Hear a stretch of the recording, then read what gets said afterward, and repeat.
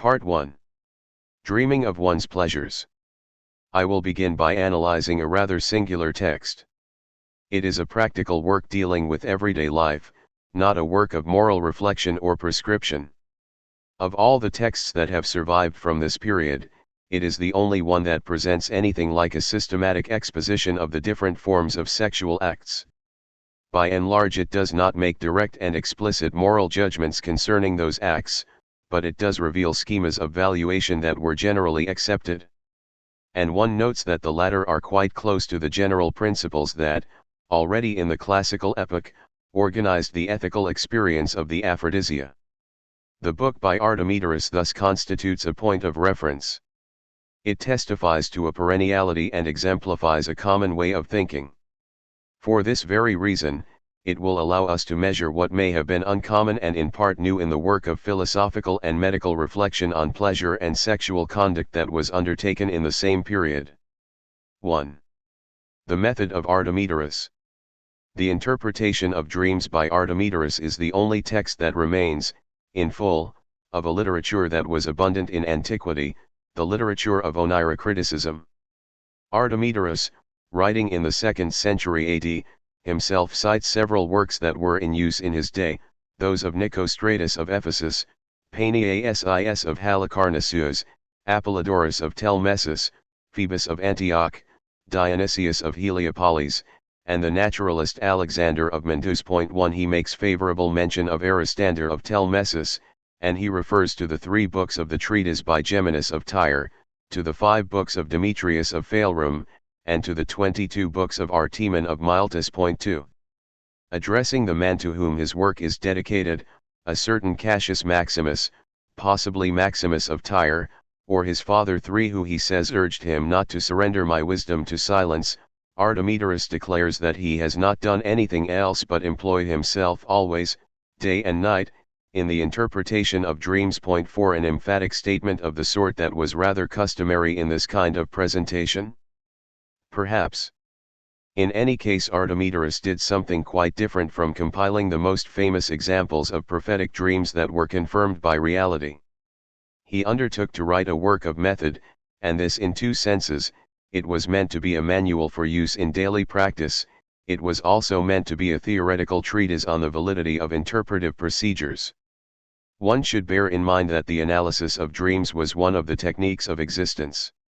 Since images encountered in dreams, or some of them at least, were thought to be signs of reality or messages of the future, a high value was set on their decipherment. A reasonable life could scarcely dispense with the task. This was a very old popular tradition. It was also an accepted custom in cultured milieus. If it was necessary to consult the countless professionals of nocturnal images, it was also good to be able to interpret their signs oneself. There are innumerable testimonies showing the importance accorded the analysis of dreams as a life practice, one that was indispensable not only in dramatic circumstances but also in the everyday course of events. This was because in dreams the gods gave advice, guidance, and sometimes explicit commands.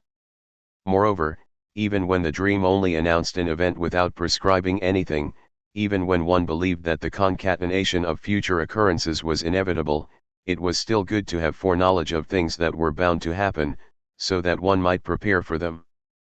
Providence, says Achilles Tatius in the Adventures of Leucippe and Cleitophon, sometimes foreshows the future to men in dreams, not so that they may be able to avoid the sufferings fated for them, for they can never get the better of destiny, but in order that they may bear them with the more patience when those sufferings come, for when disasters come all together and unexpectedly, they strike the spirit with so severe and sudden a blow that they overwhelm it, while if they are anticipated, the mind, by dwelling on them beforehand, is able little by little to turn the edge of sorrow.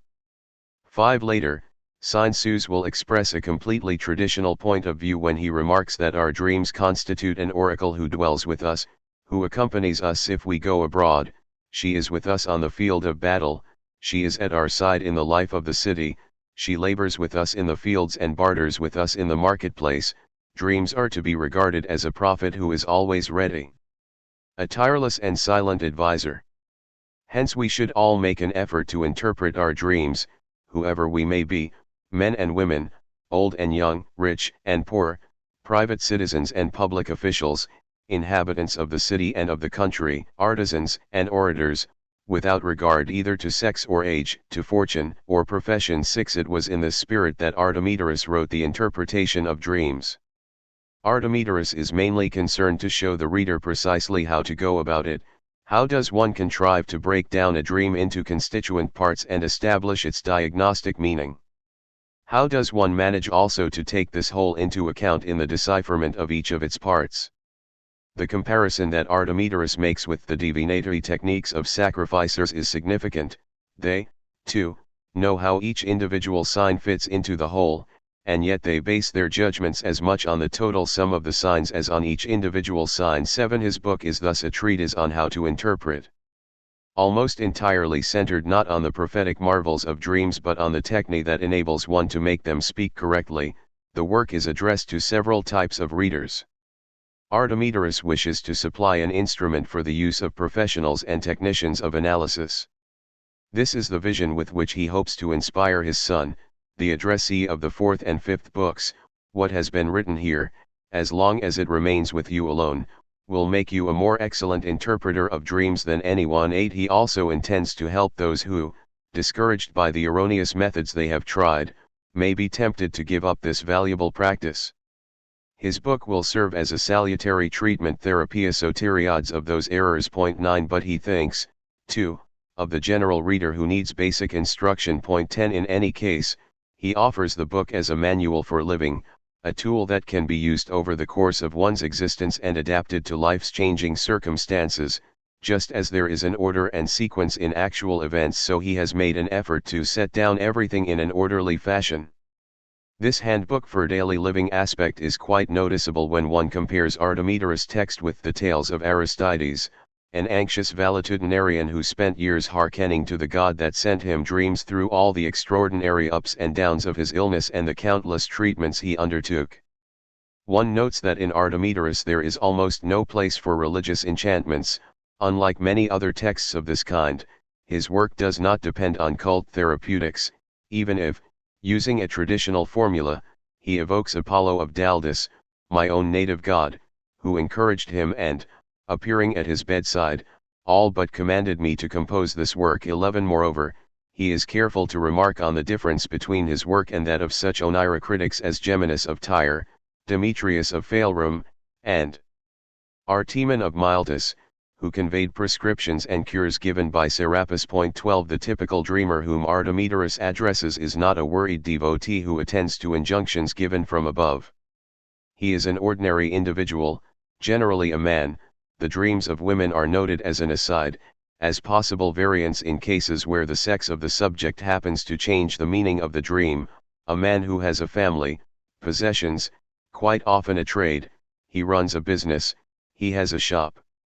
He is apt to have servants and slaves, but the case is considered in which he has none. And, besides his health, his chief anxieties concern the life and death of his entourage, his enrichment, his impoverishment, the marriage of his children, the functions he may be called upon to exercise in the city. In short, an average clientele. Artemidorus' text is revelatory of a type of preoccupations characteristic of ordinary people. But the work also has a theoretical interest at stake, which Artemidorus speaks of in the dedication to Cassius. He aims to refute the adversaries of oniromancy. He wishes to convince the skeptics who do not believe in all those forms of divination by which one attempts to decipher the signs that foretell the future. Artemidorus will seek to establish these certitudes not so much by a plain exposition of his findings as by a carefully considered procedure of inquiry and a discussion of method.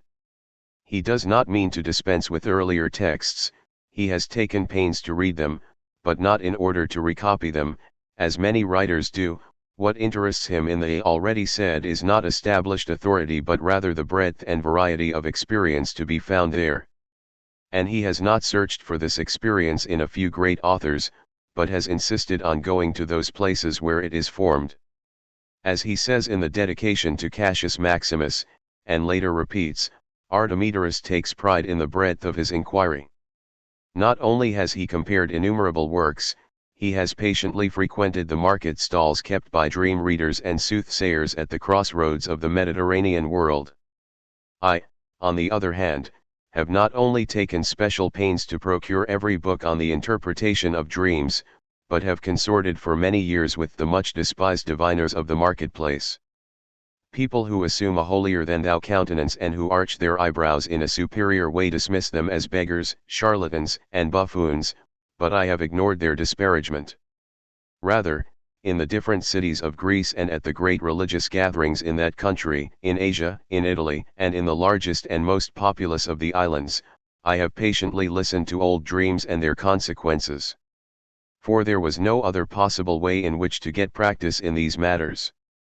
13. With regard to all that he has brought back, Artemidorus does not intend to impart it in the form of raw data, rather, he will submit it to experience, Pyrrha, which is for him the guiding principle and witness of everything he says. 14. What he means by this is that he will verify the information to which he refers by matching it against other sources, by comparing it with his own practice, and by subjecting it to argument and demonstration. In this way, nothing will be said in the air, nor by resorting to mere conjecture.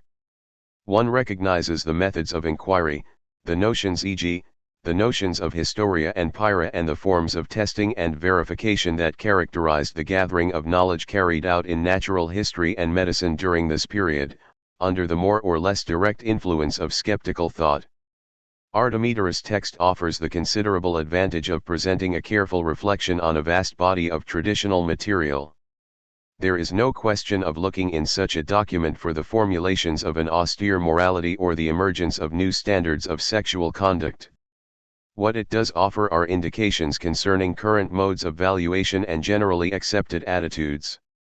Philosophical reflection is certainly not absent from the text, and one finds in it rather clear references to contemporary problems and debates, but these references concern the procedures of decipherment and the method of analysis, not value judgments and moral contents. The material on which the interpretations bear, the oniric scenes they treat, as auguries, and the situations and events they announce, belong to a common and traditional landscape. One can thus expect this text by Artemidorus to provide evidence of a rather widespread moral tradition, which was doubtless rather deeply rooted in the past. But once again it must be kept in mind that while the text abounds in detail, while it presents in connection with dreams a catalogue of different possible acts and relations, and is more systematic in this regard than any other work from the same period, it is not in any sense a treatise on morality, which would be primarily concerned with formulating judgments about those acts and relations. It is only indirectly, through the decipherment of the dreams, that one can discern the valuations brought to bear on the scenes and acts represented in the text. The ethical principles are not affirmed for their own sake, one can recognize them only through the actual progression of the analysis, by interpreting the interpretations. This suggests that we should dwell for a moment on the procedures of decipherment that Artemidorus brings into play. We will then be able to decipher the ethics underlying his analysis of sexual dreams. 1. Artemidorus draws a distinction between two forms of nocturnal visions. First, there are the anipnea, dreams that express the present affects of the individual and run their course in proximity to the mind. One is in love, one desires the presence of the beloved, one dreams that the latter is there, or one goes without food, one feels hungry, one dreams of eating, or again, a man who has stuffed himself with food dreams that he is vomiting or choking. 16. A man who fears his enemies dreams that he is surrounded by them. This kind of dream has a simple diagnostic value. It is grounded in the current state of affairs, from present to present, it shows the sleeping subject his own state, it conveys that which is deficiency or excess in relation to the body, and that which is fear or desire in relation to the mind. The dream experiences called oniroi are different. Their nature and function are readily discovered by Artemidorus in the three etymologies he submits. The oniros is that which to onire, tells what is real. It tells what is already inscribed in time's unfolding and will come true as an event in the not too distant future. It is also that which acts on the soul and excites it oniri. The dream alters the soul, it fashions and shapes it, it leads it into dispositions and induces movements in it corresponding to what is shown. Further, one recognizes in this word oneiros the name of the beggar of Ithaca, Iris, who carried the messages that were entrusted to him. 17 Term by term, then, enipnion and oneiros are opposed to each other, the first speaks of the individual, the second of events in the world, one originates in the states of the body and the mind, the other anticipates the unwinding of the temporal chain, one manifests the action of the too little and the too much in the domain of appetites and aversions, the other alerts the soul and at the same time shapes it. On the one hand, the dreams of desire tell the soul's reality in its present state. On the other hand, the dreams of being tell the future of the event in the order of the world. A second cleavage brings another form of distinction to each of the two categories of nocturnal visions. There is that which reveals itself clearly and transparently, requiring no decipherment or interpretation, and that which displays itself only figuratively, in images telling something different from their first appearance. In state dreams, desire can be manifested by the easily recognizable presence of its object. One sees in a dream the woman one desires, but it can also be manifested by another image exhibiting a more or less distant relationship with the object in question. An analogous difference obtains in event dreams. Some of them directly designate, by showing its actual appearance, that which already exists in the future mode. One sees in a dream the sinking of a ship on which one will later suffer shipwreck, one sees oneself struck by the weapon by which one will be wounded the next day. These are the so-called theorematic dreams. But, in other cases, the relation between image and event is indirect. The image of the ship that breaks apart on the rocks may signify not a shipwreck, or even a misfortune, but, for a slave who has this dream, his emancipation in the near future. These are the allegorical dreams. Now, the margin that exists between these two distinctions poses a practical problem for the interpreter. Given a particular vision in sleep, how is one to know whether one is dealing with a state dream or an event dream? How does one determine whether the image announces directly what it shows, or whether one must suppose that it stands for something else? Referring to this difficulty in the first pages of Book 4, Artemidorus emphasizes the importance of considering the individual who has the dream. It is quite certain, he explains, that state dreams will not appear to virtuous persons, for they have been able to subdue their irrational movements, hence their passions, their desires, or fears. They also know how to keep their bodies balanced between deficiency and excess. For them, consequently, there are no disturbances, hence none of those dreams, enipnia, that are always to be understood as manifestations of affects. Moreover, it was a very frequent theme of moralists that virtue is marked by the disappearance of dreams that translate the appetites and involuntary movements of the mind and the body. The sleeper's visions, said Seneca, are as turbulent as his day. 18 Plutarch cited Zeno in affirming that it is a sign of progress when a person no longer dreams that he derives pleasure from indecent actions. And he alluded to those individuals who have enough strength in their waking hours to combat and resist their passions, but who at night, throwing off opinions and laws, cease to feel any shame. Then there awakens what is immoral and licentious within them. 19. For Artemidorus, in any case, when state dreams occur they can take two forms. In most people, desire and aversion are manifested directly and without concealment, but in a man who knows how to interpret his own dreams, they are manifested only through signs. This is because his mind plays tricks on him in a rather ingenious way. Thus a man with no experience in dream interpretation will see in a dream the woman he desires or the longed-for death of his master. The mistrustful or clever mind of the expert will, so to say, refuse to make manifest the state of desire in which he finds himself. It will resort to trickery, so that instead of simply seeing the woman he desires, the dreamer will see the image of something that signifies her, a horse, a mirror, a ship, the sea, an animal that is female, a piece of feminine apparel. As an example, Artemidorus cites a painter from Corinth, an expert interpreter no doubt, who saw the roof of his house collapse in a dream and saw his own decapitation. One might have imagined that this was the sign of a future event, but in fact it was a state dream. The man wished for the death of his master who is still living, Artemidorus notes in passing. Point 20. As concerns the onirai, how does one recognize those that are transparent and theorematic in contrast to those that predict allegorically an event different from what they show? If one leaves aside the unusual images that obviously call for an interpretation, those that foretell an event are immediately confirmed by reality, the event follows them without delay. The theorematic dream opens directly onto the thing it announces, not giving interpretation any possible purchase, nor allowing it the necessary time interval. Allegorical dreams are easily recognized, therefore, by the fact that they are not followed by a direct realization, which means that one should seize the occasion to interpret them. It should be added that virtuous individuals who do not have anipnia but only onirai ordinarily experience only the clear visions of theorematic dreams. Artemidorus does not need to explain this privilege. It was traditional to suppose that the gods spoke directly to souls that were pure. Recall what Plato said in the Republic: when he has quieted both spirit and appetites, he arouses his third part in which wisdom resides and thus takes his rest.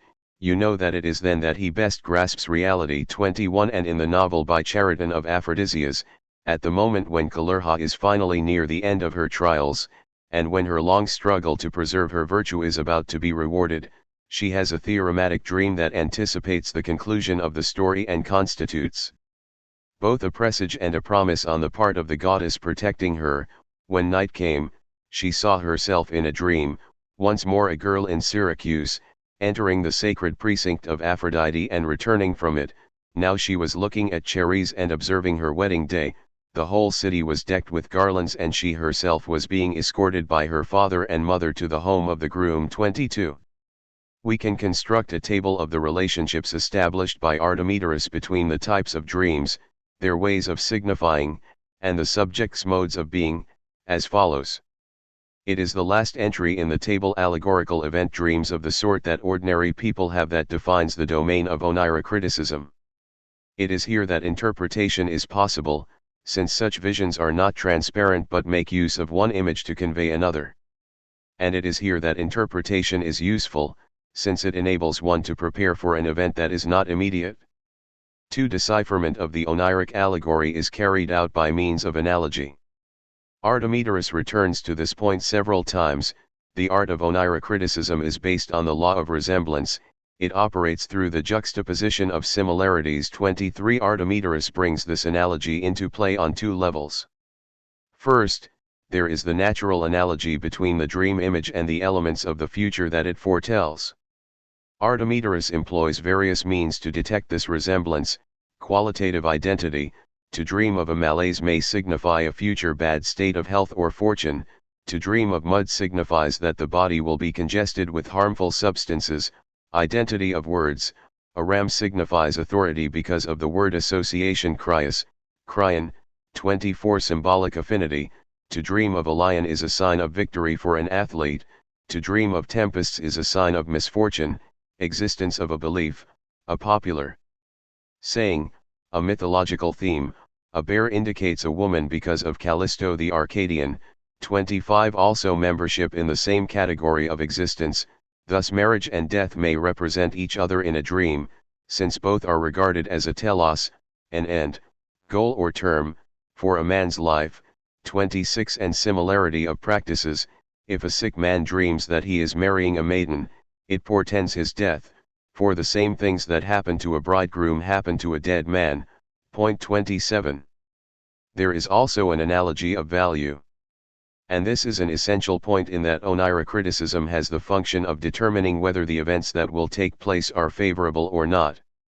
The whole domain of the dream signified is marked, in Artemidorus' text, by the binary division between the good and the bad, the auspicious and the inauspicious, the fortunate and the unfortunate.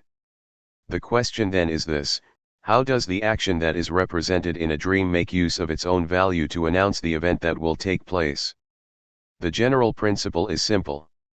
A dream bears a favorable forecast if the action it represents is itself good. But how is this value to be measured? Artemidorus suggests 6 criteria. Is the represented action in conformity with nature? Is it in conformity with law? Is it in conformity with custom? Is it in conformity with the techne, that is, with the rules and practices that allow an action to achieve its ends? Is it in conformity with time, i.e., is it carried out at the right time and in the right circumstances? Lastly, what of its name? Does it have a name that is itself auspicious? It is a basic principle that everything that appears in accordance with nature, law, custom, craft, names, or time is good, but everything that is contrary to them is bad and inauspicious. 28 Artemidorus goes on to say, however, that this principle is not universal and that it involves exceptions. There can be a kind of reversal of values. Certain dreams that are good in regard to their interior may be bad in regard to their exterior. The action imagined in the dream is favorable. Thus, to dream that one has dinner with a god is in itself positive, but the event prefigured is negative, for if the god is Kronos, bound in chains by his sons, the image signifies that one will go to prison. Point 29. Inversely, other dreams are bad in regard to their interior and good in regard to their exterior. A slave dreams that he is fighting in a war. This is a presage of his emancipation, for a soldier cannot be a slave. There is a considerable margin of variation, therefore, around the positive or negative signs and signifieds. What is involved is not an uncertainty that cannot be overcome, but a complex domain which demands that one take account of every aspect of the image in the dream and the circumstances of the dreamer. Before proceeding to the analysis of sexual dreams as it was practiced by Artemidorus, this rather long detour was necessary in order to understand the mechanics of the interpretations and to determine how the moral valuations of sexual acts emerge in the divination of the dreams that represent them. It would be unwise in fact to use this text as a direct commentary on the value and legitimacy of sexual acts. Artemidorus does not say whether it is right or wrong, moral or immoral, to commit a particular act, but whether it is good or bad, favorable or ominous, to dream that one commits it. The principles that can be isolated do not therefore relate to the acts themselves but to their author, or rather to the sexual actor insofar as he represents, in the oniric scene, the author of the dream and so enacts a presage of the good or evil that will befall him. The two main principles of oniric criticism, namely, that the dream tells what is real and that it does so in the form of analogy, function here in the following way. The dream tells the event, the good fortune or misfortune, the prosperity or sorrow, that will characterize the subject's mode of being in reality, and it tells it through a relationship of analogy with the mode of being good or bad, favorable or unfavorable of the subject as an actor on the sexual stage of the dream. One must not look in this text for a code specifying what should and should not be done. What it reveals instead is an ethics of the subject, one that was still common in the time of Artemidorus. R.J. White, in his introduction to the English edition of Artemidorus, points to several traces of the empiricist and skeptical influence on Artemidorus. A.H.M. Kessels, however, asserts that Artemidorus was only a practitioner, who just interpreted the dream that he had before him on a particular day. 15. 2. The analysis. Artemidorus devotes 4 chapters to sexual dreams, not counting the many scattered notations. 1. He organizes his analysis around a distinction between 3 types of acts: those in conformity with the law, kata nomen; those contrary to the law, para nomen; and those contrary to nature, para physin. This division is far from being clear. None of these terms is defined. One does not see how the categories interconnect, or whether the category of contrary to nature should be understood as a subdivision of acts contrary to the law. Certain acts appear under 2 headings at once. We should not assume a rigorous classification that would assign every possible sexual act to the domain of the lawful, the unlawful, or the unnatural. Nevertheless, considered in detail, these groupings do have a certain intelligibility. 1. Let us consider first the acts that are in conformity with the law. In retrospect, this chapter appears to mix together things that are quite different: adultery and marriage, frequenting of prostitutes, resorting to household slaves, a servant's masturbation. but in fact leaving aside for now the meaning that should be given to this notion of conformity with the law. A passage from the chapter makes the progression of the analysis rather clear. Artemidorus states as a general rule that women in dreams are symbols of things that will happen to the dreamer, so that the character and disposition of the woman determine what will happen to him too. It needs to be understood, then, that for Artemidorus what determines the predictive meaning of a dream, and hence in a certain way the moral value of the act dreamed of, is the condition of the partner, and not the form of the act itself. Condition should be taken here in the broad sense. It is the social status of the other, it is the fact that he is married or not, is free or a slave, that he is young or old, rich or poor, it is his profession, it is the place where one meets him, it is the position he holds in relation to the dreamer, spouse, mistress, slave, young protege, etc. One is thus able to see, beneath its apparent confusion, how the text unfolds. It follows the order of possible partners, according to their status, their connection to the dreamer, and the place where the dreamer encounters them. The first three figures evoked by the text reproduce the traditional series of the three categories of women to which one can have access: the wife, the mistress, and the prostitute. To dream of sexual intercourse with one's own wife is a favorable sign, because the wife is in a relationship of natural analogy to the dreamer's craft or profession. As with the latter, one engages with her in a recognized and legitimate activity, one benefits from her as from a prosperous occupation. The pleasure that one derives from intercourse with her foretells the pleasure one will derive from the profits of one's trade.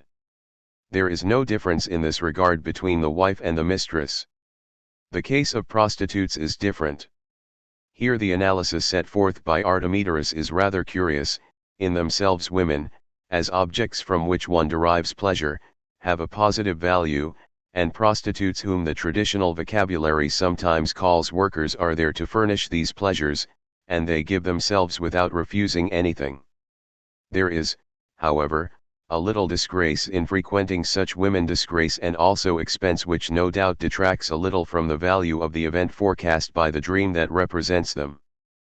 But more than anything else, it is the place of prostitution that introduces a negative value for two reasons, one of which is linguistic in nature. If the brothel is designated by a word signifying shop or workshop, or gasterion, which has favorable implications, it is also called, like a cemetery, a place for everyone, a common place. The other reason touches on a point that is also frequently cited in the sexual ethics of the philosophers and physicians: the useless discharge of sperm, its waste, without the benefit of the offspring the woman can provide. Two reasons why going to prostitutes can, in a dream, portend death. To the conventional triad of wife, mistress, prostitute, Artemidorus adds the unknown women one encounters. In this case the dream's value for the future depends on the social value of the woman it represents.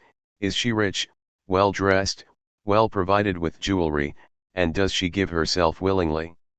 If so, then the dream promises something beneficial. If she is old, ugly, poor, if she does not freely consent, the dream is inauspicious. The household provides another category of sexual partners: servants and slaves. Here one is in the domain of direct possession. It is not by analogy that slaves signify wealth, they are an integral part of it. It stands to reason, then, that the pleasure one enjoys in a dream with this type of personage indicates that one will derive pleasure from one's possessions, which will grow greater and more valuable. One exercises a right, one reaps benefits from one's property. Consequently, these are favorable dreams, which realize a status and a legitimacy. The sex of the partner makes little difference, of course, girl or boy. What matters is that one is dealing with a slave.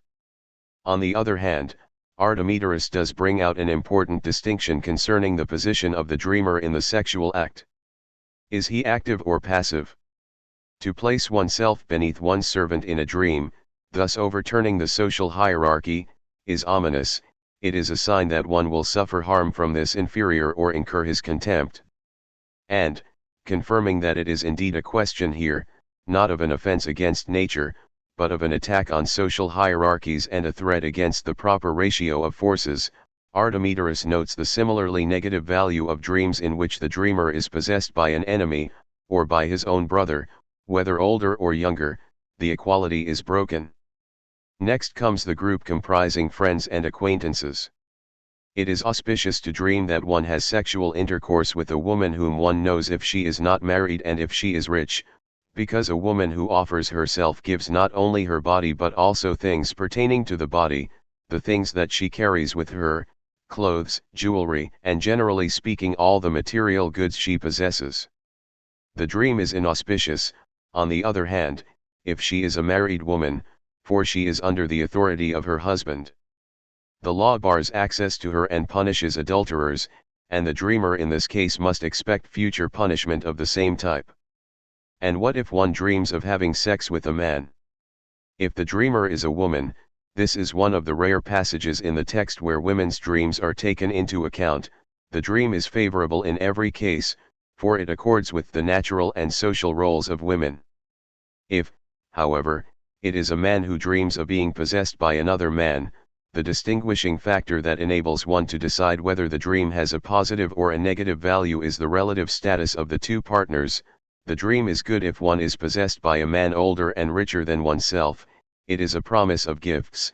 It is bad if the active partner is younger and poorer, or just poorer, clearly a sign of future expenditures.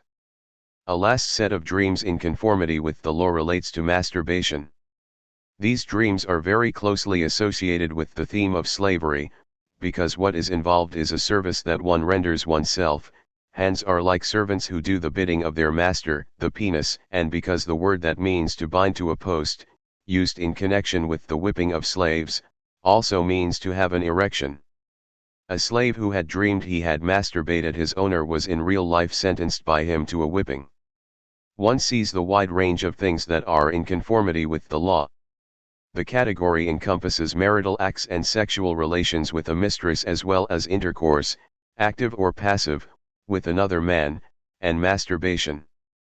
2. The domain that Artemidorus regards as contrary to the law is, however, largely constituted by incest. 3. Moreover, incest is understood in the very strict sense of sexual relations between parents and children. As for incest with brothers and sisters, it is assimilated into the category of father-daughter intercourse if it occurs between a brother and his sister. Between brothers, however, Artemidorus can't seem to decide whether to place it in the category of katanomen or in that of paranomen. In any case, he speaks of it under both rubrics. When a father dreams that he has sex with his daughter or his son, the signification is almost always unfavorable. This may be for immediate physical reasons. If the child is very young, the physical injury resulting from such an act is a sign pointing to his or her death. If the child is less than 5 years old, or sickness, if more than 5 years old but less than 10. If the child is older, the dream is still bad, because it brings into play impossible or disastrous relations. To take sexual pleasure in one's own son, to spend one's semen inside him, is a useless act, a wasteful expenditure by which nothing can be gained, and which therefore portends a considerable loss of money. To have intercourse with him when he is fully grown, seeing that a father and a son cannot coexist without conflict in a household where both wish to exercise authority, is necessarily a bad omen. This kind of dream is good in a single case, when the father undertakes a journey with his son and so has a joint project to carry out with him. But if, in dreams like this, the father is in a passive position, whether the dreamer is the son or the father, the indications are ominous. The order of hierarchies, the poles of domination and activity, are overturned. The sexual possession of the father by the son augurs hostility and conflict. To dream that one has sexual relations with one's own daughter is not much better for the father. Either this expenditure in the body of a girl who one day will marry, and thus convey the father's seed to another man, portends a substantial loss of money, or this intercourse, if the girl is already married, indicates that she will leave her husband, that she will return home, and that it will be necessary to provide for her. The dream is auspicious only in the case where, the father being poor, the daughter may return wealthy and therefore capable of providing for her father. 5. In a way that may seem strange to us, incest with one's mother, always envisaged by Artemidorus as incest of mother with son and never of mother with daughter, is often a bearer of favorable omens. Should one conclude, based on the Artemidorian principle of a correlation between predictive value and moral value, that mother-son incest is not fundamentally reprehensible? Or should one see this as one of the exceptions, provided for by Artemidorus, to the general principle that he puts forward? There is no question that Artemidorus considers mother-son incest to be morally wrong. But it is noteworthy that he assigns it a predictive value that is often favorable, making the mother into a kind of model and matrix, as it were, of a large number of social relations and forms of activity. The mother is a man's trade, to have intercourse with her thus signifies success and prosperity in one's profession. The mother is one's native land, whoever dreams of sexual relations with her can look forward to returning home if he is in exile, or he can expect success in political life. The mother is also the fertile ground from which one came. If a man is involved in a lawsuit when he has an incest dream, this means that he will win possession of the disputed property. If he is a farmer, he will have a rich harvest. But a dream of this sort represents a danger for sick men. To penetrate into this Mother Earth means that one will die. 3 acts contrary to nature occasion 2 successive developments in Artemidorus. The first concerns deviations from the position set by nature, and this development is appended to the interpretation of incest dreams. The second concerns relations in which it is the partner who by his own nature defines the unnatural character of the act. 6. Artemidorus submits as a principle that nature has established a definite form of sexual act for each species, one and only one natural position from which animals do not deviate. For example, some animals mount from behind, such as the horse, ass, goat, bull, stag, and the other four-footed animals. Others join their mouths first, such as the adder, the dove, and the weasel. Others have no contact at all, but the females gather up the sperm that has been squeezed out by the males, as, for example, fish. Similarly, humans have received a very specific mode of union from nature, the face-to-face position, with the man extended full length on top of the woman. In this form, sexual intercourse is an act of complete possession. Provided that she obeys and is willing, the man is master of the whole body of his mate. All the other positions have been discovered by yielding to wantonness and licentiousness. These unnatural relations always contain a portent of defective social relations, bad relationships, hostility, or a prediction of a worsening of one's economic situation. One is uncomfortable, financially embarrassed. Among these variants of the sexual act, Artemidorus gives special attention to oral eroticism. His disapproval, and here he expresses an attitude frequently attested in Antiquity 7, is vehement, an awful act, a moral wrong whose representation in a dream can take on a positive value only if it refers to the professional activity of the dreamer, if he is a public speaker, flute player, or professor of rhetoric. Being a wasteful discharge of semen, this practice in a dream foretells a useless expenditure. As a custom not in harmony with nature, and one which makes it no longer possible to kiss or to share a meal, it portends a rift, enmity, and sometimes death. But there are other ways to deviate from nature in sexual relations, by the very nature of one's partners. Artemidorus lists 5 possibilities: relations with gods, with animals, or with corpses, relations with oneself, and relations between women. The presence of these last 2 categories among the acts defying nature is more enigmatic than that of the others. Sexual intercourse with oneself is not to be understood as masturbation, the latter is mentioned among the acts that are in conformity with the law. What is meant here by unnatural relations with oneself is penetration of the penis into one's own body, or kissing one's own sex organ, or taking the sex organ into one's mouth. The first type of dream foretells poverty, indigence, and suffering. The second promises the birth of children, if one does not yet have any, or their return, if they are absent. The last signifies that the children will die, that one will be deprived of women and mistresses, for one does not need women when one can gratify oneself, or that one will be reduced to extreme poverty. As for sexual relations between women, one might wonder why they appear in the category of unnatural acts, whereas relations between men are distributed under other rubrics, and essentially under that of acts in conformity with the law. The reason for this is no doubt in the form of intercourse Artemidorus has in mind, which is penetration. By some artificial means or other, a woman contrives to usurp the role of the man, wrongfully takes his position, and possesses another woman. Between two men, penetration, the manly act par excellence, is not a transgression of nature, even if it can be considered as shameful or unseemly for one of the two to undergo it. By contrast, between two women a similar act, which is performed in defiance of what they both are and by resorting to subterfuge, is every bit as unnatural as human intercourse with a god or an animal. To dream of these acts signifies that the woman will engage in futile activities, that she will be separated from her husband, or that she will become a widow. Intercourse between two women can also signify the communication or knowledge of feminine secrets. Note, however, that in an interpretation given in Book 4, to penetrate one's son with a feeling of pleasure is a sign that he will live, to do so with a feeling of suffering is a sign that he will die. Artemidorus remarks that in this case it is the specific character of the pleasure that determines the meaning. 4. 3.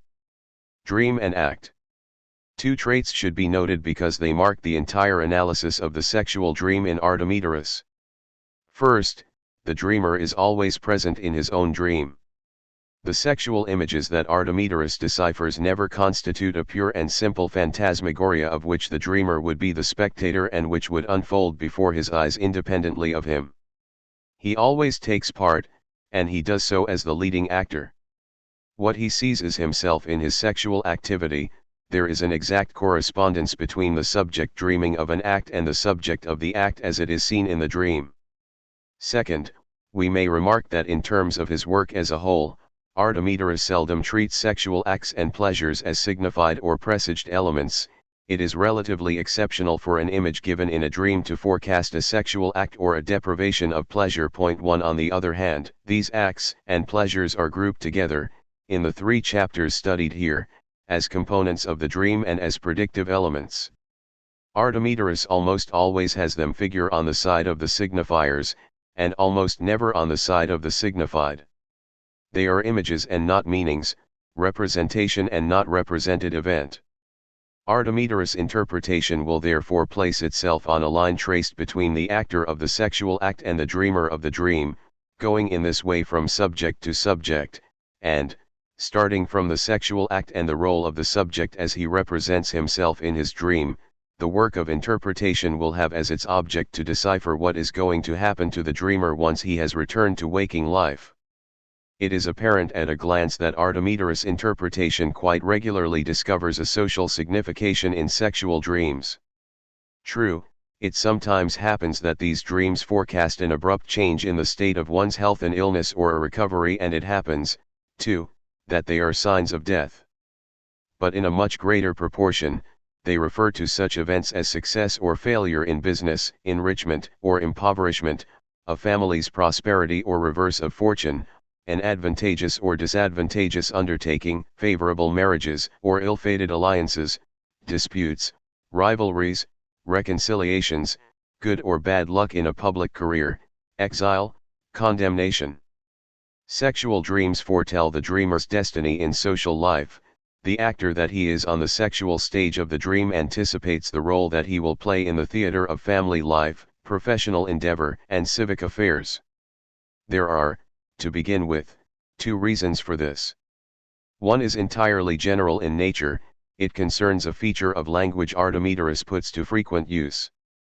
There exists in Greek and in many other languages as well, to varying degrees, a very pronounced ambiguity between the sexual meaning and the economic meaning of certain terms. Thus, the word soma, which designates the body, also refers to riches and possessions, whence the possible equivalence between the possession of a body and the possession of wealth. 2 Ousia is substance and fortune, it is also semen and sperm, the loss of the latter may mean expenditure of the former. Point 3. The term blab, damage, may refer to economic setbacks, losses of money, but also to the fact that one is the victim of an act of violence and that one is a passive object in a sexual act. Point 4. Artemidorus also plays on the polysemy of the vocabulary of debt.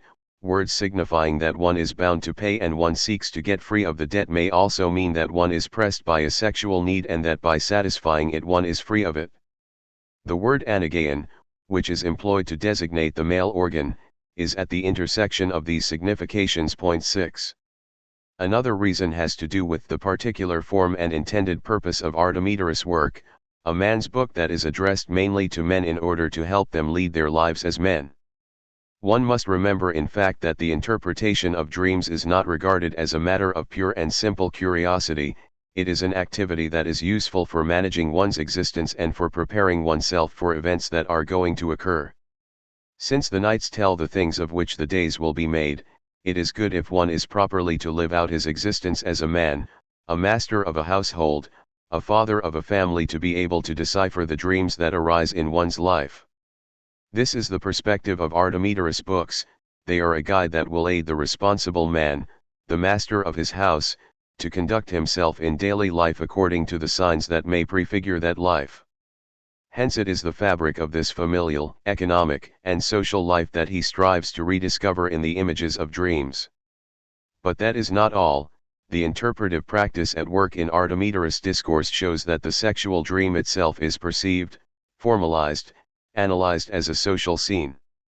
If it foretells good things and bad in the domain of occupation, patrimony, family, political career, status, friendships, and patronage, this is because the sexual acts that the dream depicts are made up of the same elements as that domain.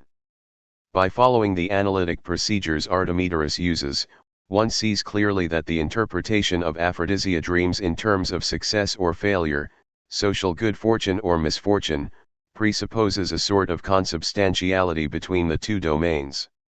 This is apparent on two levels, that of the elements of the dream that are taken up as materials for the analysis and that of the principles that make it possible to attribute a meaning, a predictive value, to those elements.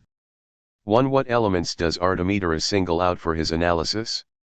The personages first of all. Concerning the dreamer himself, Artemidorus takes no account of his recent or distant past, for example, or of his state of mind, or generally of his passions either. What interests Artemidorus are the dreamer's social attributes, the age group to which he belongs, whether or not he engages in business, whether he has political responsibilities, whether he is trying to get his children married, whether he is threatened by ruin or by the hostility of those close to him, and so forth. It is also as personages that the partners represented are considered. The oniric world of Artemidorus' dreamer is peopled by individuals who have few physical traits and who do not appear to have many affective or erotic ties to the dreamer himself.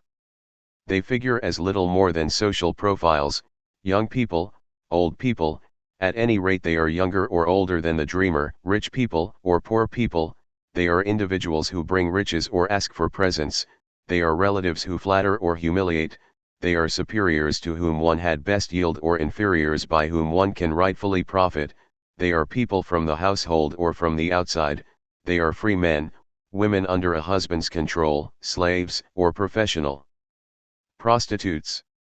As for what transpires between these personages and the dreamer, Artemidorus' restraint is nothing short of remarkable.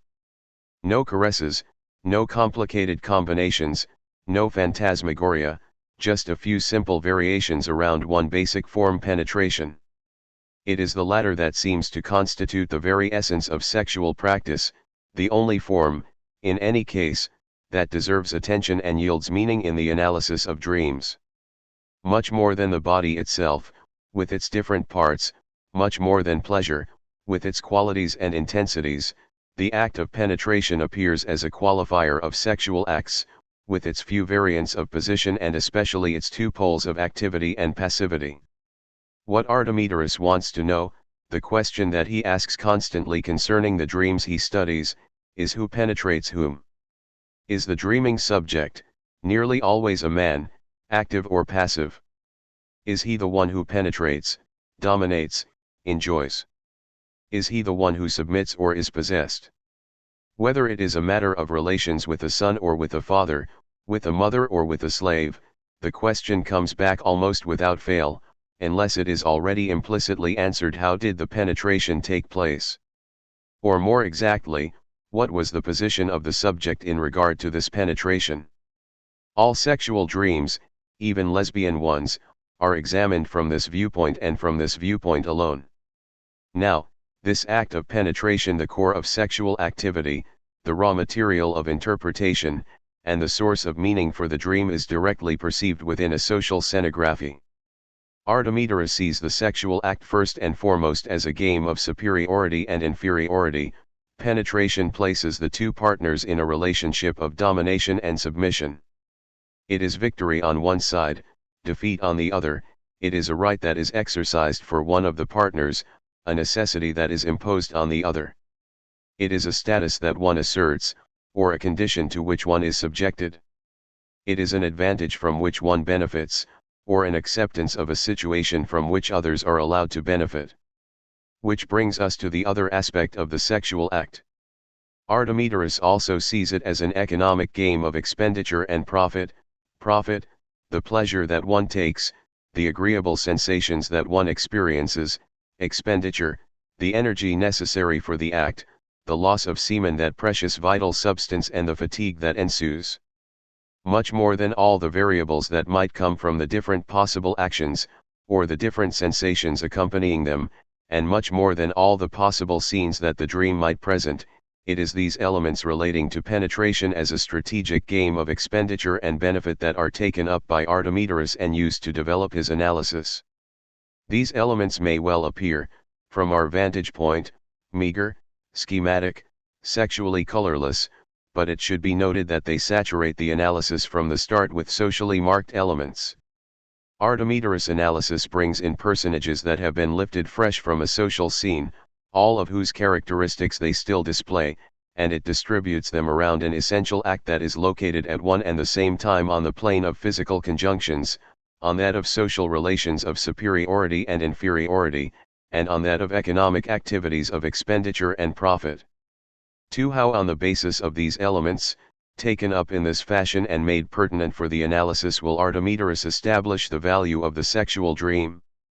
And what is meant by this is not only the type of event that is forecast allegorically, but above all the crucial aspect for practical analysis, its quality, that is, its auspicious or inauspicious character for the dreamer. Recall that one of the fundamental principles of the method is that the predictive quality of a dream, the favorable or unfavorable character of the event foretold, depends on the value of the foretelling image, the good or bad character of the act represented in a dream. Now, by following the analysis through a series of examples, we have been able to see that a sexual act with a positive value from Artemidorus' point of view is not always and not exactly a sexual act that is permitted by law, honored by opinion, and accepted by custom. There are major coincidences, of course. To dream that one has intercourse with one's own spouse or mistress is good. But there are divergences, and important ones. The favorable value of a dream of incest with one's mother is the most striking example of these. We need then to ask, what is this other way of qualifying sexual acts? What are these other criteria that enable one to say that the acts are good in a dream and for the dreamer, whereas they would be culpable in reality? It seems in fact that what constitutes the value of a dreamed of sexual act is the relationship that is established between the sexual role and the social role of the dreamer. More precisely, we can say that Artemidorus finds favorable and propitious a dream in which the dreamer pursues his sexual activity with his partner according to a schema that conforms to what his relationship with the same partner should be in social, not sexual, life. It is this adjustment to the waking social relation that qualifies the oniric sexual relation. In order to be good, the sexual act that one dreams needs to obey a general rule of isomorphism. And, speaking schematically still, one may add that this rule takes two forms: analogy of position and economic adequation. According to the first of these principles, A sexual act will be good to the extent that the subject who dreams occupies in his sexual activity with his partner a position that matches the one he occupies in real life with this same partner, or a partner of the same type. Thus, to be active with one slave, whatever the sex of the latter, or to be active with a prostitute, male or female, or to be active with a boy who is young and poor, is good, but it will be good to be passive with an individual older than oneself, richer than oneself, and so on. It is by virtue of this rule of isomorphism that the dream of incest with one's mother is laden with so many positive values. In such dreams the subject is indeed seen in a position of activity with respect to a mother who gave birth to and nurtured him, and whom he ought to cultivate, honor, serve, maintain, and enrich in return, like a piece of land, a native country, a city. But for the sexual act in a dream to have a positive value, it must also obey a principle of economic adequation. The cost and the benefit this activity entails must be properly regulated. In quantity, much expense for little pleasure is not good, and in direction as well, not to spend uselessly on those individuals, male or female, who are not in a position to repay, offer compensation, or be useful in return. It is this principle that makes it good to dream of sexual intercourse with slaves. One profits from one's possessions, that which one has purchased for the benefit of labor yields the benefit of pleasure besides. It is also what gives multiple significations to dreams in which a father has intercourse with his daughter. Depending on whether she is married or not, whether the father himself is a widower or not, whether the son-in-law is richer or poorer than the father-in-law, the dream will signify either an expenditure for the dowry, or help coming from the daughter, or an obligation to provide for her after her divorce. We can summarize all this by saying that the guiding thread of Artemidorus' interpretation, insofar as it is concerned with the predictive value of sexual dreams, implies the breaking down and ordering of such dreams into elements, personages or acts, that are, by nature, social elements, and that it indicates a certain way of qualifying sexual acts in terms of the manner in which the dreaming subject maintains, as the subject of the dreamed of act, his position as a social subject. In the dream scene, the sexual actor, who is always the dreamer and is almost always an adult male, must, if his dream is to be good, maintain his role as a social actor, even if the act happens to be reprehensible in reality. Let us not forget that all the sexual dreams that Artemidorus analyzes are considered by him to belong to the category of oneiros, hence they tell what will be, and it so happens in this case that what will be, and what is told in the dream, is the position of the dreamer as a subject of activity, active or passive, dominant or dominated, winner or loser, on top or on the bottom, profit taker or spender, deriving benefits or experiencing losses, finding himself in an advantageous position or suffering damages. The sexual dream uses the little drama of penetration and passivity, pleasure and expenditure, to tell the subject's mode of being, as destiny has arranged it. By way of confirmation, one might refer to a passage from the interpretation of dreams which shows unmistakably the connection between that which constitutes the individual as an active subject in the sexual relation and that which situates him in the field of social activities. I am thinking of the text, in another section of the book, that is devoted to the meaning of the different parts of the body in dreams. The male organ, the one called anagaeon, the necessary part, whose needs compel us and by whose force others are compelled, is expressive of a whole cluster of relations and activities that determine the individual's standing in the city and in the world. Among these are the individual's wealth, speech, status, political life, freedom, and even his name. The penis corresponds to one's parents, on the one hand, because it is itself the cause of children. It signifies a wife or mistress, since it is made for sexual intercourse. It indicates brothers and all blood relatives, since the interrelationship of the entire house depends upon the penis. It is a symbol of strength and physical vigor, because it is itself the cause of these qualities. That is why some people call the penis one's manhood. It corresponds to speech and education because the penis is very fertile, The penis is also a sign of wealth and possessions because it alternately expands and contracts and because it is able to produce and to eliminate.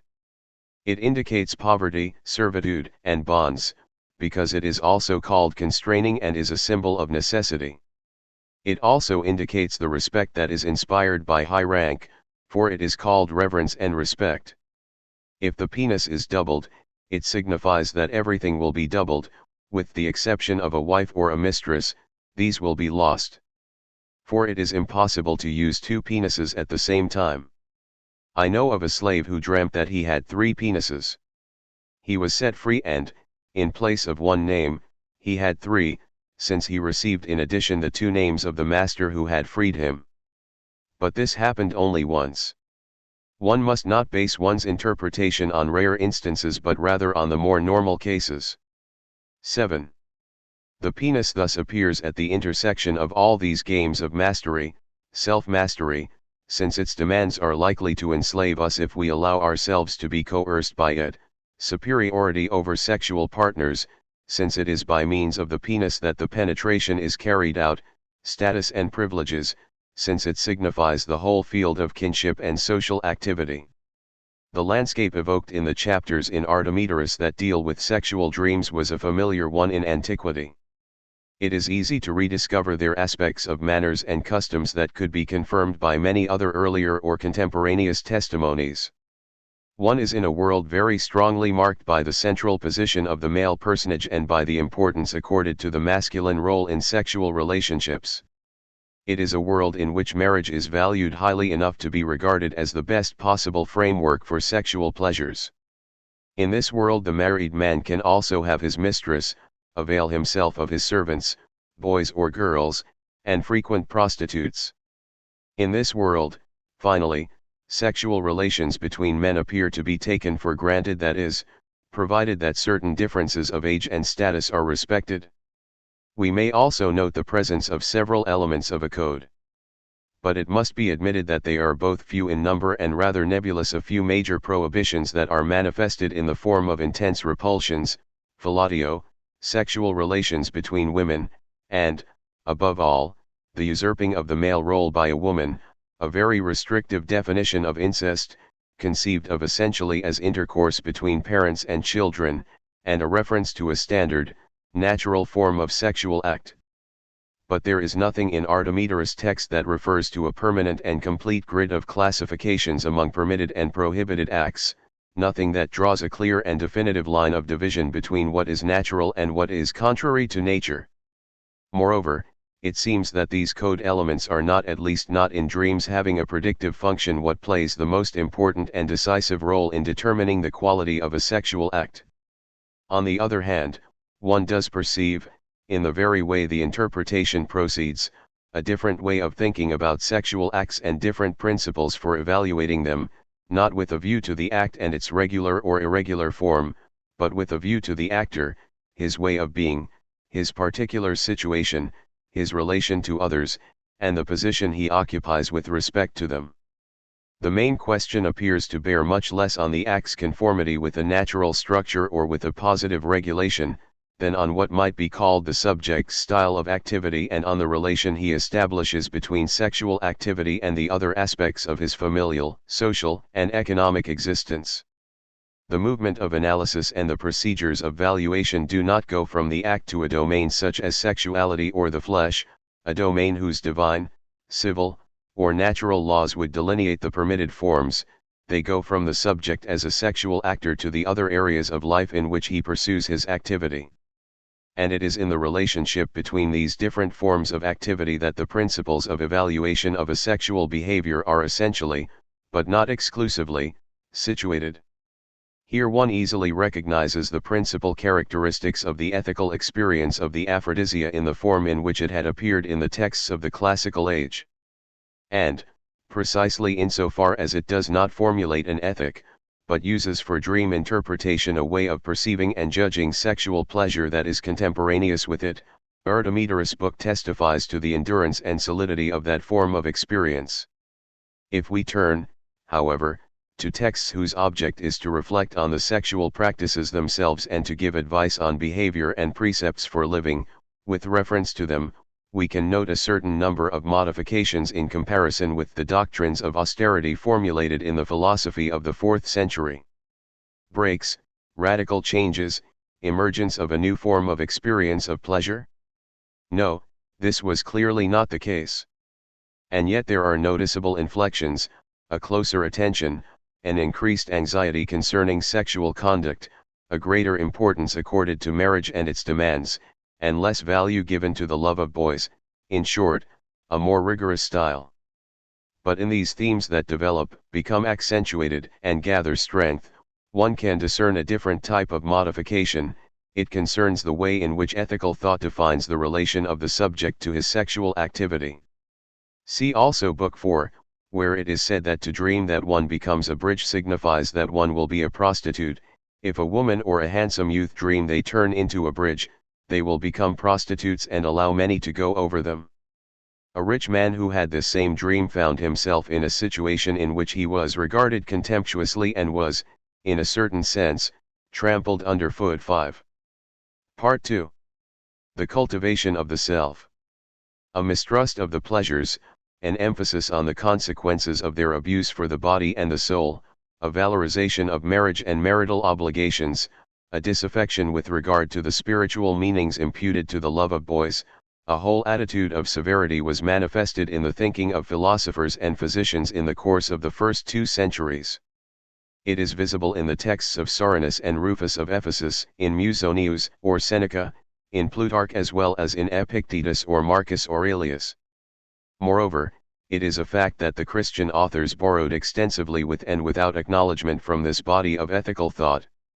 And most historians today recognize the existence, strength, and intensification of these themes of sexual austerity in a society known by its contemporaries, and, more often than not, reproached for its immorality and dissolute ways.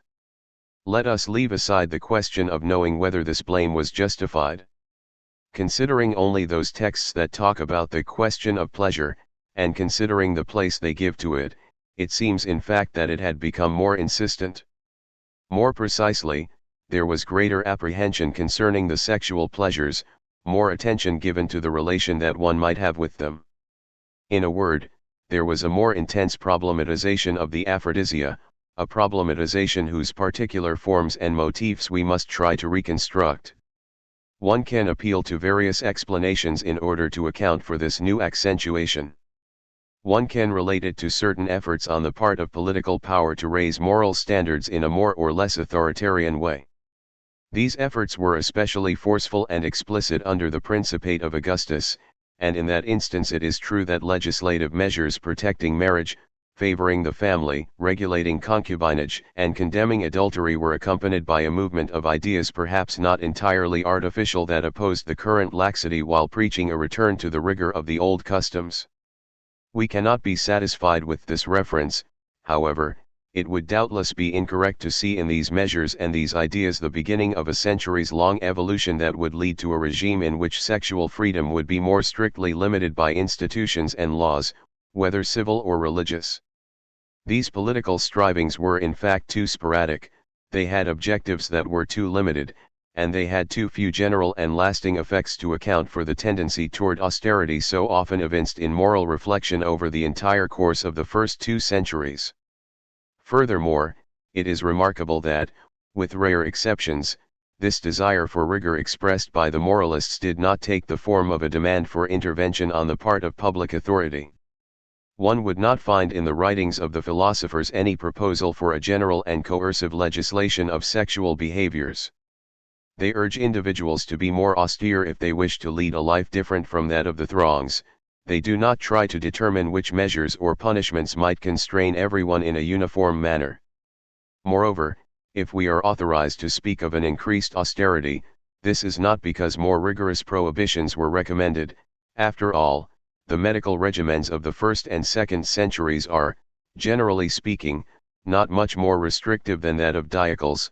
The conjugal fidelity exalted by the Stoics is not more rigorous than that of Nicocles, who boasted of not having sexual relations with any woman other than his own wife, and Plutarch, in the Dialogue on Love, is on the whole more indulgent with regard to boys than is the strict legislator of the laws.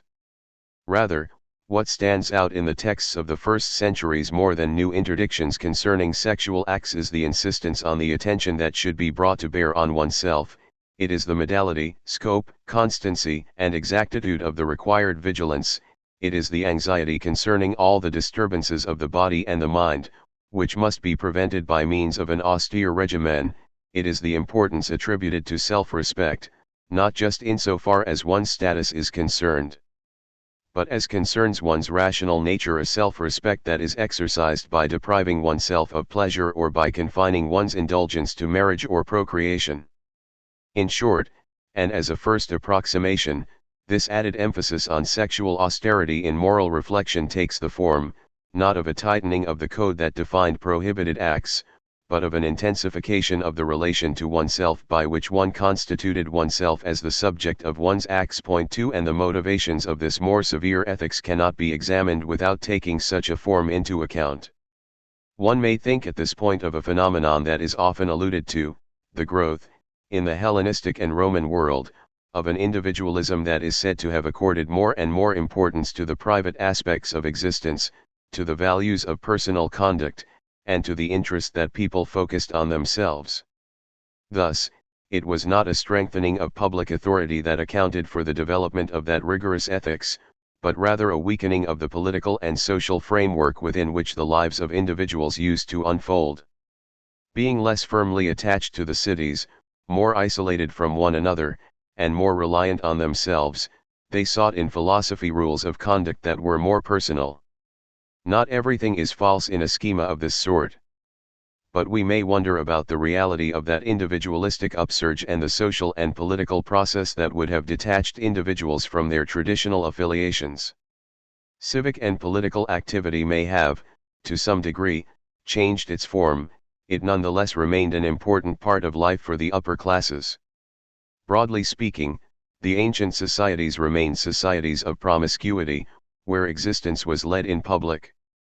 They were also societies in which everyone was situated within strong systems of local relationships, family ties, economic dependences, and relations of patronage and friendship.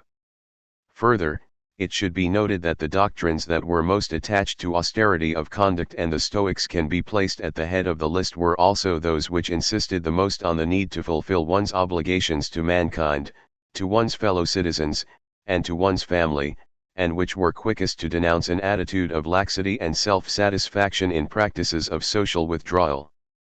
But a more general question needs to be asked concerning this individualism that is so frequently invoked, in different epochs, to explain very diverse phenomena. Quite often with such categories, entirely different realities are lumped together.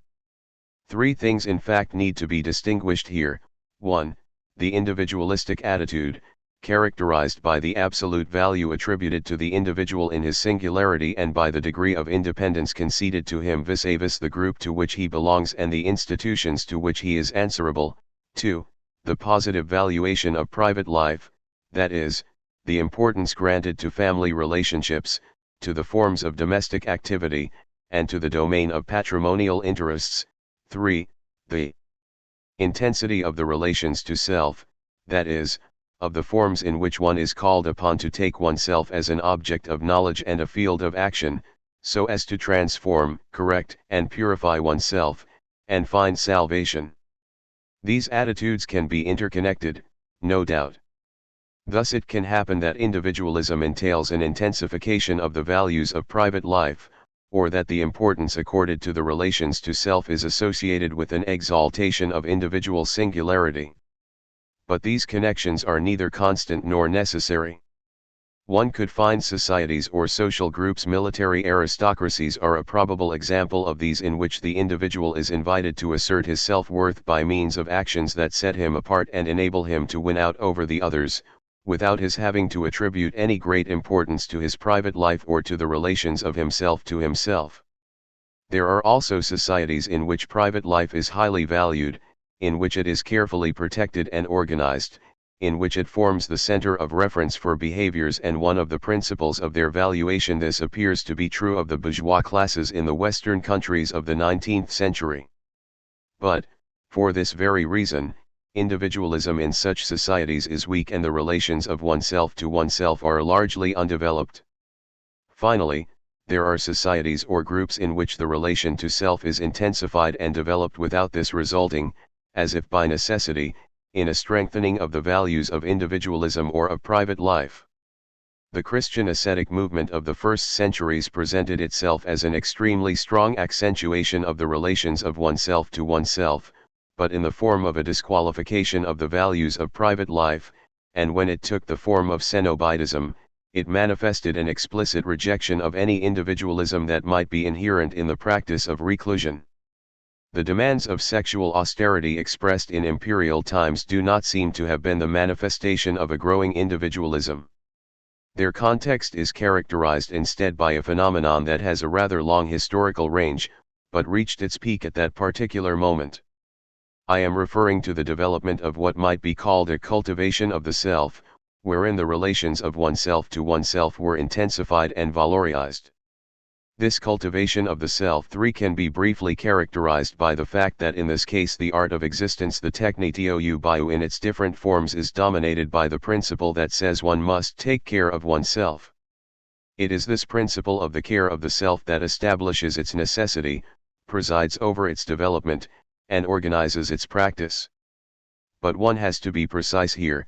The idea that one ought to attend to oneself, care for oneself, heu to epimeleisthai, was actually a very ancient theme in Greek culture. It appeared very early as a widespread imperative. At the end of his conquests, Xenophon's idealized Cyrus still does not consider his existence to be complete. It remains for him, and this he values above all else, to attend to himself. We cannot possibly find any fault with the gods that all we wished for has not been fulfilled, he says while reflecting on his past victories. However, if great success is to have such consequences that a man is not able to have some leisure for himself nor time to enjoy himself with his friends, I am ready to bid farewell to that sort of happiness, for a Lacedaemonian aphorism, reported by Plutarch 5, stated that the reason for which cultivation of the land was entrusted to the Helots was that the citizens of Sparta, for their part, wanted to take care of themselves. No doubt it was physical and military training that was meant by the phrase. But it is used in a completely different sense in the Alcibiades, where it constitutes a basic theme of the dialogue. Socrates shows the ambitious young man that it is quite presumptuous of him to want to take charge of the city, manage its affairs, and enter into competition with the kings of Sparta or the rulers of Persia, if he has not first learned that which it is necessary to know in order to govern. He must first attend to himself, and right away, while he is young, for at the age of 50, it would be too late. 6. And in the Apology it is clearly as a master of the care of the self that Socrates presents himself to his judges. The god has sent him to remind men that they need to concern themselves not with their riches, not with their honor, but with themselves and with their souls. 7. Now, it was this theme of the care of oneself, consecrated by Socrates, that later philosophy took up again and ultimately placed at the center of that art of existence which philosophy claimed to be. It was this theme which, breaking out of its original setting and working loose from its first philosophical meanings, gradually acquired the dimensions and forms of a veritable cultivation of the self. What is meant by these remarks is that the principle of care of oneself became rather general in scope. The precept according to which one must give attention to oneself was in any case an imperative that circulated among a number of different doctrines. It also took the form of an attitude, a mode of behavior. It became instilled in ways of living. It evolved into procedures, practices, and formulas that people reflected on, developed, perfected, and taught. It thus came to constitute a social practice, giving rise to relationships between individuals, to exchanges and communications, and at times even to institutions. And it gave rise, finally, to a certain mode of knowledge and to the elaboration of a science. In the slow development of the art of living under the theme of the care of oneself, the first 2 centuries of the imperial epoch can be seen as the summit of a curve, a kind of golden age in the cultivation of the self, it being understood, of course, that this phenomenon concerned only the social groups, very limited in number, that were bearers of culture and for whose members a technitou bio could have a meaning and a reality.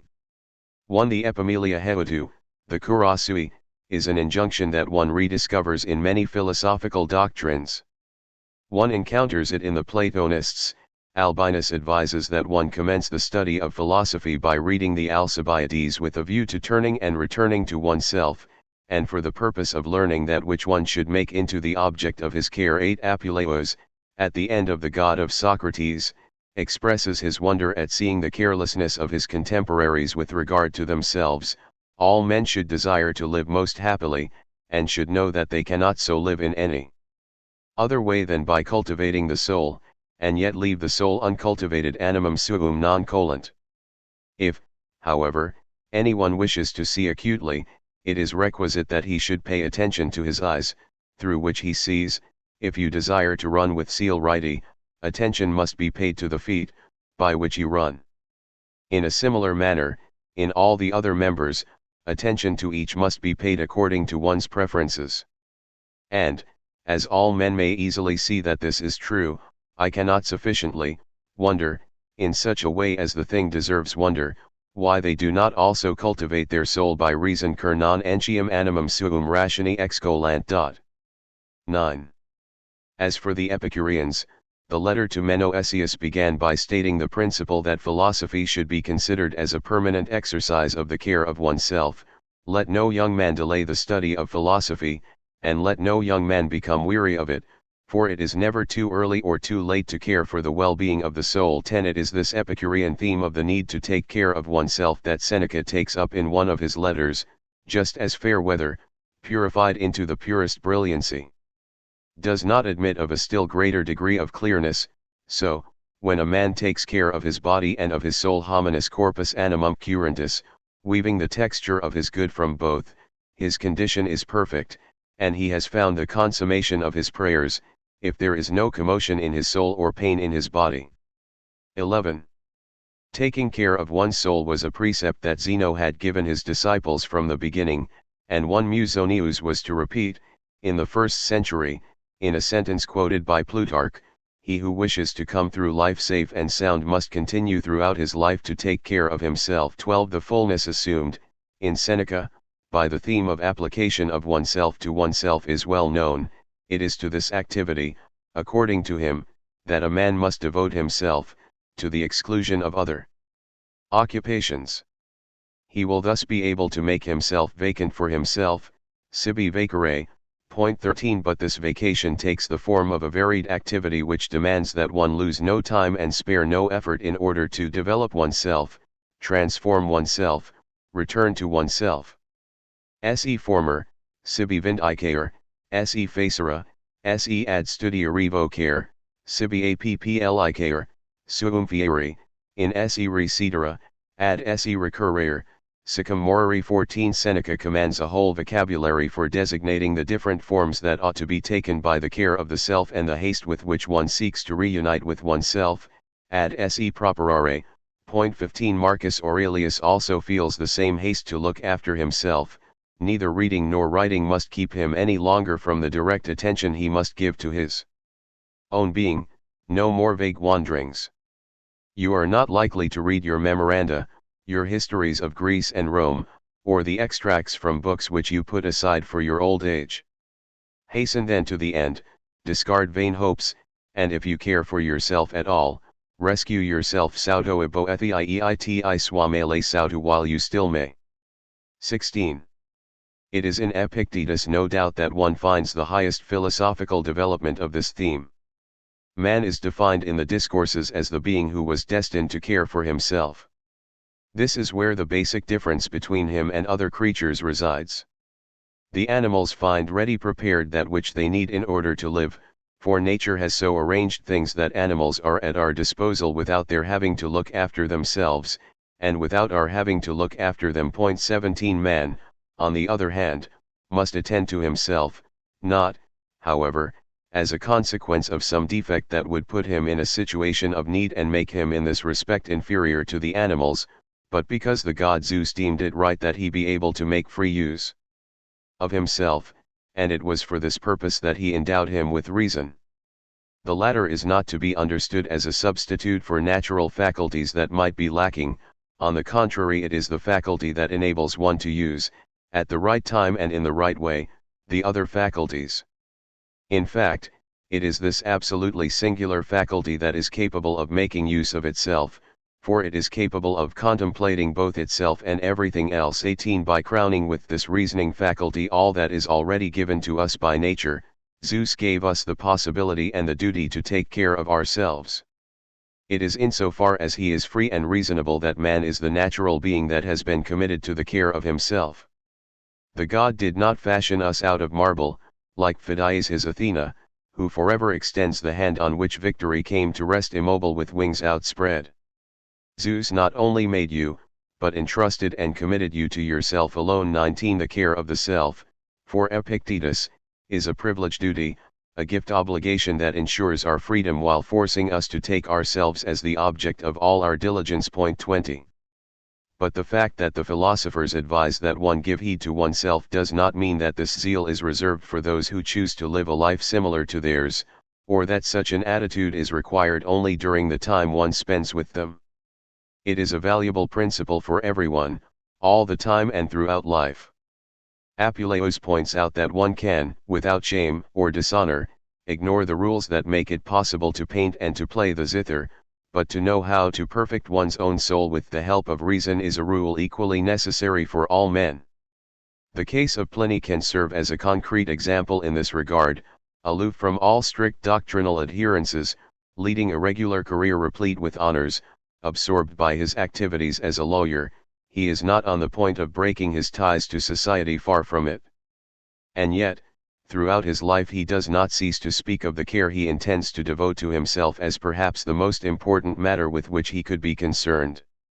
When, as a very young man still, he is sent to Syria to do military service, his first thought is to visit with Euphrates, not just to hear his lectures, but little by little to get to know him, win his affection, and benefit from the admonitions of a master who knows how to go after faults without attacking individuals. 21 And later, in Rome, when he has occasion to take a period of rest in his villa at Laurentum, it is in order to be able to attend to himself, reading and writing and finding time to take the exercise which keeps my mind fit, and sharing my thoughts with no one but my own writings. 22. Hence there is no right age for attending to oneself. It is never too early nor too late to care for the well-being of the soul, to quote Epicurus again. The man who says that the season for this study has not yet come or is already past is like the man who says it is too early or too late for happiness. Therefore, both the young and the old should study philosophy, the former so that as he grows old he may still retain the happiness of youth in his pleasant memories of the past, the latter so that although he is old he may at the same time be young by virtue of his fearlessness of the future. 23 Spend your whole life learning how to live was an aphorism Seneca cites it which asked people to transform their existence into a kind of permanent exercise. And while it is good to begin early, it is important never to let up. 24 Those to whom Seneca or Plutarch offer their counsel are in fact no longer the eager or timid adolescents whom the Socrates of Plato or Xenophon urged to attend to themselves. They are men. Serenus, to whom the moral essay De Tranquillitate is addressed, in addition to the De Constantia and perhaps the De Otio, is a young relative under Seneca's protection, but nothing like a boy pursuing his studies. At the time of the writing of De Tranquillitate, he is a provincial who has just arrived in Rome, and who is still trying to decide on a career and a way of life, but he already has behind him a certain philosophical itinerary. His perplexity relates essentially to the way in which he might bring it to a conclusion. As for Lucilius, apparently he was only a few years younger than Seneca. He is procurator in Sicily when, starting in 62, they exchange the intimate correspondence in which Seneca reveals to him the principles and practices of his wisdom, tells him of his own weaknesses and his still unfinished battles, and occasionally even asks for his help. Nor is he embarrassed to tell him that when more than 60 years old, he himself went to hear the lectures of Metronax. 25 The correspondents to whom Plutarch addresses his treatises, which are not just general considerations on virtues and faults, on the happiness of the soul and the misfortunes of life, but advice on conduct, often in reference to very specific circumstances, are men as well. This extreme eagerness of adults to look after their souls, the zeal with which, like schoolboys grown old, they sought out philosophers so that they might be shown the way to happiness, irritated Lucian and many others with him. He makes fun of Hermotimus, who is seen muttering lessons in the street, lessons he must not forget. Hermotimus is no longer a young man, however. It has been 20 years already since he decided no longer to mingle his life with that of unfortunate humans, and he estimates that it will take him another 20 years to reach the state of bliss. Now, he mentions this himself a little further on, he began to philosophize at the age of 40. So it is the last 40 years of his life that he will have devoted to caring for himself, under the direction of a master. And his interlocutor Licinus, for his own amusement, pretends to discover that for him, too, the time has come to study philosophy, seeing that he has just turned 40, act as my crutch, he says to Hermotimus, and led me by the hand. 26 As Ilcitrot Hadot says in reference to Seneca, all this activity of spiritual direction is in the category of adult education of Erwachsenerziehung. 27. 2. It is important to understand that this application to oneself does not require simply a general attitude, an unfocused attention. The term epimelia designates not just a preoccupation but a whole set of occupations.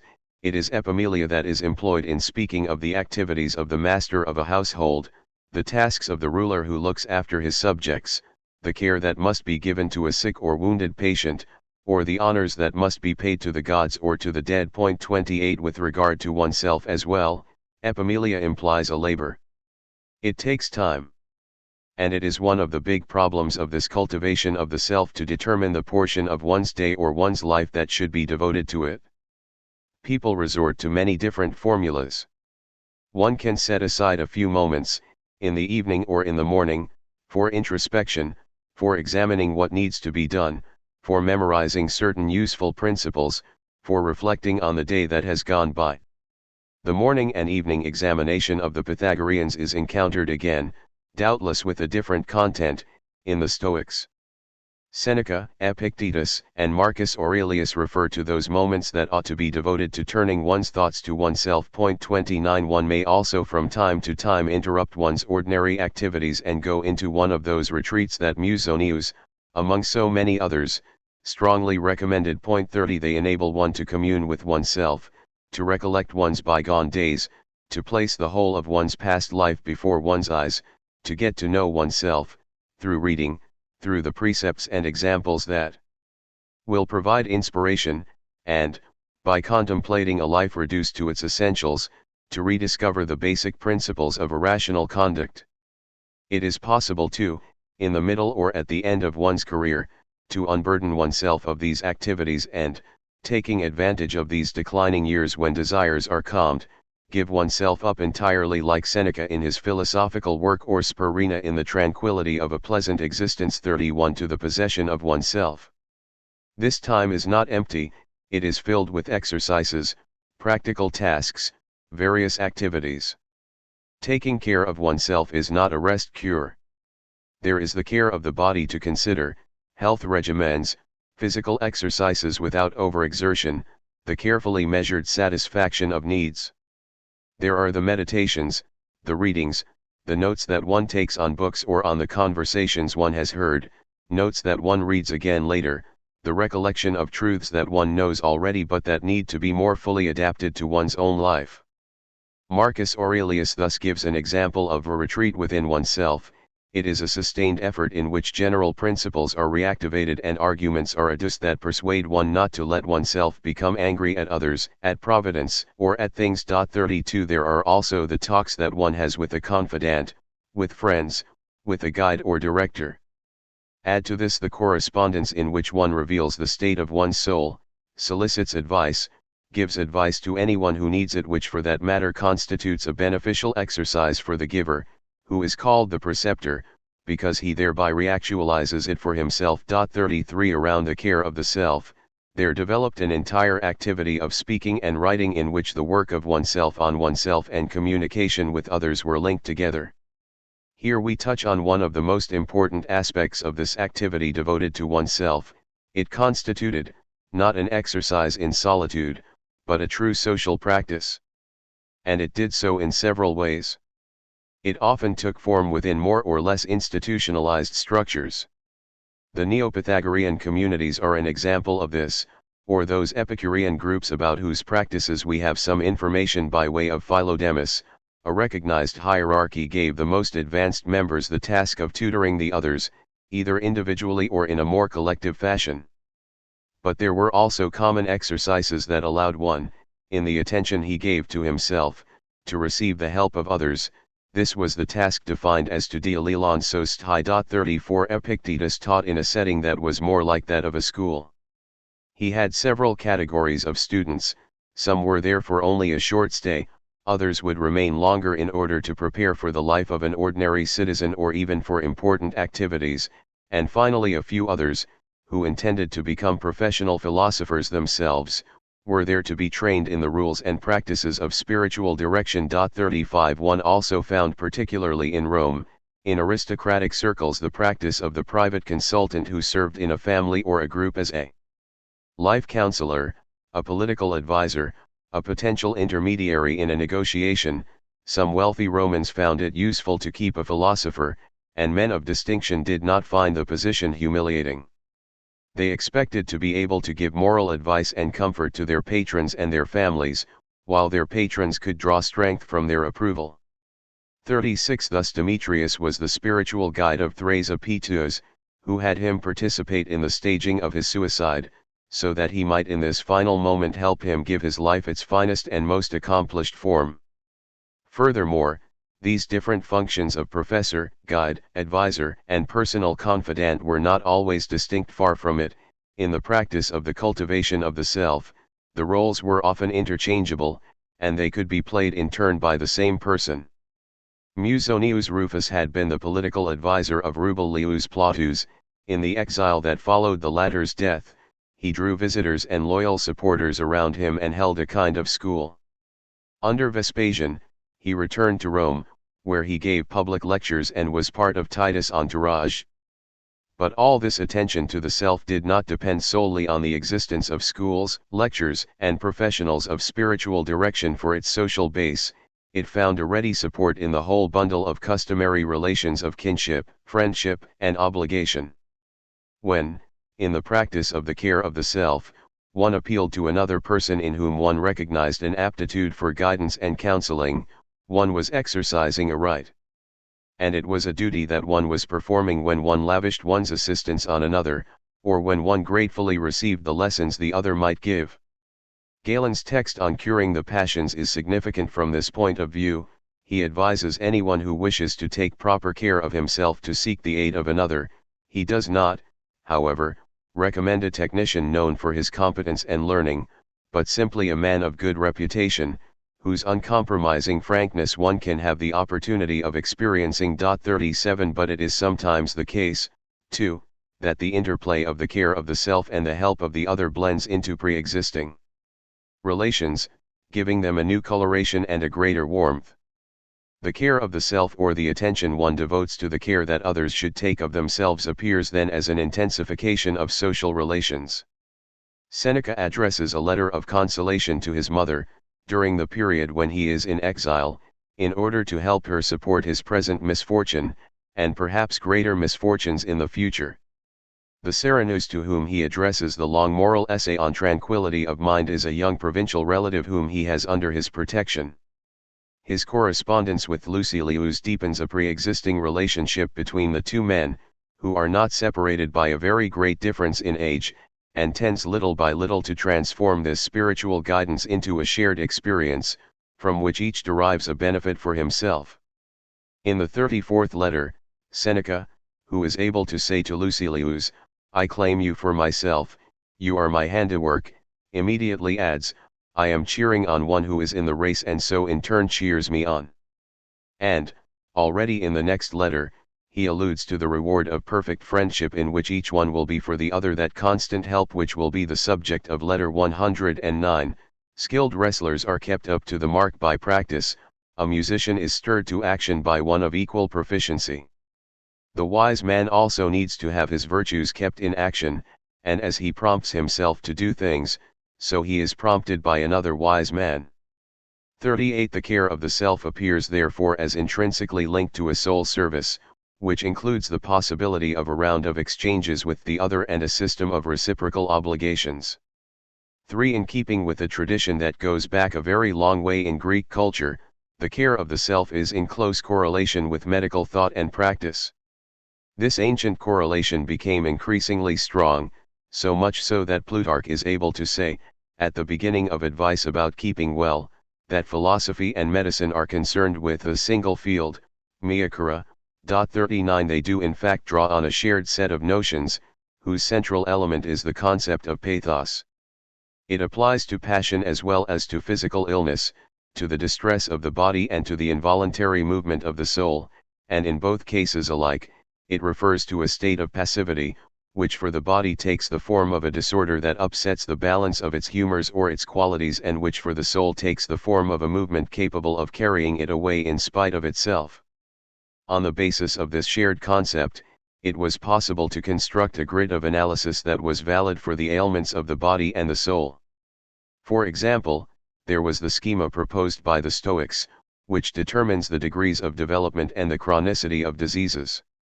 The first distinction made in this schema is the predisposition to disease, the proclivitas that exposes one to the possible illnesses.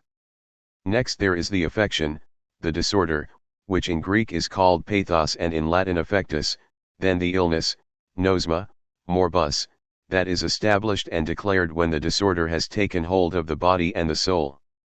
More serious, more lasting, is the egrotatio or erostema that constitutes a state of sickness and debility. Finally, there is the inveterate disease, caecia, egrotatio inveterata, vitium malum, for which no cure is possible. The Stoics also presented schemas that mark the different stages or different possible forms of the cure. Thus Seneca distinguishes between sick persons who are cured of all or part of their vices and those who are rid of their ills but not yet rid of their affections, and there are those who have recovered their health but are still frail because their predispositions have not been corrected. 40 These notions and schemas are intended to serve as a common guide for the medicine of the body and the therapeutics of the soul. They make it possible not only to apply the same type of theoretical analysis to physical troubles and moral disorders alike, but also to use the same kind of approach in attending to them, treating them, and, if possible, curing them. A whole series of medical metaphors is regularly employed to designate the operations necessary for the care of the soul: put the scalpel to the wound, open an abscess, amputate, evacuate the superfluities, give medications, prescribe bitter, soothing, or bracing potions. 41 The improvement, the perfecting of the soul that one seeks in philosophy, the paideia the latter is supposed to ensure, increasingly assumes a medical coloration. Educating oneself and taking care of oneself are interconnected activities. Epictetus lays stress on this point.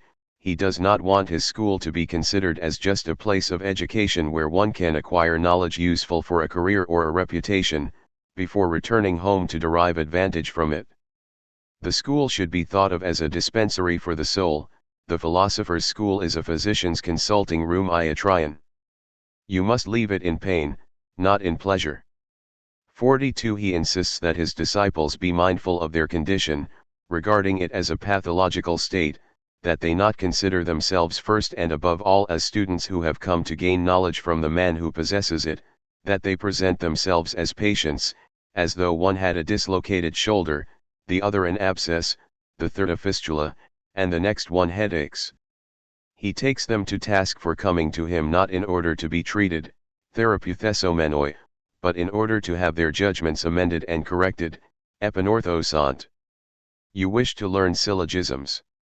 You must first attend to your ulcers, and stay your flux, and arrive at peace in your mind. 43.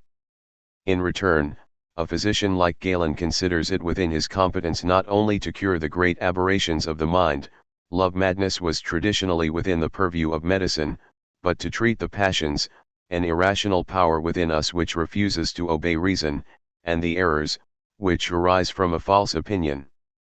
Moreover, both are commonly called errors in a generic sense. 44 Thus he undertakes to cure a traveling companion who was too easily disposed to lose his temper.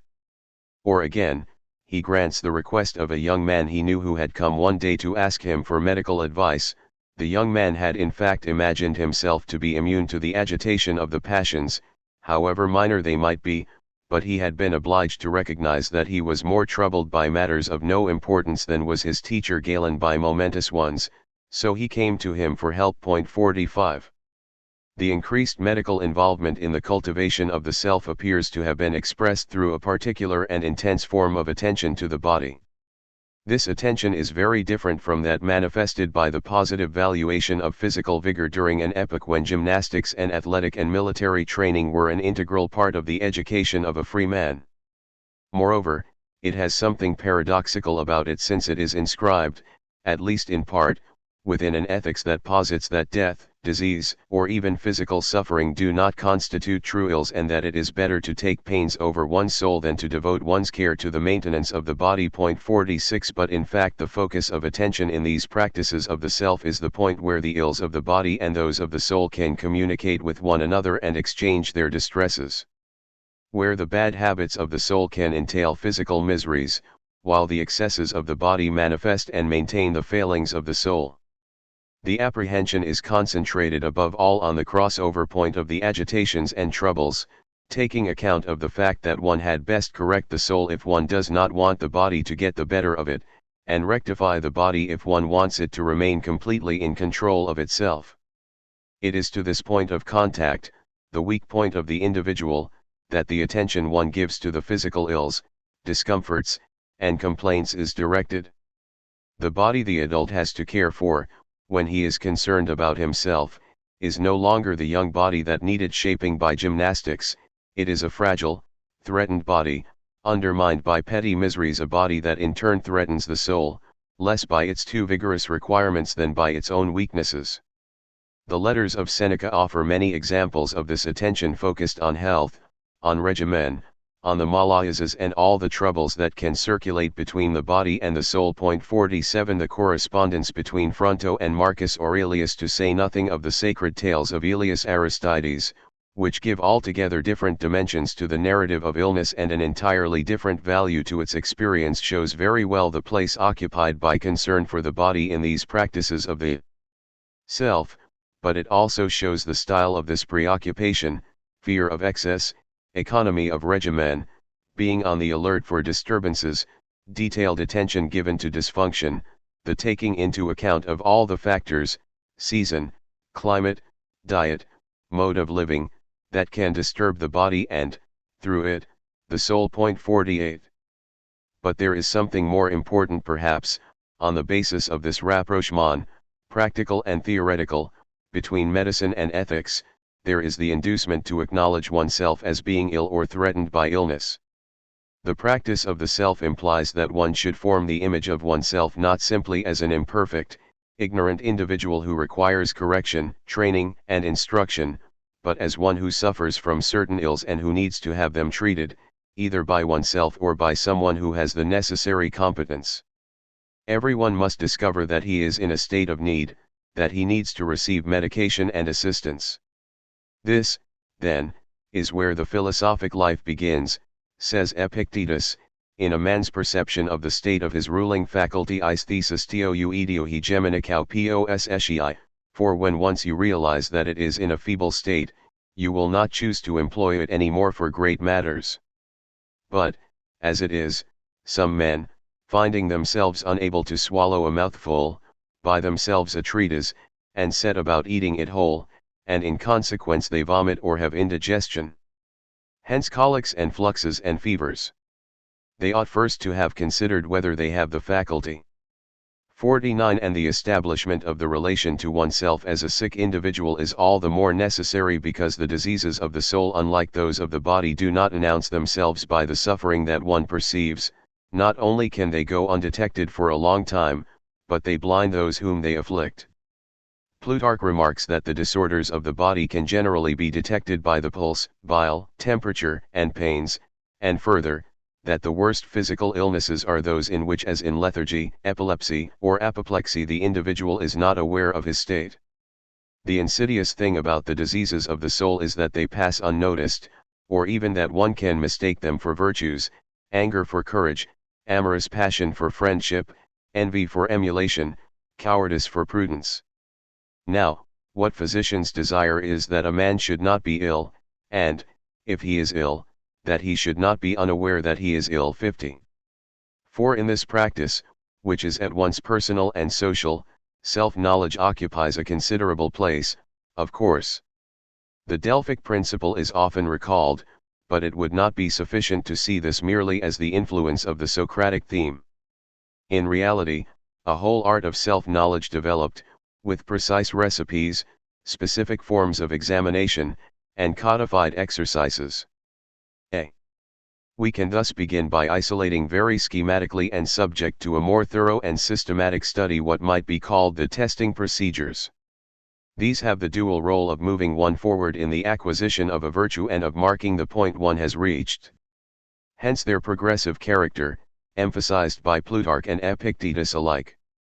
But it is important to note that the purpose of these tests is not to practice renunciation for its own sake. It is to enable one to do without unnecessary things by establishing a supremacy over oneself that does not depend on their presence or absence.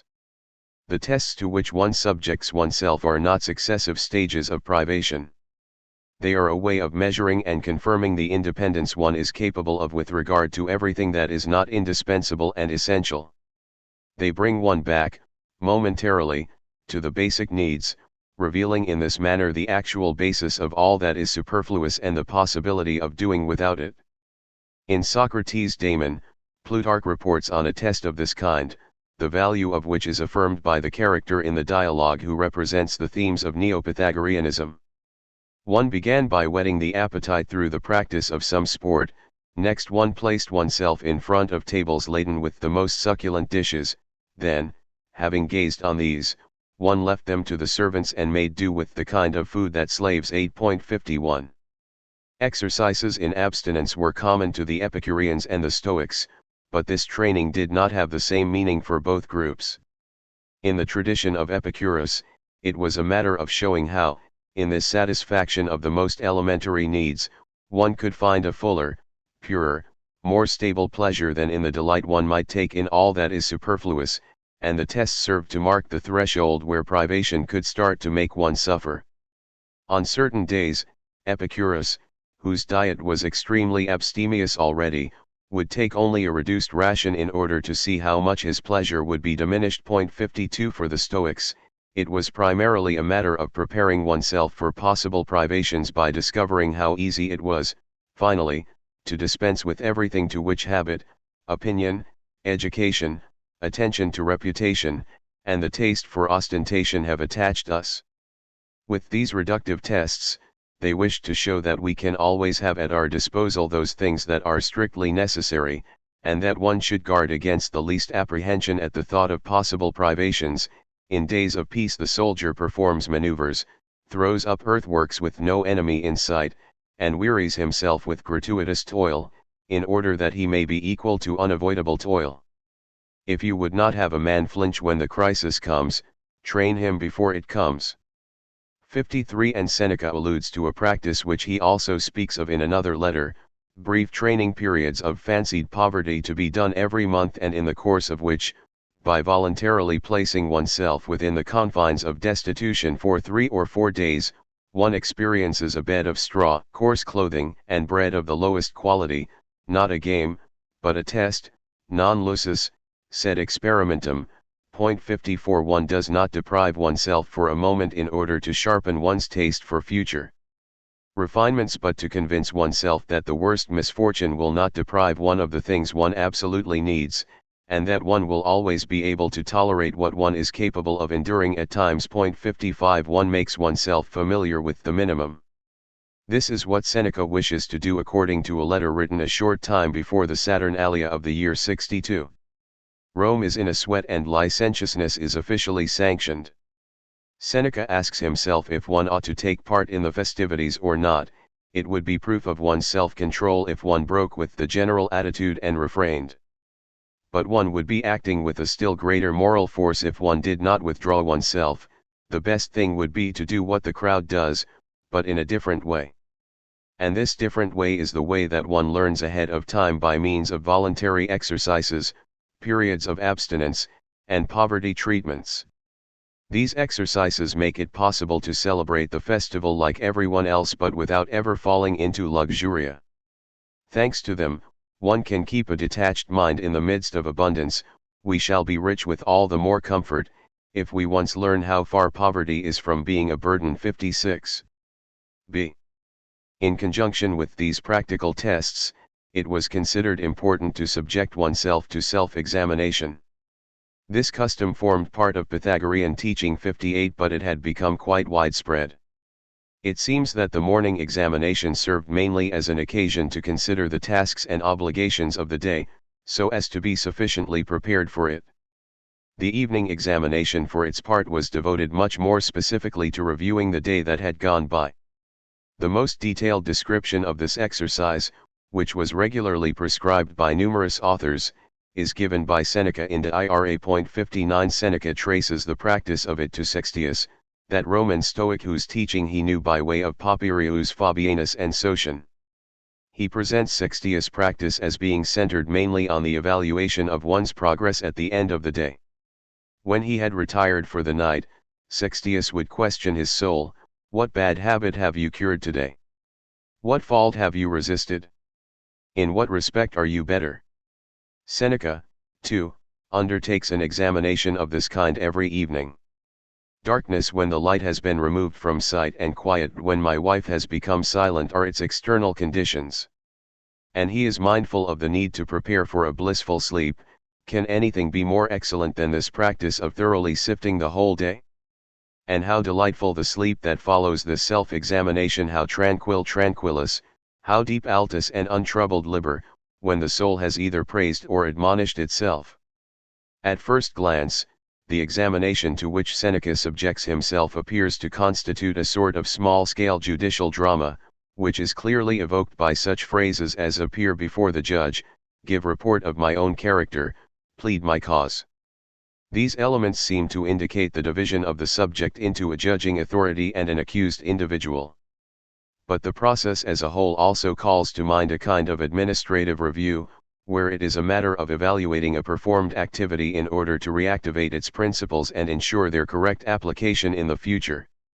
As much as the role of a judge, it is the activity of an inspector that Seneca evokes, or that of a master of a household checking his accounts. The words employed are significant. Seneca means to scrutinize the entire day that has just unfolded.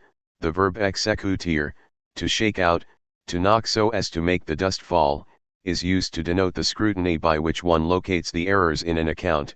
He intends to inspect it, to remeasure the acts that were committed, the words that were spoken, remittere, as one might do after a piece of work is finished, to see if it is up to the standards set for it.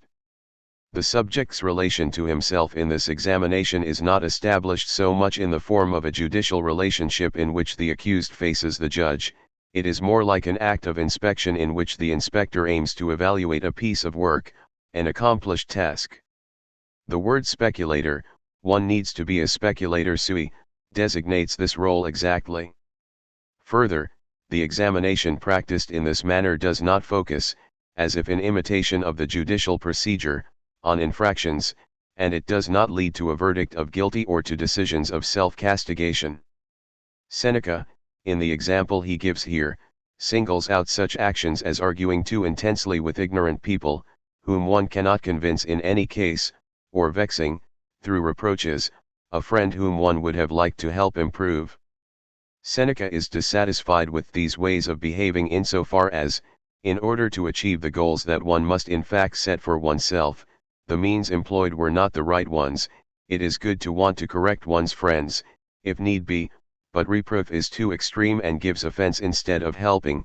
It is good to convince those who don't know, but it is necessary first to choose such people as are capable of being taught. The purpose of the examination is not therefore to discover one's own guilt, down to its most trifling forms and its most tenuous roots. If one conceals nothing from oneself, if one omits nothing, it is in order to commit to memory, so as to have them present in one's mind, legitimate ends, but also rules of conduct that enable one to achieve these ends through the choice of appropriate means. The fault is not reactivated by the examination in order to determine a culpability or stimulate a feeling of remorse, but in order to strengthen, on the basis of the recapitulated and reconsidered verification of a failure, the rational equipment that ensures a wise behavior. See, added to the foregoing is the necessity of a labor of thought with itself as object. This work will have to be more than a test for measuring what one is capable of, and something other than the assessment of a fault in relation to rules of conduct. It should have the form of a steady screening of representations, examining them, monitoring them, sorting them out. More than an exercise done at regular intervals, it is a constant attitude that one must take toward oneself. To characterize this attitude, Epictetus employs metaphors that will have a long career in Christian spirituality, but they will take on quite different values in it. He asks that one adopt, vis-a-vis oneself, the role and posture of a night watchman who checks the entries at the gate of cities or houses. 60 or further, he suggests that one exercise on oneself the functions of a tester of coinage, an assayer, one of those money changers who won't accept any coin without having made sure of its worth. You all see in the matter of coinage, how we have even invented an art, and how many means the tester employs to test the coinage: sight, touch, smell.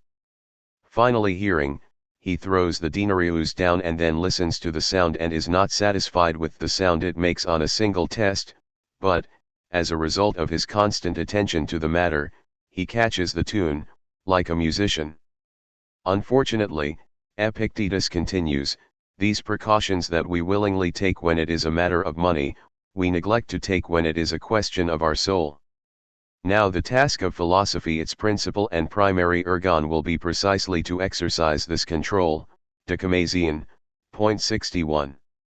In order to formulate what is both a general principle and an attitudinal schema, Epictetus refers to Socrates and to the aphorism stated in the Apology, an unexamined life anexatastos bios is not worth living. 62. In reality, the examination Socrates was talking about was the one to which he intended to subject both himself and others apropos of ignorance, knowledge, and the non-knowledge of this ignorance. The examination Epictetus talks about is completely different. It is an examination that deals with representations, that aims to test them, to distinguish, diacrinion, one from another, and thus to prevent one from accepting the first arrival.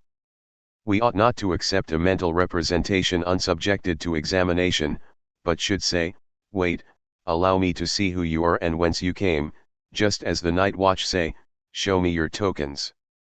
Do you have your token from nature, the one which every representation which is to be accepted must have?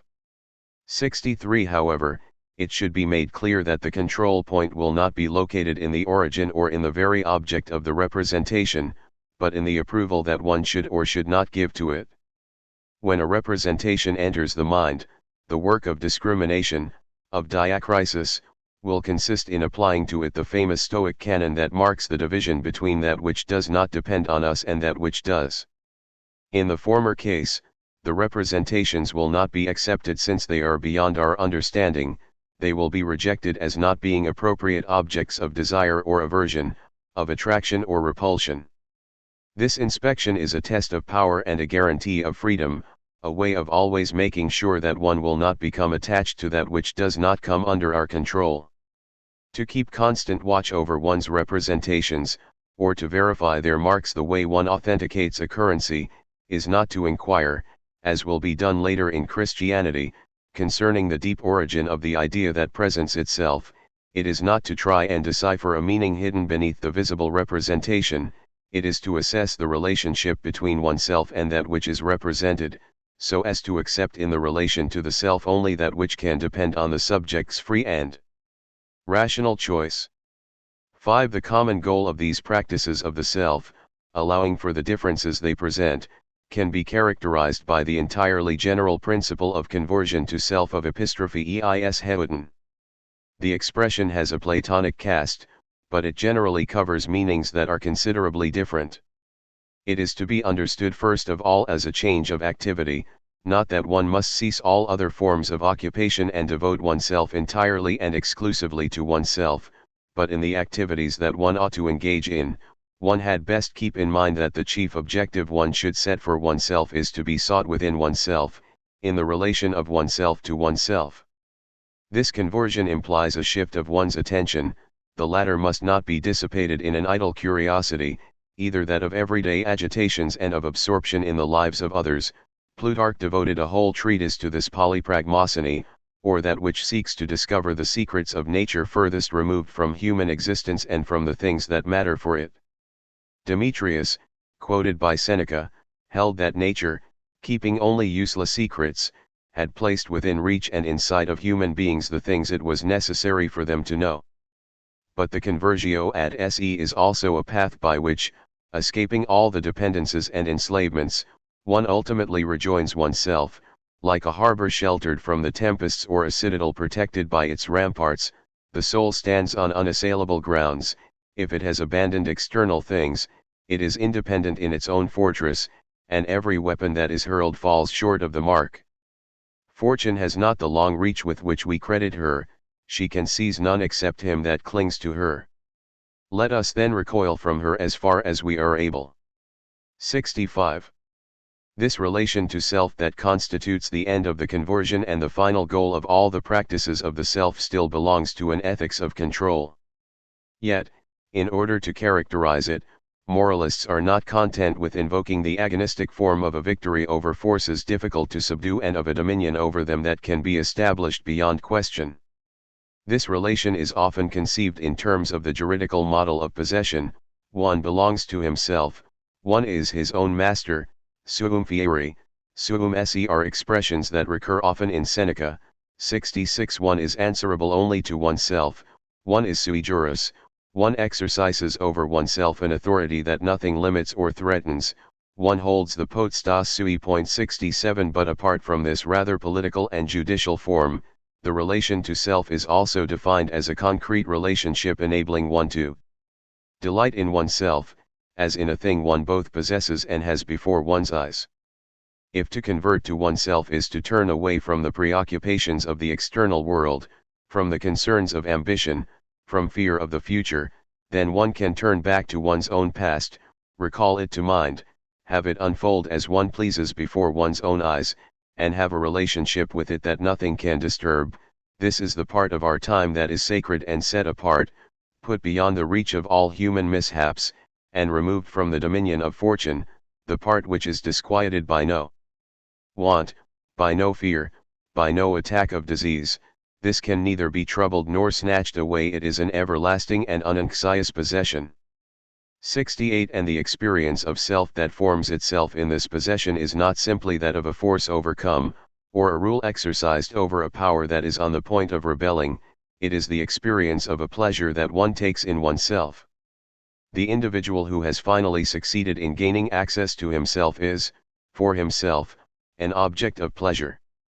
Not only is one satisfied with what one is and accepting of one's limits, but one pleases oneself. 69. This pleasure, for which Seneca usually employs the word gaudium or laetitia, is a state that is neither accompanied nor followed by any form of disturbance in the body or the mind. It is defined by the fact of not being caused by anything that is independent of ourselves and therefore escapes our control.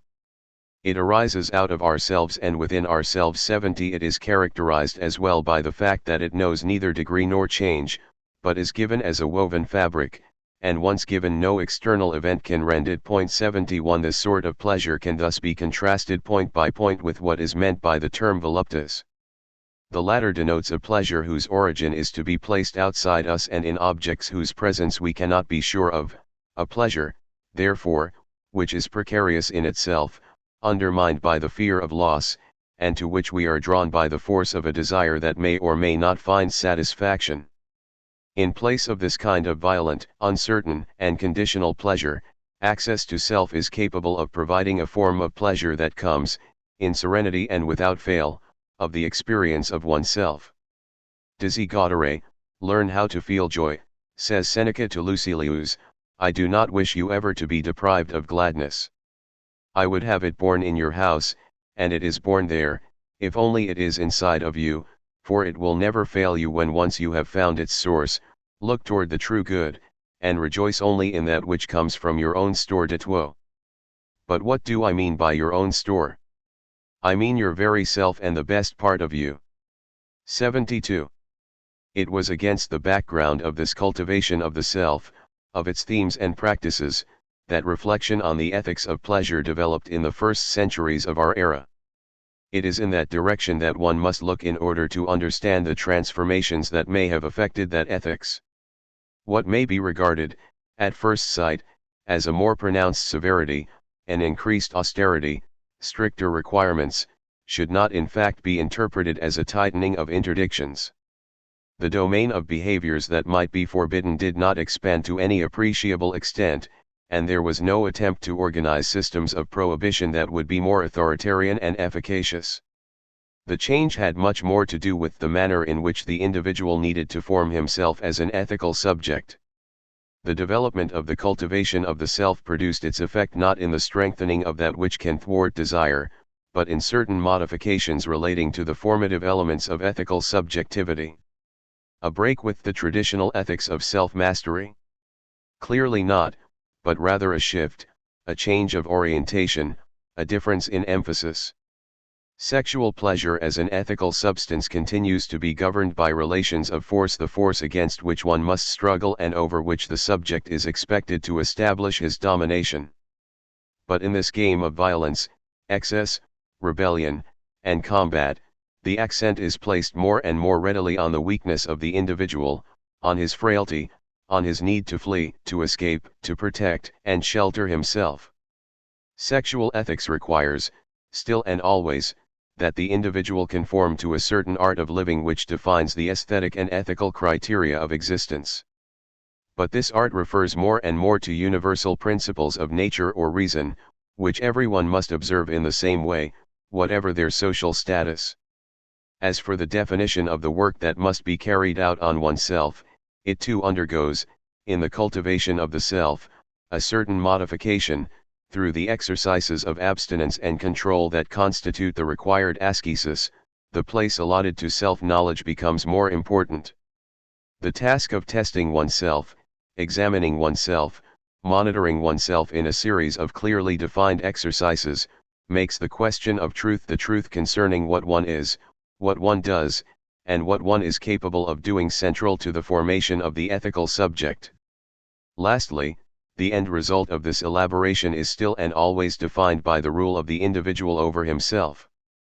But this rule broadens into an experience in which the relation to self takes the form not only of a domination but also of an enjoyment without desire and without disturbance. One is still far from an experience of sexual pleasure where the latter will be associated with evil, where behavior will have to submit to the universal form of law, and where the deciphering of desire will be a necessary condition for acceding to a purified existence. Yet one can already see how the question of evil begins to work upon the ancient theme of force, how the question of law begins to modify the theme of art and technique, and how the question of truth and the principle of self-knowledge evolve within the ascetic practices. But we need first to try to discover in what context and for what reasons the cultivation of the self developed in this way, precisely in the form that we have just considered. For example, Dio Chrysostom envisages certain measures that would have to be taken in order to make virtue prevail, but this is in the context of the problems posed by poverty. 1. Compare, study cannot be helpful unless you take pains to live simply, and living simply is voluntary poverty. 57. The expressions epistrophe eis heoten and epistrophene eis heoten appear in Epictetus. 64. Part 3. Self and others.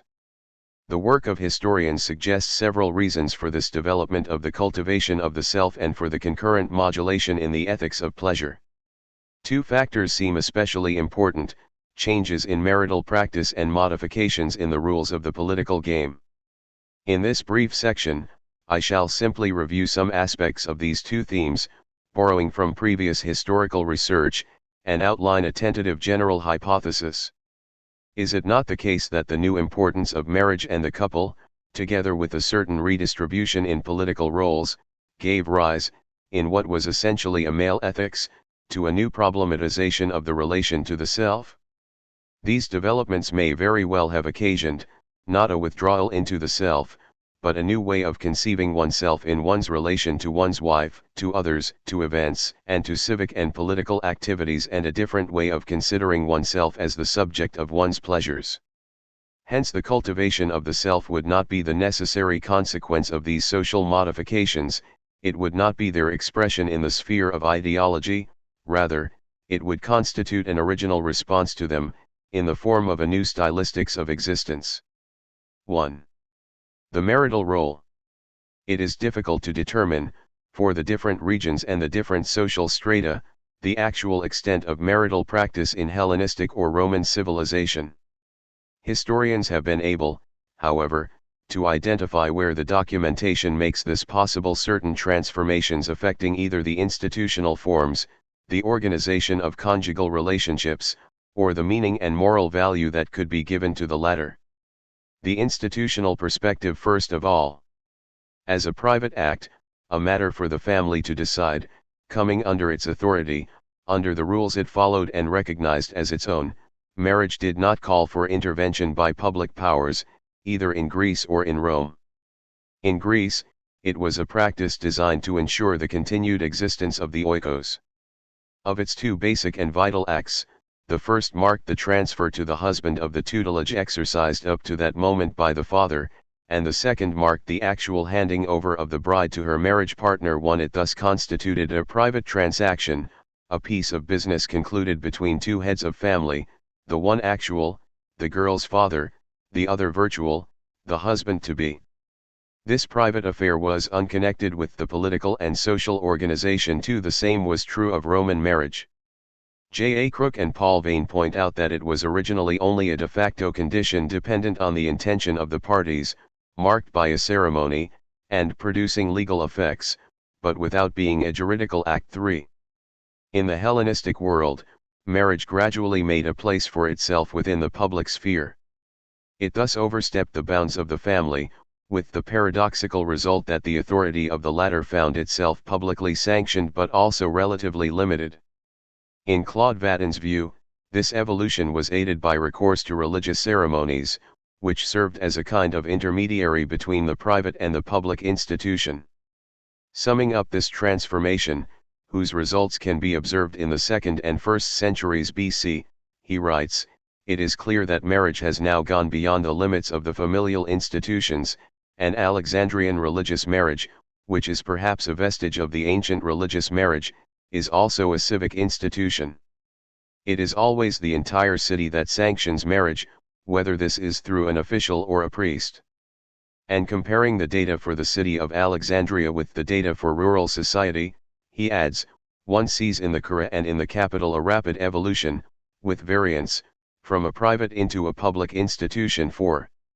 In Rome, one notes an evolution that is of the same general type, although it takes different paths and although marriage continues, until quite late, to be essentially a private ceremony, a celebration. 5. A set of legislative measures marks little by little the hold of public authority on the marriage institution. The famous law de adulterius is one of the manifestations of this phenomenon. A manifestation all the more interesting because in condemning for adultery the married woman who has sexual intercourse with another man and the man who has intercourse with a married woman, and not the married man who has relations with an unmarried woman, this law offers nothing new in the way of legal definition of acts. It reproduces precisely the traditional schemas of ethical valuation, merely transferring to public power a sanction previously under familial authority. This gradual publicizing of marriage accompanies many other transformations, of which it is at once the effect, the relay, and the instrument. It appears, to the extent that the documents allow us to form a judgment, that the practice of marriage, or regular concubinage, became general or at least widespread in the dominant strata of the population. In its ancient form, marriage held no interest, had no reason for being, except insofar as, although a private act, it had legal effects or at least effects relative to status, handing down a name, instituting heirs, organizing a system of alliances, joining fortunes. This meant something only to those who were capable of developing strategies in such domains. As Paul Vane says, in pagan society, everyone did not marry, far from it. Marriage, when one did marry, corresponded to a private objective, to transmit the estate to one's descendants, rather than to other members of the family or to the sons of friends, and it corresponded to a politics of castes, to perpetuate the caste of citizens. 6. As John Boswell puts it, this was a kind of marriage which for the upper classes was largely dynastic, political, and economic. 7. As for the lower classes, as little informed as we are concerning their marital practice, we may suppose with S. B. Pomeroy that two contradictory factors were able to play a part, both of which were connected with the economic functions of marriage. The wife and children could form a useful source of labor for a free man who was poor. On the other hand, there is an economic level below which a man may not hope to support a wife and family. 8. The economico-political imperatives that governed marriage, making it necessary in some cases, and in others, useless, must have lost some of their importance when, in the privileged classes, status and fortune came to depend on proximity to the prince, on a civil or military career, on success in business, more than simply on the alliance between family groups. Less encumbered with various strategies, marriage became freer, free in the choice of a wife, free, too, in the decision to marry and in the personal reasons for doing so. It could be, too, that in the underprivileged classes, marriage became beyond the economic motives that could make it attractive a form of tie that owed its value to the fact that it established and maintained strong personal relationships, implying the sharing of life, mutual aid, and moral support. In any case, the study of tomb inscriptions has been able to show the relative frequency and stability of marriages in milieus that were not those of the aristocracy. 9. And we have statements attesting to the marriage of slaves. 10. Whatever response is given to the question of the extent of marital practice, it seems that the latter became more accessible, the thresholds that made it interesting were lowered. Hence marriage appeared more and more as a voluntary union between two partners whose inequality diminished to a certain extent but did not cease to exist. It does seem that in the Hellenistic world, and taking many local differences into account, the wife's status gained in independence compared with what it was in the classical period and above all compared with the Athenian situation. This relative modification was due first of all to the fact that the position of the citizen husband lost some of its political importance. It was also due to a strengthening of the role of the wife, of her economic role and her juridical independence. According to some historians, the documents show that the intervention of the wife's father became less and less decisive in marriage. It was common for a father to give a daughter in marriage in his role of formal guardian, but some contracts were made simply between a woman and a man agreeing to share a common life. The right of the married daughter to self-determination against paternal authority began to be asserted. According to Athenian, Roman, and Egyptian law, the authority of the father over a married daughter was curtailed by judicial rulings stating that the wishes of the woman were the determining factor. If she wished to remain married, she could do so. 11. Marriage was concluded more and more clearly as a voluntary agreement entered into by the partners, who pledged themselves personally. The ekdosis by which the young woman was ceremoniously handed over to the husband by the father or guardian tended to disappear, and the contract that traditionally accompanied it, which was basically financial in character, ended up existing only in the case of written marriages, where it was supplemented by clauses relating to the persons. Not only did women receive their dowry, which they disposed of more and more freely within marriage, with certain contracts providing for restitution to them in case of divorce, but they also collected their share of inheritance. As for the obligations marriage contracts imposed on husbands, Claude Vattin's study shows a significant evolution for Hellenistic Egypt. In documents dating from the end of the 4th century BC or from the 3rd, the wife's pledges implied obedience to the husband, prohibition from leaving the house, day or night, without the husband's permission, exclusion of any sexual relations with another man, and the obligation not to ruin the household and not to dishonor her husband. The latter in turn must support his wife, must not establish a concubine in the house, must not mistreat his wife, and must not have children from relationships he might maintain on the outside. Later, the contracts studied specify much stricter obligations on the part of the husband. The obligation to provide for the needs of his wife is stipulated, but it is also expressly forbidden for him to have a mistress or sweetheart, and to own another house, in which he might maintain a concubine.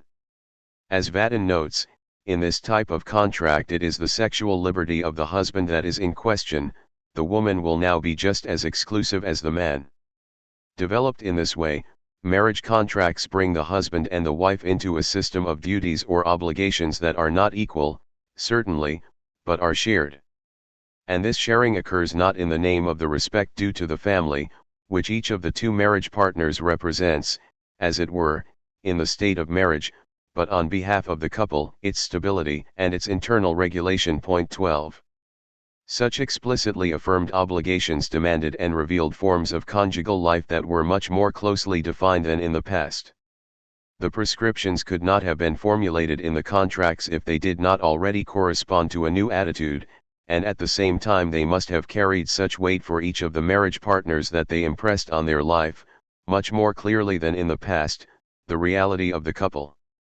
The institutionalization of marriage based on mutual consent, says Vatten, engendered the idea that there existed a conjugal community and that this reality, constituted by the couple, had a value greater than that of its component parts. 13. Paul Vane has called attention to a somewhat analogous evolution in Roman society. Under the Republic, both spouses had a specific role to play, and beyond the satisfactory performance of this role, effective relations between husband and wife were whatever they happened to be. Under the Empire, the very functioning of the marriage was supposed to depend on mutual understanding and the law of the heart. In this way a new idea came into being, the couple composed of the master and mistress of the house. 14. So there were many paradoxes in the evolution of this marital practice. It looked to public authority for its guarantees, and it became an increasingly important concern in private life. It threw off the economic and social purposes that had invested it with value, and at the same time it became a general practice. It became more and more restrictive for spouses, and gave rise at the same time to attitudes that were more and more favorable, as if the more it demanded, the more attractive it became. It appears that marriage became more general as a practice, more public as an institution, more private as a mode of existence, a stronger force for binding conjugal partners, and hence a more effective one for isolating the couple in a field of other social relations. Obviously it is difficult to measure accurately the scope of this phenomenon. The available documentation covers only a few privileged geographic areas, and it throws light only on certain strata of the population. It would be speculation to make it into a universal and massive movement, even though, notwithstanding their lacunary and scattered character, the indications are rather convergent.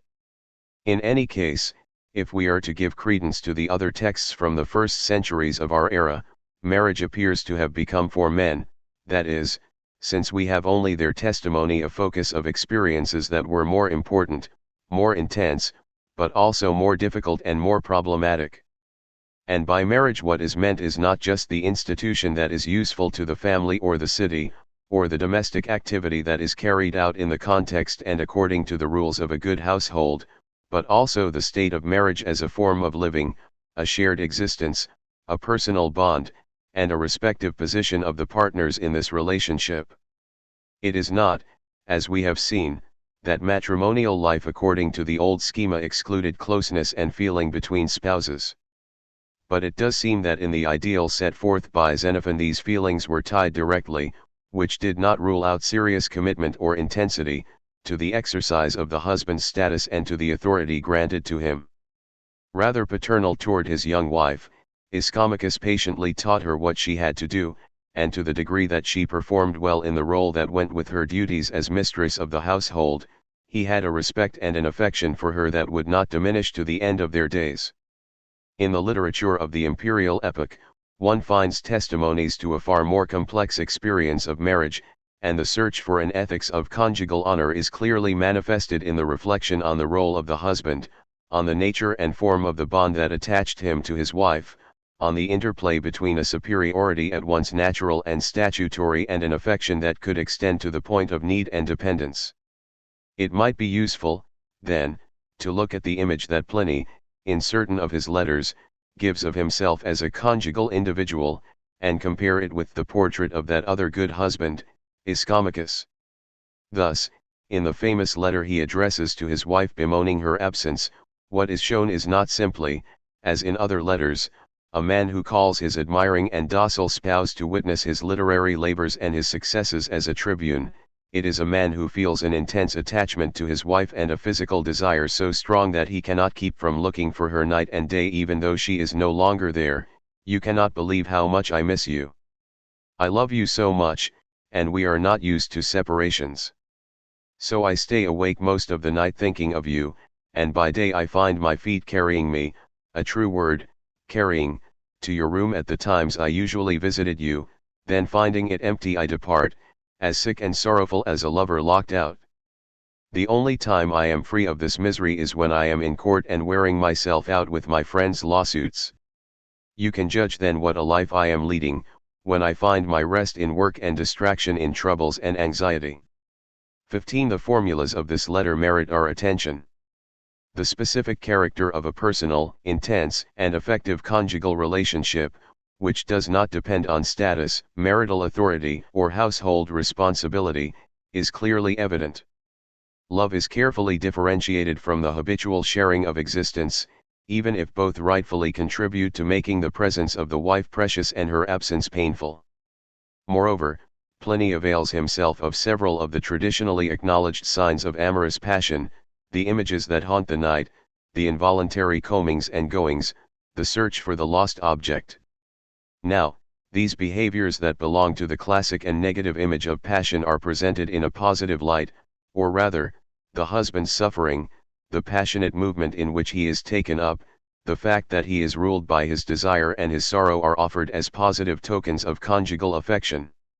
Finally, between matrimonial life and public activity, Pliny suggests, not a common principle unifying the government of the household and authority over others, but a complex process of substitution and compensation. Failing to find at home the happiness that his wife provided him, he immerses himself in public affairs. But the hurt he feels must be extreme for him to find comfort for his private sorrows in the worries of this external life.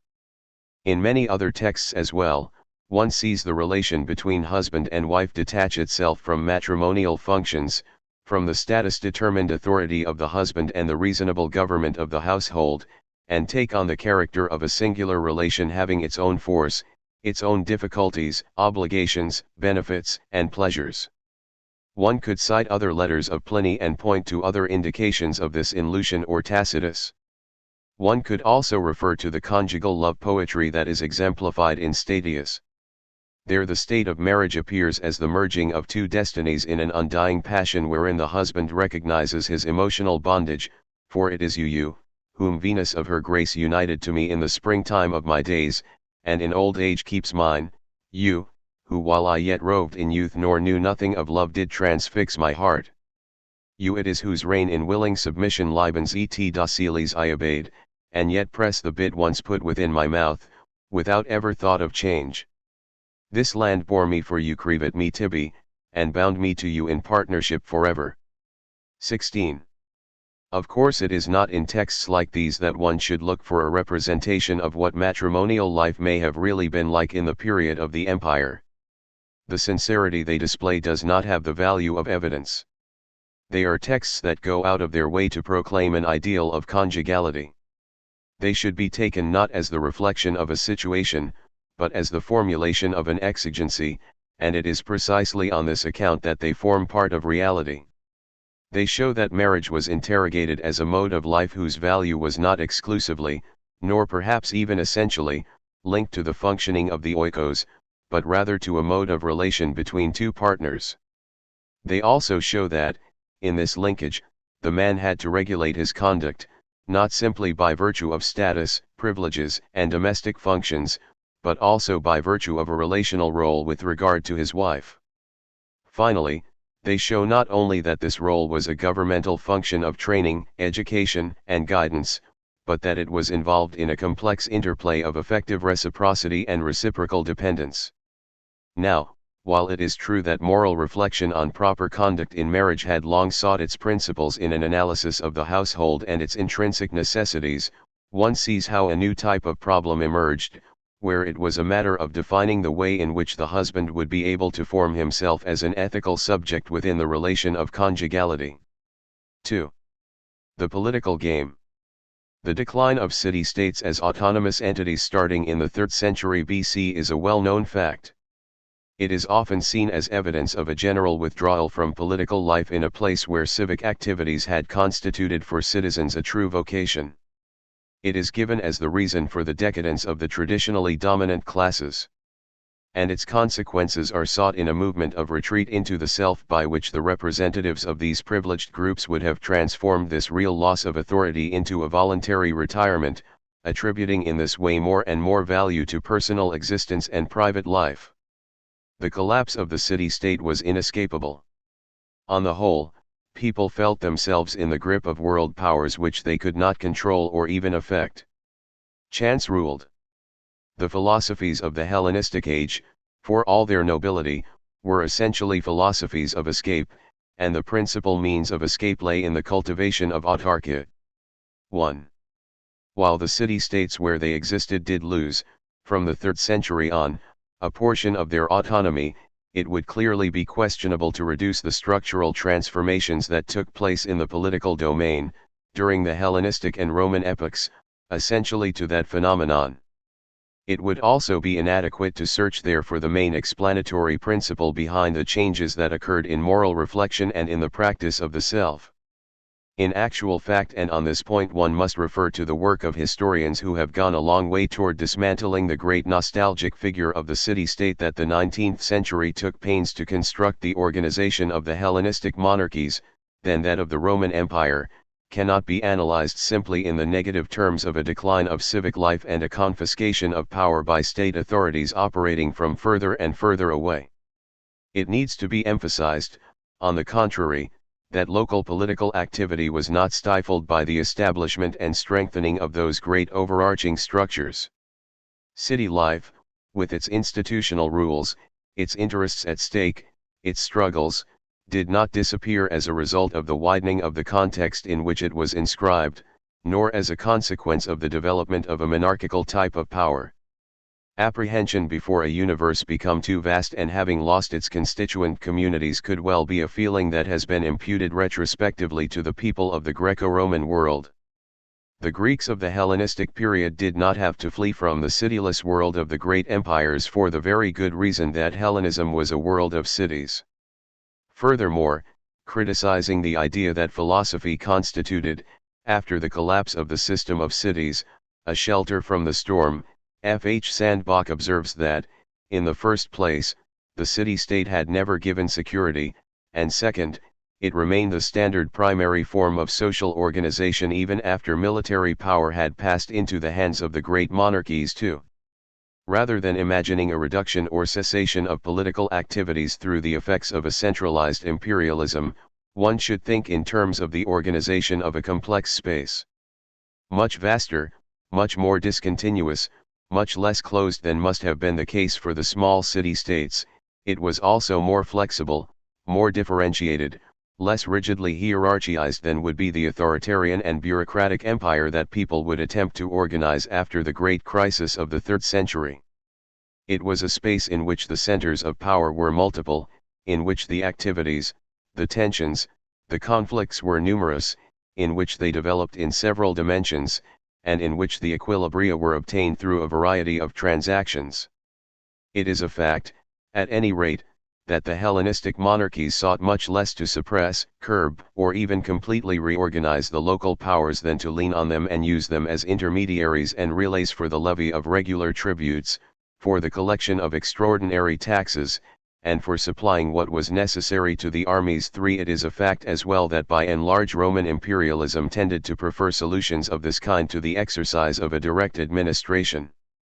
The policy of municipalization was a rather constant line, whose effect was to stimulate the political life of the cities within the larger framework of the empire. 4 While the speech Dio Cassius places in the mouth of Maecenas presents anachronisms with respect to the policy that had been recommended to Augustus and actually pursued by him, it nevertheless represents certain of the major tendencies of the imperial government in the course of the first 2 centuries: look for assistance and allies, persuade those subjects under your rule that you are not treating them as slaves but that you are making sure that they share advantages and authority, that they live as it were in a single city. 5. Can one still speak, then, of a decline of the traditional aristocracies, of their political dispossession, of a consequent withdrawal into the self? There were economic and political factors of transformation, to be sure. The elimination of opponents and confiscations of property played their part. There were also stabilizing factors, the importance of wealth in land and in holdings of estates. 6 Or the fact that in societies of this kind, fortunes, influence, prestige, authority, and power were always interconnected. But the most important and determining phenomenon for the new emphases of moral reflection did not relate to the disappearance of the traditionally dominant classes, but to the changes that could be observed in the conditions of the exercise of power. These changes concerned recruitment first of all, since it was a matter of addressing the needs of an administration that was both complex and extensive. Maecenas is supposed to have said as much to Augustus: the number of senators and knights must be increased to the extent necessary to govern at the right time and in the right way. 7 And we know that in fact these groups grew appreciably larger in the course of the first centuries AD, even if they never constituted more than a tiny minority of the total population. 8 Changes also affected the role they were led to play and the position they occupied in the political game, with respect to the emperor, to his entourage, to his counselors, to his direct representatives, within the hierarchy, where competition played a major part but in a different fashion from that found in agonistic societies, in the form of revocable offices which depended, often quite directly, on the pleasure of the prince, and nearly always in an intermediary position between a higher power whose orders must be conveyed or carried out, and individuals or groups whose obedience must be obtained. What the Roman administration needed was a managerial aristocracy, as R. Syme says, a service aristocracy, which would furnish the different kinds of agents necessary to administer the world: officers in the army, financial procurators, and senatorial governors of provinces. 9. And if one wishes to understand the interest that was directed in these elites to personal ethics, to the morality of everyday conduct, private life, and pleasure, it is not all that pertinent to speak of decadence, frustration, and sullen retreat. Instead, one should see in this interest the search for a new way of conceiving the relationship that one ought to have with one's status, one's functions, one's activities, and one's obligations. Whereas formerly ethics implied a close connection between power over oneself and power over others, and therefore had to refer to an aesthetics of life that accorded with one's status, the new rules of the political game made it more difficult to define the relations between what one was, what one could do, and what one was expected to accomplish. The formation of oneself as the ethical subject of one's own actions became more problematic. R. Macmullen has underscored 2 essential features of Roman society: the public character of existence and the very pronounced verticality of differences in a world where the gulf separating the very small number of wealthy people and the very large mass of poor people did not cease to widen. 10 One understands the importance attributed, at the intersection of these 2 traits, to status differences, to their hierarchy, to their visible signs, to their careful and ostentatious staging. 11 We may suppose that starting from the moment when new conditions of political life modified the relations between status, functions, powers, and duties, 2 opposite phenomena occurred. One discovers them in fact and in their very opposition as early as the beginning of the imperial epoch. On the one hand, there is an accentuation of everything that allows the individual to define his identity in accordance with his status and with the elements that manifest it in the most visible way. One seeks to make oneself as adequate as possible to one's own status by means of a set of signs and marks pertaining to physical bearing, clothing, and accommodations, gestures of generosity and munificence, spending behavior, and so on. With regard to these behaviors by which one affirms oneself in the superiority one manifests over others, Macmillan has shown how common they were in the Roman aristocracy and the degree of exaggeration to which they could be carried. But at the opposite extreme one finds the attitude that consists, on the contrary, in defining what one is purely in relation to oneself. It is then a matter of forming and recognizing oneself as the subject of one's own actions, not through a system of signs denoting power over others, but through a relation that depends as little as possible on status and its external forms, for this relation is fulfilled in the sovereignty that one exercises over oneself. To the new forms of the political game, and to the difficulties of conceiving oneself as an acting subject placed between birth and functions, tasks and rights, prerogatives and subordinations, one was able to respond by intensifying all the recognizable marks of status or by seeking an adequate relationship with oneself. These two attitudes were often perceived and described in strict opposition to one another. Seneca offers an example of this: what we have to seek for then, is that which does not each day pass more and more under the control of some power which cannot be withstood. And what is this? It is the soul, but the soul that is upright, good, and great. What else should you call such a soul than a God dwelling as a guest in a human body? A soul like this may descend into a Roman knight just as well as into a freedman's son or a slave. For what is a Roman knight or a freedman's son or a slave? They are mere titles, born of ambition or of wrong. One may leap to heaven from a slum. Rise then. 12. It is this way of being, too, which Epictetus endorses in opposing it to that of an imagined or real interlocutor. You make it your concern how to live in a palace, how slaves and freedmen are to serve you, how you are to wear conspicuous raiment, how you are to have a multitude of huntsmen, minstrels, players. Do I lay claim to any of these? But you, for your part, have you concerned yourself with judgments? Have you concerned yourself with your own rational self? 13. The importance assumed by the theme of the return to oneself, or of the attention that must be given to oneself, in Hellenistic and Roman thought, is often interpreted as the alternative that was offered to civic activity and political responsibilities. It is true that in certain philosophical currents one finds the recommendation to turn aside from public affairs, from the troubles and passions to which they give rise. But it is not in this choice between participation and abstention that the principal line of division lies, and it is not in opposition to the active life that the cultivation of the self places its own values and practices. It is much more concerned to define the principle of a relation to self that will make it possible to set the forms and conditions in which political action, participation in the offices of power, the exercise of a function, will be possible or not possible, acceptable or necessary. The important political transformations that took place in the Hellenistic and Roman world may have induced certain withdrawal behaviors. But, above all, they brought about, in a much more general and essential way, a problematization of political activity. It can be characterized briefly as follows. 1. A relativization. In the new political game, the exercise of power is relativized in two ways. First, even if by one's birth one is marked out for public offices, one no longer identifies sufficiently with one's status to consider it a foregone conclusion that one will accept such responsibilities, or in any case, if many reasons, and the best of reasons, incline one toward public and political life, it is good to enter it precisely for those reasons and as a consequence of a personal act of choice. The treatise Plutarch addresses to the young Michel is characteristic in this regard. He condemns the attitude that would make politics into an occasional activity, but he refuses to treat it as the necessary and natural consequence of a status. One must not, he says, regard political activity as a sort of pastime, scholy, in which one would engage because one has nothing else to do and because circumstances are favorable, only to abandon it when difficulties arise. 14 Politics is a life and a practice, bios kai praxis.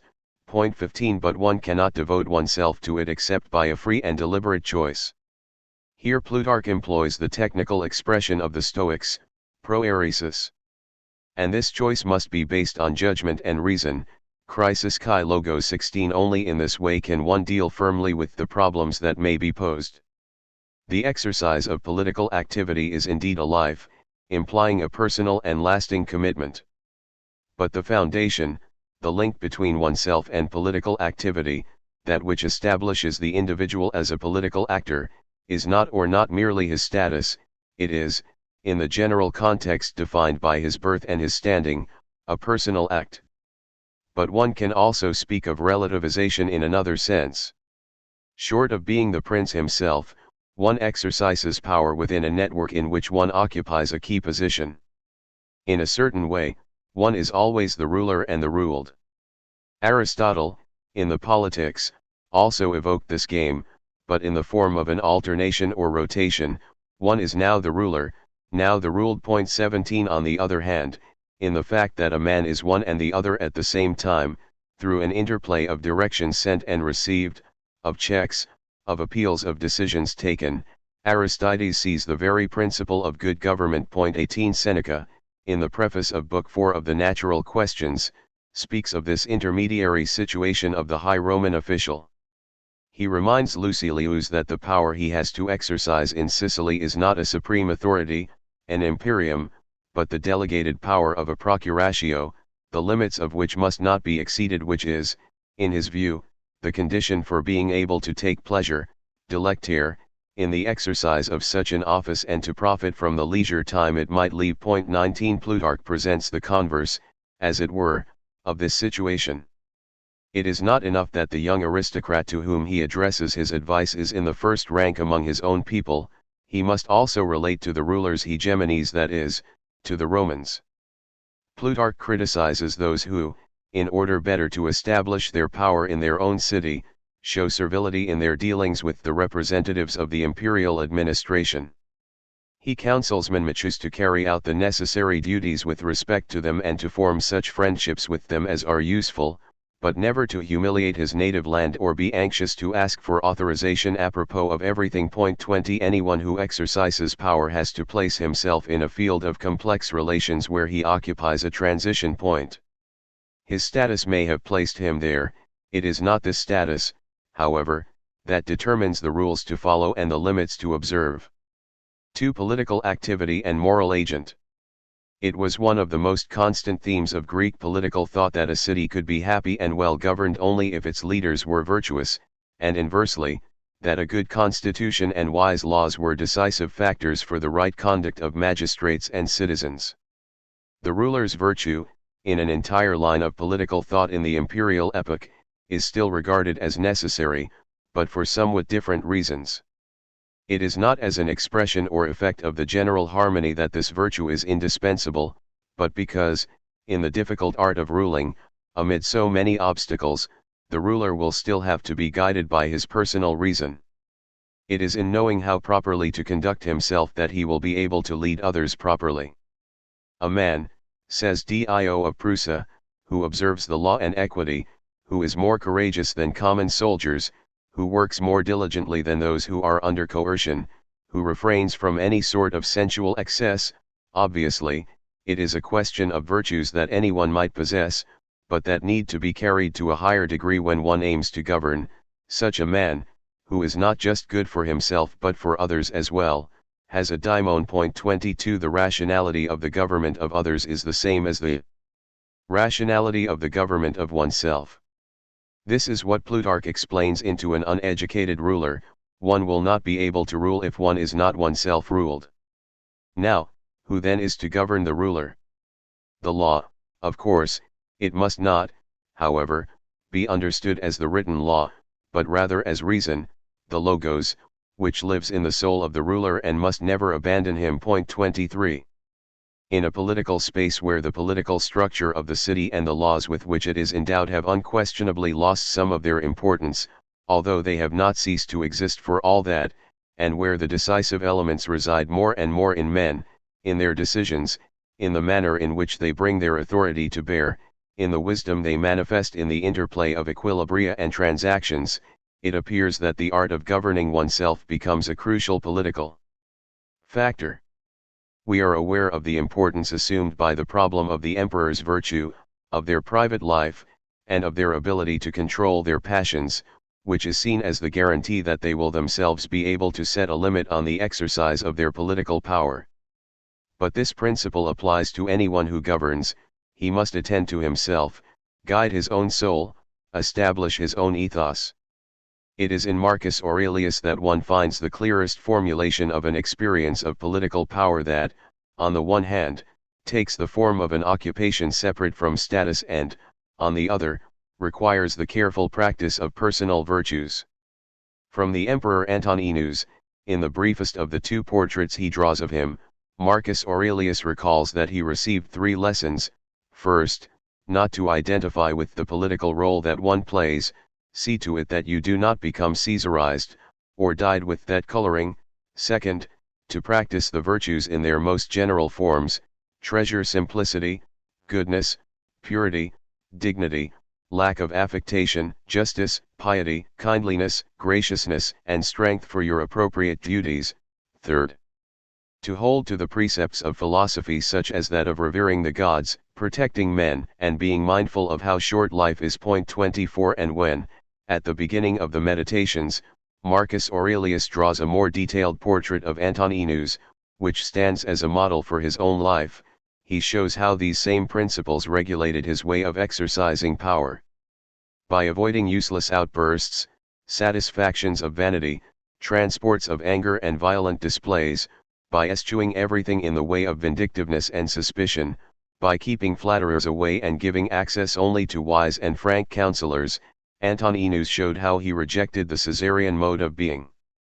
Through his practice of self-restraint, whether it was a matter of food, clothes, sleep, or boys, through the moderate use he made of the comforts of life, through the absence of agitation and the equanimity of his soul, and through the cultivation of friendships without inconstancy or passion, he trained himself in the art of sufficing to himself without losing his serenity. And it was in these conditions that the exercise of imperial responsibilities could appear as the practice of a serious occupation, and one that demanded a good deal of effort, examining matters closely, never leaving a dossier incomplete, not incurring useless expenses, carefully planning one's projects and seeing them through. A whole elaboration of the self by oneself was necessary for these tasks, which would be accomplished all the better because one did not identify in an ostentatious way with the trappings of power. Epictetus, for his part, had set forth the principles that ought to guide an official of relatively high rank in the performance of his tasks. On the one hand, he must fulfill his obligations without regard to his personal life or interests. You have been given a post in an imperial city, and not in some mean place, not for a short time, either, but you are a senator for life. Do you not know that a man in such a post has to give only a little attention to the affairs of his own household, but for most of his time has to be away, in command, or under command, or serving some official, or in the field, or on the judge's bench?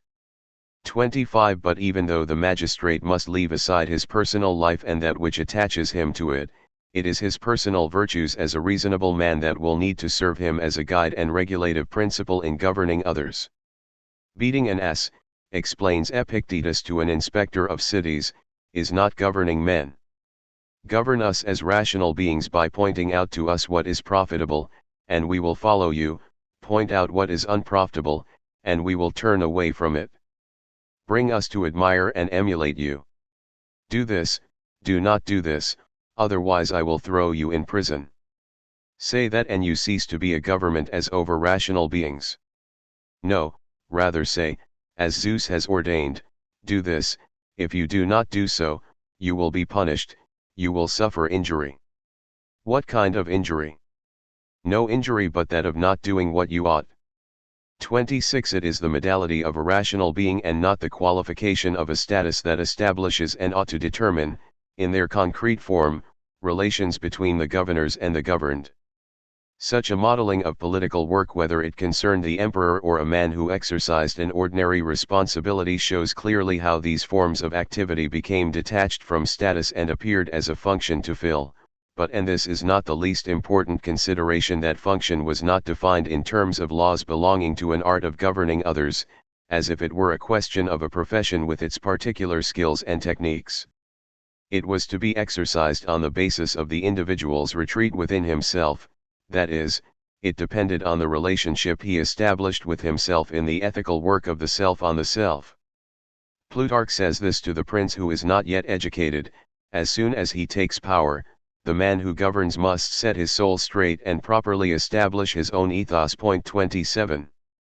3. Political activity and personal destiny. The precariousness of good fortune. Too much success provokes the jealousy of the gods, or the people are fond of withdrawing favors they once granted was clearly a traditional theme of meditation.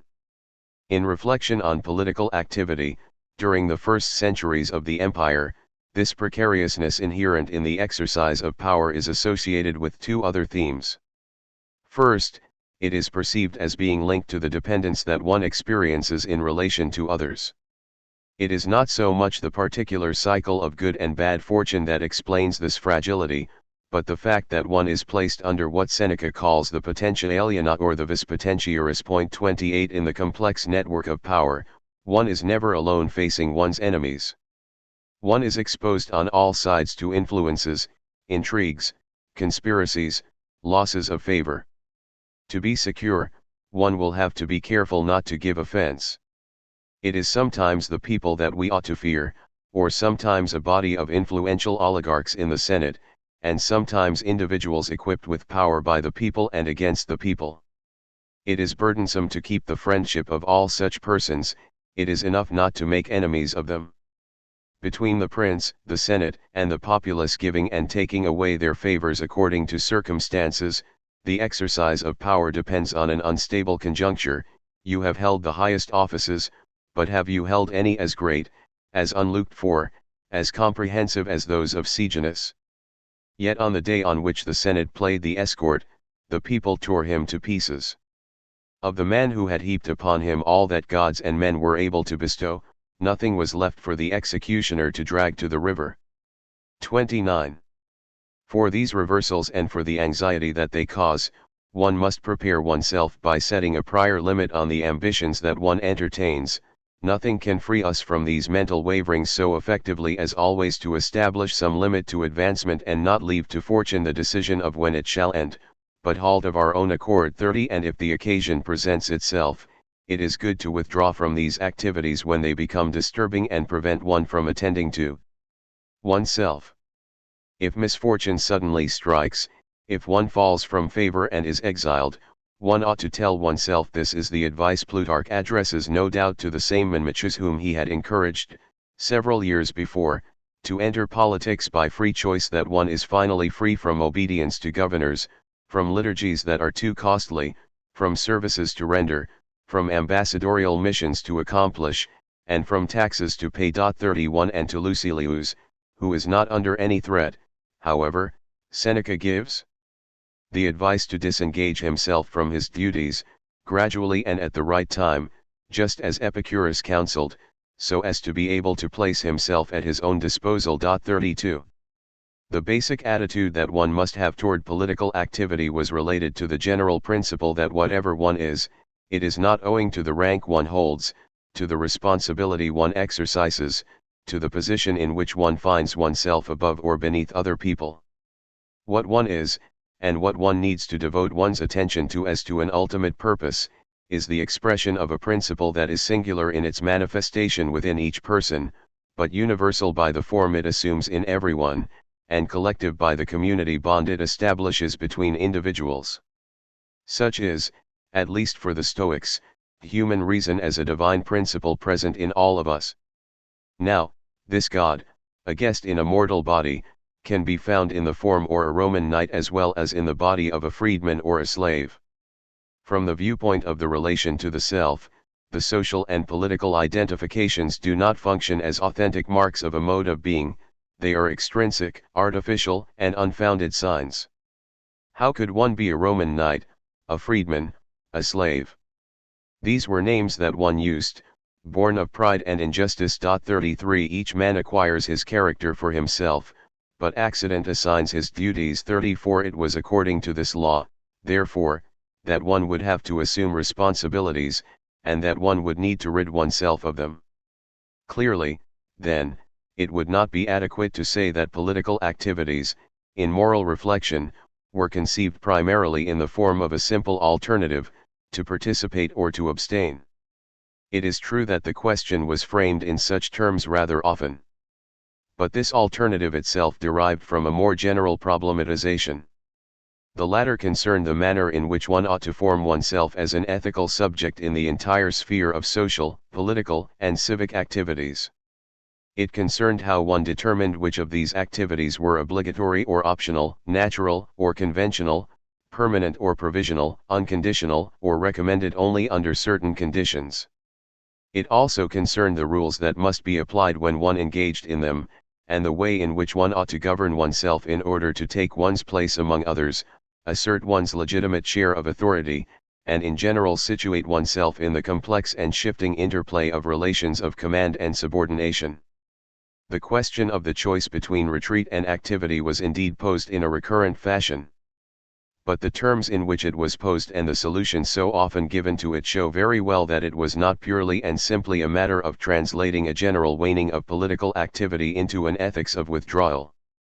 It was a matter of elaborating an ethics that enabled one to constitute oneself as an ethical subject with respect to these social, civic, and political activities, in the different forms they might take and at whatever distance one remained from them. In view of these changes in matrimonial practice and in the political game, one can see how the conditions under which the traditional ethics of self-mastery asserted itself were transformed. Self-mastery had implied a close connection between the superiority one exercised over oneself, the authority one exercised in the context of the household, and the power one exercised in the field of an agonistic society. It was the practice of superiority over oneself that guaranteed the moderate and reasonable use that one could and ought to make of the two other superiorities. Henceforth one was in a world where these relations could no longer operate in the same way. The relation of superiority exercised in the household and over the wife had to be associated with certain forms of reciprocity and equality. As for the agonistic game by which one sought to manifest and ensure one's superiority over others, it had to be integrated into a far more extensive and complex field of power relations. Consequently, the principle of superiority over the self as the ethical core, the general form of heterodoxism, needed to be restructured. Not that it disappeared, but it had to make room for a certain balance between inequality and reciprocity in married life. In social, civic, and political life, it had to bring a certain dissociation into play between power over the self and power over others. The importance given to the problem of oneself, the development of the cultivation of the self in the course of the Hellenistic period, and the apogee it experienced at the beginning of the empire manifested this effort of reelaboration of an ethics of self-mastery.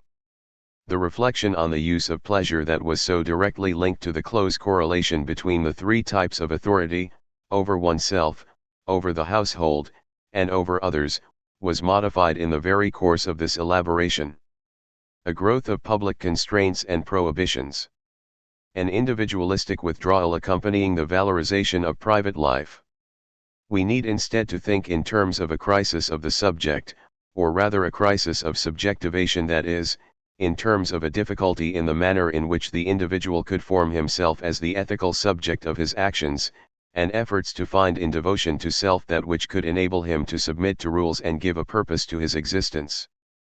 See also the passage in which Plutarch says that one must be able to entrust certain specific tasks to subordinates. 21.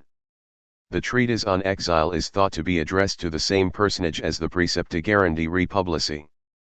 Part 4. The body. It has often been remarked how intense and prevalent was the taste for things medical in the period of the Flavians and the Antonines. Medicine was widely recognized as a practice that was of interest to the public one. It was also recognized as a high form of culture, on the same level as rhetoric and philosophy.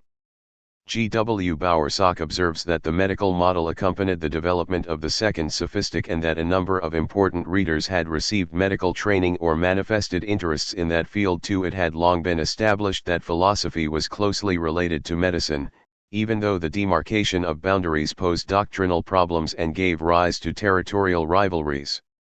In the first lines of Advice about Keeping Well, Plutarch echoes these debates, The physician is wrong, he says, when he claims to be able to do without philosophy, and one would be quite mistaken to reproach philosophers with crossing their own boundaries when they concern themselves with health and its regimen. One must consider, Plutarch concludes, that medicine is in no way inferior to the liberal arts, eleutherei techne, in elegance, distinction, and the satisfaction it yields. To those who study it, it gives access to a knowledge of great importance since it concerns health and the preservation of life. 4. Thus, medicine was not conceived simply as a technique of intervention, relying, in cases of illness, on remedies and operations. It was also supposed to define, in the form of a corpus of knowledge and rules, a way of living, a reflective mode of relation to oneself, to one's body, to food, to wakefulness and sleep, to the various activities, and to the environment. Medicine was expected to propose, in the form of regimen, a voluntary and rational structure of conduct. One of the points of discussion related to the degree and form of dependence that this medically informed life ought to manifest with regard to the authority of physicians. The way in which the latter sometimes took control of their client's existence in order to manage it in the least detail was an object of criticism, for the same reasons as was the spiritual direction practiced by philosophers. And Celsus, as convinced as he was of the high value of regimen medicine, was against subjecting oneself to a physician if one was in good health. The literature of regimen was meant to ensure this self-reliance. It was in order to avoid too frequent consultations because they were not always possible and they were often not desirable that it was necessary to equip oneself with a medical knowledge that one could always use. Such is the advice that Athenaeus gives: acquire when young sufficient knowledge to be able, throughout one's life and in ordinary circumstances, to be one's own health counselor. It is advisable, or rather, necessary, for everyone to learn, among the subjects that are taught, not only the other sciences but also medicine, and to hear the precepts of this art, so that we may often be our own accomplished counselors in matters useful to health, for there is almost no moment of the night or the day when we have no need of medicine. Thus, whether we are walking or sitting, whether we are oiling our body or taking a bath, whether we are eating, drinking, in a word, whatever we may do, during the whole course of life and in the midst of life's diverse occupations, we have need of advice for an employment of this life that is worthwhile and free of inconvenience. Now, it is tiresome and impossible always to consult a physician concerning all these details. 6. One easily recognizes in this passage one of the basic principles of the practice of the self: be equipped with, have ready to hand, a helpful discourse, which one has learned very early, rehearses often, and reflects on regularly. The medical logos was one such discourse, dictating at every moment the correct regimen of life. A reasonable discourse could not unfold without a health practice, hygiene, pragmatia or techne, which constituted the permanent framework of everyday life, as it were, making it possible to know at every moment what was to be done and how to do it. It implied a medical perception of the world, so to speak, or at least a medical perception of the space and circumstances in which one lived. The elements of the milieu were perceived as having positive or negative effects on health. Between the individual and his environs, one imagined a whole web of interferences such that a certain disposition, a certain event, a certain change in things would induce morbid effects in the body. Conversely, a certain weak constitution of the body would be favorably or unfavorably affected by such and such a circumstance. Hence there was a constant and detailed problematization of the environment, a differential valuation of this environment with regard to the body, and a positing of the body as a fragile entity in relation to its surroundings. One can cite as an example the analysis submitted by Antiolus of the different medical variables of a house, its architecture, its orientation, and its interior design. Each element is assigned a dietetic or therapeutic value. A house is a series of compartments that will be harmful or beneficial as regards possible illnesses. Rooms on the ground floor are good for acute illnesses, hemoptyses, and headaches. Upper floor rooms are favorable in cases of pituitary illnesses. Rooms with a southerly exposure are good except for patients who need cooling. Westerly facing rooms are bad, in the morning because they are gloomy, in the evening because they provoke headaches, whitewashed walls are too dazzling, painted walls cause nightmares in those who are delirious due to fever, stone walls are too cold, brick walls are better. Point 7. The different periods of time, days, seasons, ages are also, in the same perspective, bearers of varying medical values. A careful regimen must be able to determine precisely the relations between the calendar and the care that needs to be given to oneself. This is the advice that Athenaeus offers for confronting the winter season. In the city as well as in the house, one should wear thick clothing, one should breathe while keeping a part of one's garment in front of the mouth. As for food, one should choose food that can heat the parts of the body and dissolve the liquids that have been congealed by the cold. Drinks should consist of hydromel, honeyed wine, and white wine, old and sweet smelling. In general, they should be substances capable of drawing out all the excess moisture, but one should reduce the quantity of drink. The dry foods should be easy to prepare, thoroughly worked, well cooked, pure, and should be mixed with fennel and ammi.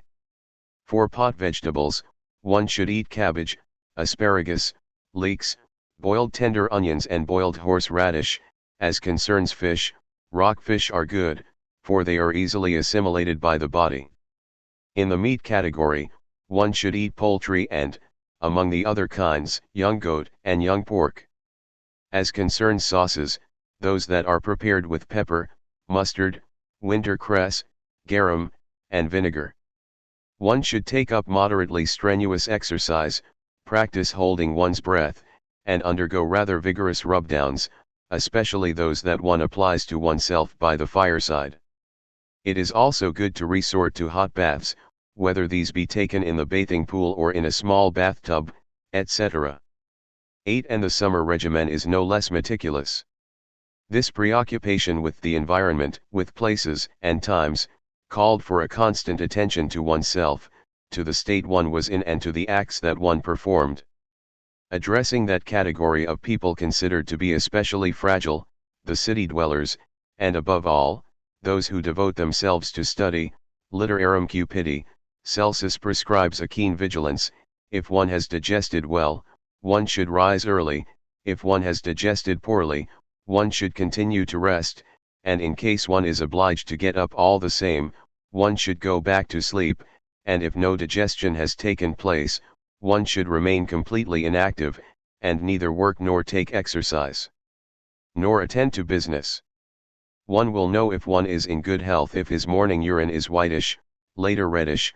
The former indicates that digestion is going on, the latter that digestion is complete.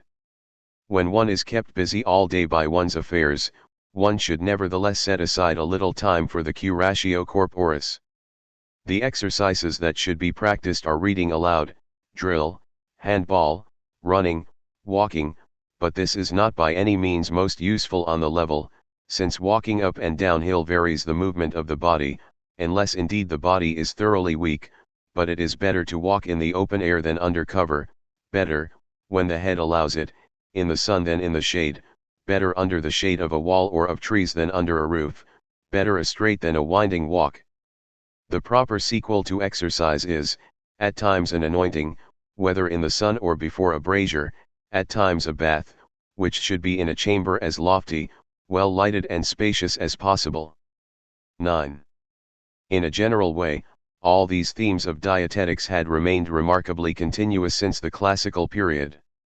It is clear that the general principles stayed the same; at most, they were developed, given more detail, and refined. They suggested a tighter structuring of life, and they solicited a more constantly vigilant attention to the body.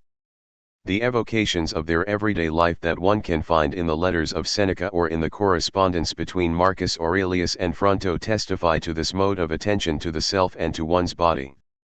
An intensification, much more than a radical change, an increase of apprehension and not a disparagement of the body, a change of scale in the elements to which one needed to direct one's attention and not a different way of perceiving oneself as a physical individual. It was in this overall context, so strongly marked by concern for the body, health, environment, and circumstances, that medicine framed the question of sexual pleasures, the question of their nature and their mechanism, that of their positive and negative value for the organism, that of the regimen to which they ought to be subjected. Point 10. Celsus, in his treatise De Medicina, explains the birth of medicine by the development of the literarum disciplina. Point 3. Celsus, in the preface of his treatise De Medicina, distinguishes one kind of medicine by regimen, vito, another by medicaments, medicamentus, and a third by operations, manu. Those who teach the first, by far the most famous authorities, endeavoring to go more deeply into things, claim for themselves a knowledge of nature. This did not mean that a man in good health needed to subject himself to the physician's authority. Point 5. 1. Galen. 1. Galen's analyses concerning the aphrodisia are situated within the ancient thematic of the relations between death, immortality, and reproduction. For him, as for a whole philosophical tradition, the necessity of the division of the sexes, the intensity of their mutual attraction, and the possibility of generation are rooted in the lack of eternity. This is the general explanation given by the treatise on the usefulness of the parts of the body. Point 1. Nature, doing her work, encountered an obstacle, a sort of intrinsic incompatibility in her task. Her plan, what she strove, ispoudos, to do, was to construct an immortal work. But the substance she had to work with did not permit this. She could not make arteries, nerves, bones, and flesh using an incorruptible material. Galen discerns at the very core of the demiurgic work the demiurgma an internal limit and a kind of failure due to an unavoidable inadequacy between the immortality that was planned and the corruptibility of the material used. The logos that builds the natural order is in a situation rather similar to that of the founder of a city. The latter may very well bring men together to form a community. However, the city will disappear, will fall into oblivion, if one does not discover how to make it endure beyond the death of its first citizens. A means is necessary to surmount this fundamental difficulty. Galen's vocabulary is both insistent and significant. It is a question of finding an aid, of contriving a means, boethia, of discovering an art, techne, of using an enticement, delir, to ensure the salvation and protection of the species. In short, something ingenious, sophisma, is needed. Point 2. To bring her work to its logical conclusion, the demiurge, in creating living beings and giving them a means to reproduce, had to perfect a ruse of the logos that presides over the world, in order to overcome the unavoidable corruptibility of the material of which this very world is made. This ruse brings three elements into play. First, the organs that are given to all animals and are used for fertilization. Next, a capacity for pleasure that is extraordinary and very keen. Lastly, in the soul, the longing, epithumia, to make use of these organs a marvelous, inexpressible, ariton, desire. The sophism of sex does not therefore reside simply in a subtle anatomical arrangement and in carefully planned mechanisms, it also consists in their association with a pleasure and a desire, the singular force of which is even beyond words. To overcome the incompatibility between her plan and the limitations of her materials, nature had to place the principle of a force, an extraordinary dynamis, in the body and soul of the living creature. Hence the wisdom of the demiurgic principle, which, knowing very well the substance of her work and consequently its limits, invented this mechanism of excitement, the sting of desire. Here Galen repeats the traditional image, by which one spoke metaphorically of the uncontrolled vehemence of desire. Point 3, so that, experiencing the sting, even those animals that are incapable of understanding the purpose of nature in her wisdom because they are young, foolish, aphrona, or without reason, alaga, do in fact accomplish it. Point 4, by their intensity the aphrodisia serve a rationality which those who engage in them do not even need to know. 2. The physiology of sexual acts in Galen is still marked by some fundamental traits found in the earlier traditions. In the first place, there is the isomorphism of these acts in the man and the woman. For Galen, it rests on the principle of an identity of the anatomical apparatus in the two sexes. Consider first whichever parts you please, turn outward the woman's, turn inward, so to speak, and fold double the man's, and you will find them the same in both in every respect. 5. He assumes the emission of sperm by the woman as well as by the man, the difference being that the production of this humor is less perfect in the woman and less complete, which explains its minor role in the formation of the embryo. One also finds in Galen the traditional model of the paroxysmal process of excretion that traverses the body, shakes it, and exhausts it. But the analysis he gives of this phenomenon deserves nonetheless to be examined. It has the double effect of linking, very closely, the mechanisms of the sexual act with the organism as a whole, while making it a process in which the individual's health, and possibly his very life, is at risk. At the same time that it inserts the act into a dense and unbroken physiological web, it invests it with a high potential for danger. This is brought out very clearly in what we might call a physiologization of desire and pleasure. Chapter 9 of Book 14 of On the Usefulness of the Parts poses the question, why is a very great pleasure coupled with the exercise of the generative parts? From the outset Galen rejects the idea that the vehemence of desire and the intensity of pleasure could simply have been associated with the sexual act by the will of the creating gods as a means of inciting men to its performance. Galen does not deny that the demiurgic power so arranged things that there would be that intensity which sweeps us along. He means that it was not added in the soul as a supplement, but that it was most certainly planned as an integral consequence of the mechanisms of the body. Desire and pleasure are direct effects of anatomical dispositions and physical processes.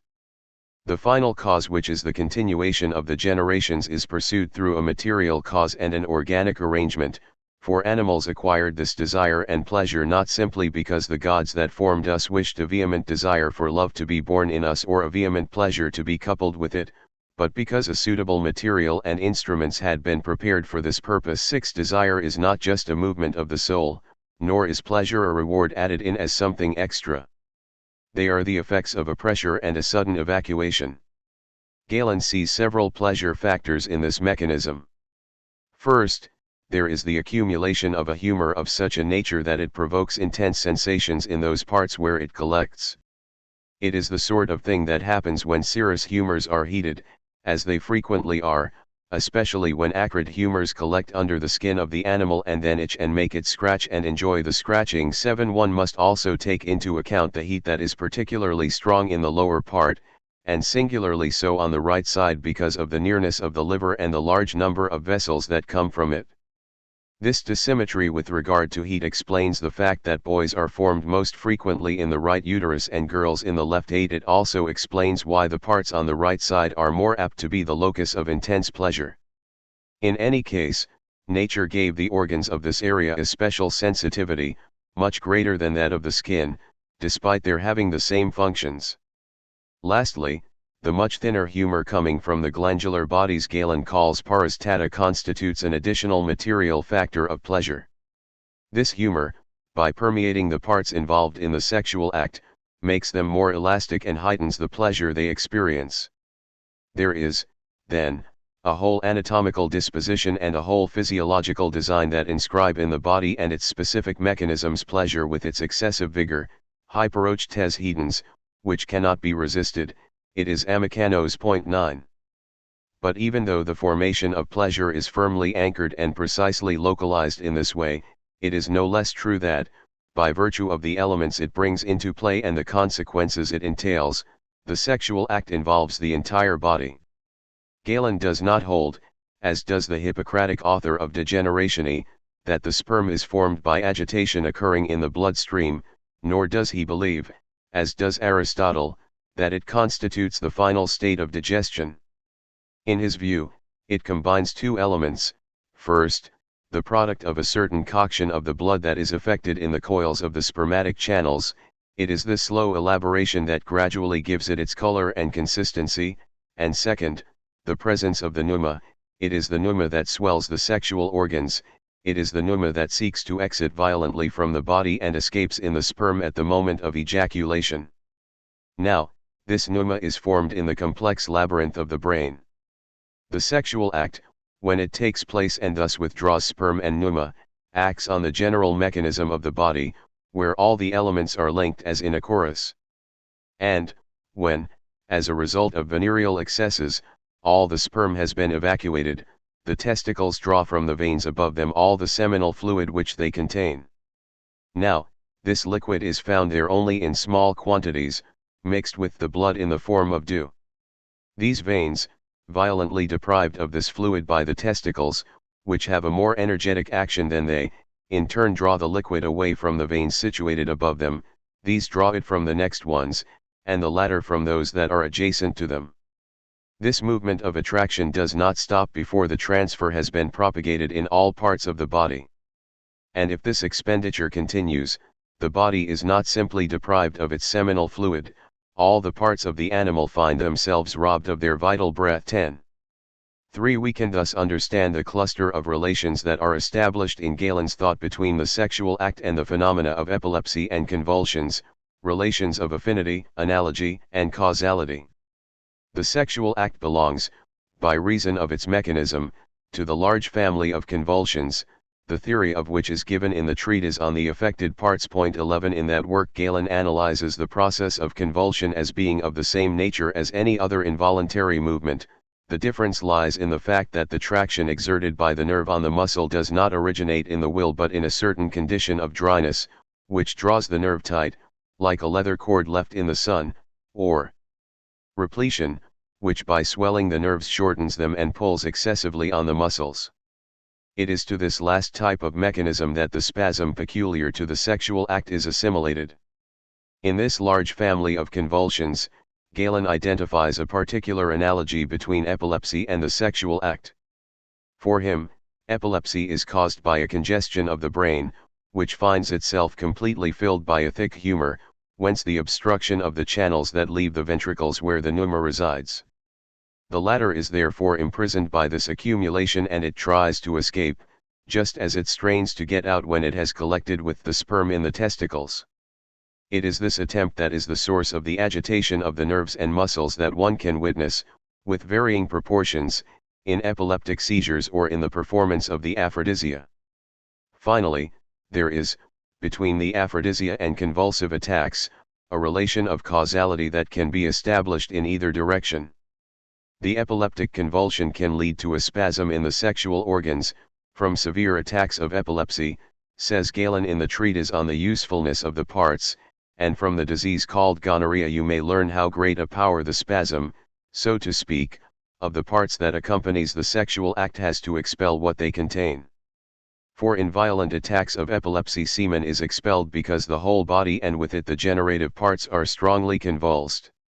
12. Conversely, indulgence in the sexual pleasures at the wrong time can induce illnesses of the convulsive type by causing a gradual drying and an ever greater tension of the nerves. In the great edifice of Galenic theory, the aphrodisia appear to be situated on three successive planes. First, they are firmly anchored in the order of demiurgic providence. They were conceived and positioned at that precise point where the Creator's wisdom came to the rescue of her power, in order to transcend the limits she encountered in death. Second, they are placed within an interplay of complex and constant correlations with the body, both by the precise anatomical location of their processes and by the effects they produce in the overall economy of the pneuma, which ensures the unity of the body. Lastly, they are situated in a vast field of affinity with a group of diseases, within which they maintain relations of analogy and a relationship of cause to effect. A clearly visible thread extends, in Galen's analyses, from a cosmology of reproduction to a pathology of spasmodic excretions. And from the natural foundation of the aphrodisia, it leads to an analysis of the perilous mechanisms that constitute their intrinsic nature and associate them with dread diseases. 2. Are they good? Are they bad? This ambiguity in medical thought concerning the sexual pleasures is not peculiar to Galen, although it is more discernible in him than elsewhere. It characterizes the essential part of what remains of the medical texts of the 1st and 2nd centuries. In reality it is an ambivalence rather than an ambiguity, for what is involved is the interweaving of two antithetical valuations. First, on the positive side, there is the valorization of semen, of sperm, that precious substance which nature, when she designed the human body, took so many precautions in forming. It gathers up all that is powerful in life and transmits it, thereby enabling us to cheat death.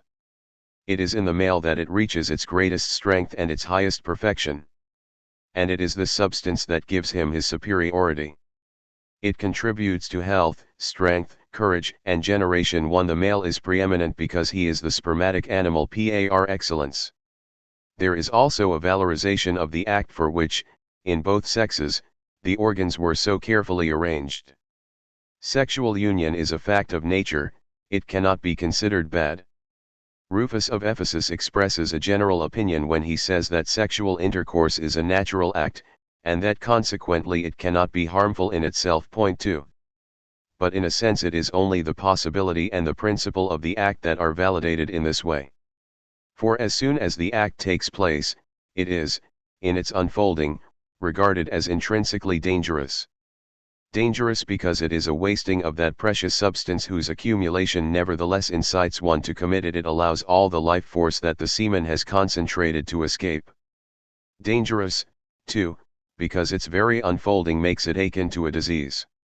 Aretius had a meaningful phrase for this: the sexual act, he said, bears the symbola of epilepsy. 3. Caelius Aurelianus compared, term by term, the unfolding of the sexual act and the development of an epileptic seizure, finding exactly the same phases in both. Various parts are subjected to spasms, and at the same time there occur panting, sweating, rolling of the eyes and flushing of the face, and finally a feeling of malaise along with pallor, weakness, or dejection. For such is the paradox of the sexual pleasures, the high function nature assigned them, the value of the substance they have to transmit, and therefore lose. This is the very thing that relates them to sickness.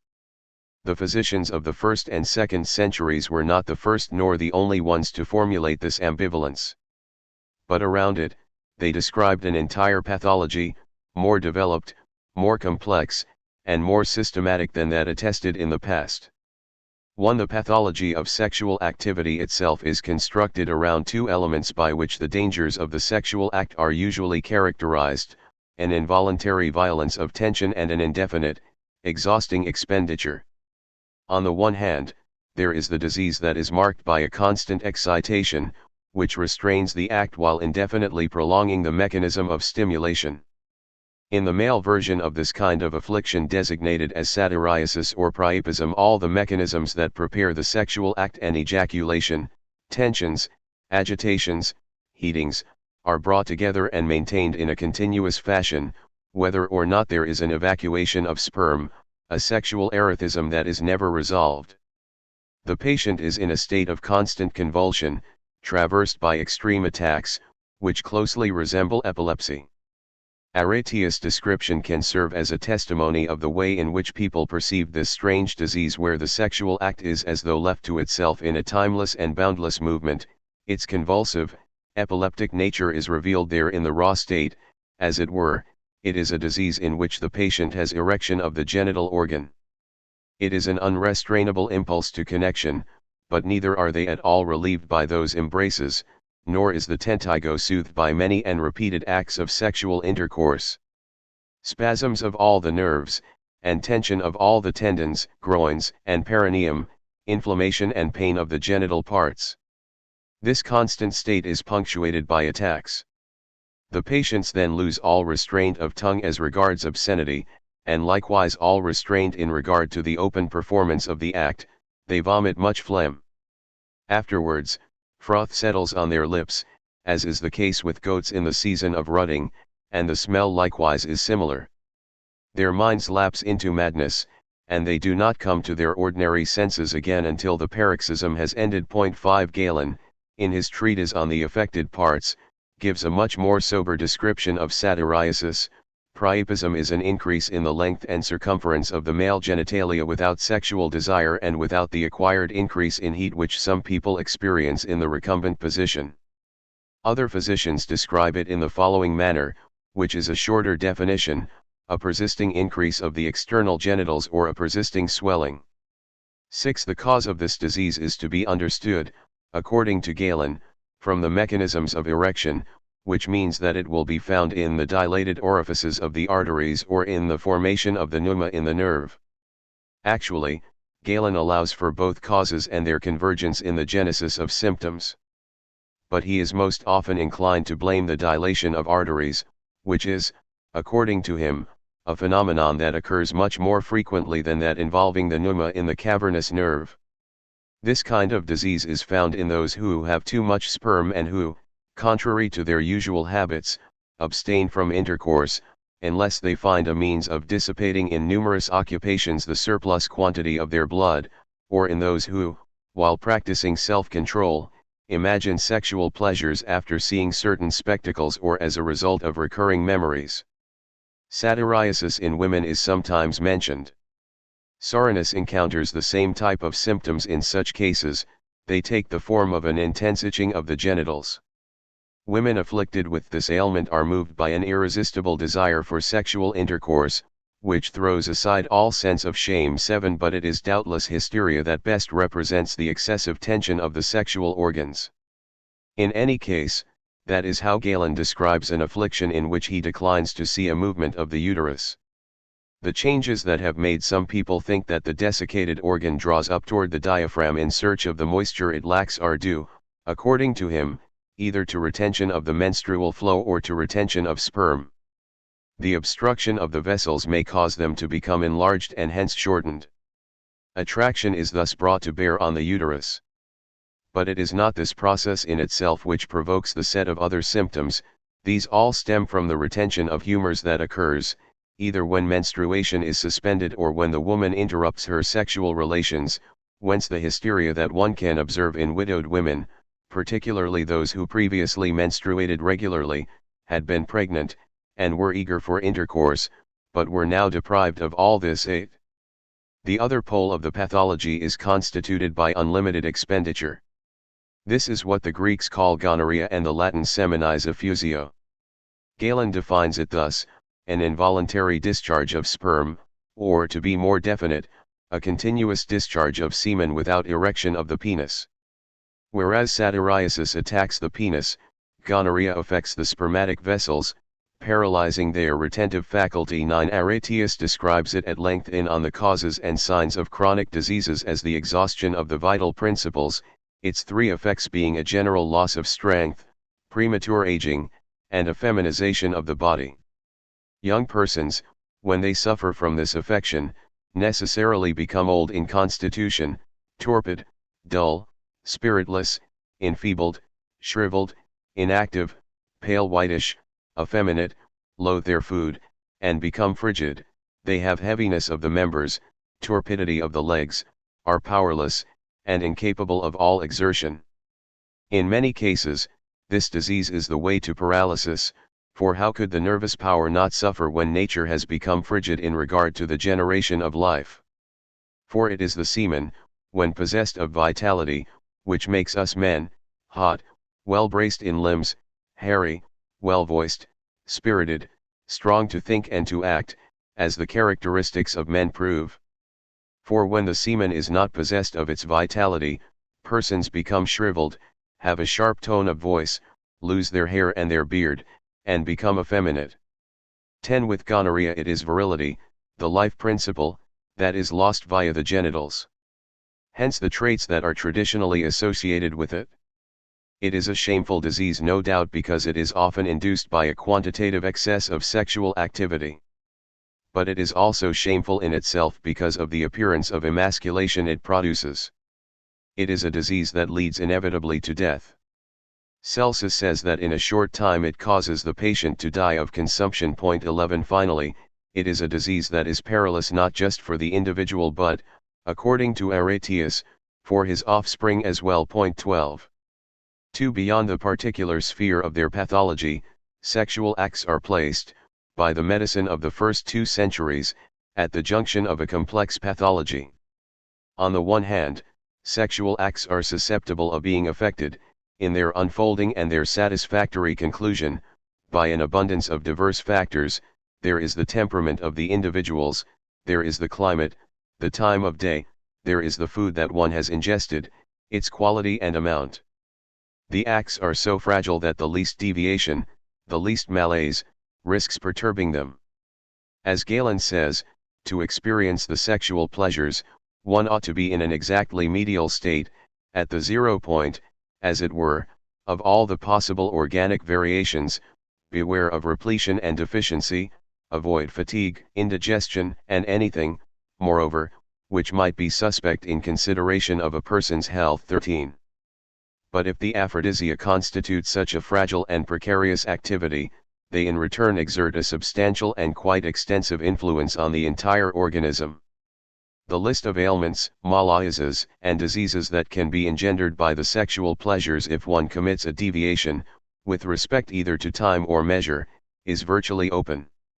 It is not difficult, says Galen, to recognize that sexual relations are fatiguing for the chest, the lungs, the head, and the nerves. 14. Rufus submits a table in which are juxtaposed, as effects of an abuse of sexual relations, digestive disorders, a weakening of sight and hearing, a general weakness of the sense organs, and memory loss, convulsive trembling, pains of the joints, a stabbing pain in the side, aphthia in the mouth, toothaches, inflammation of the throat, spitting of blood, and kidney and bladder diseases. 15. It is concerning hysteria that Galen meets the objection of those who cannot believe that symptoms so numerous, so extensive, and so violent can be due to the retention or alteration of such a small amount of humor, which remains in the body as a result of the suspension of sexual relations.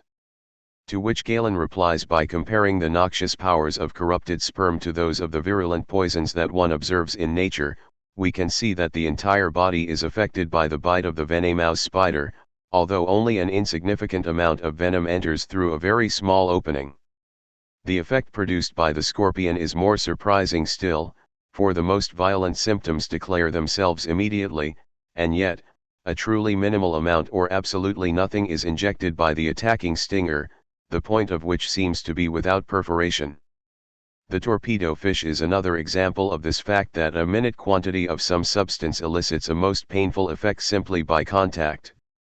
And Galen concludes, when, however, an affection involving our body originates inside and resembles the effect of the administration of a dangerous poison, then it is not astonishing that an abnormally composed semen or an equally abnormal menstrual discharge produces serious symptoms by stagnation or putrefaction in persons susceptible to such diseases.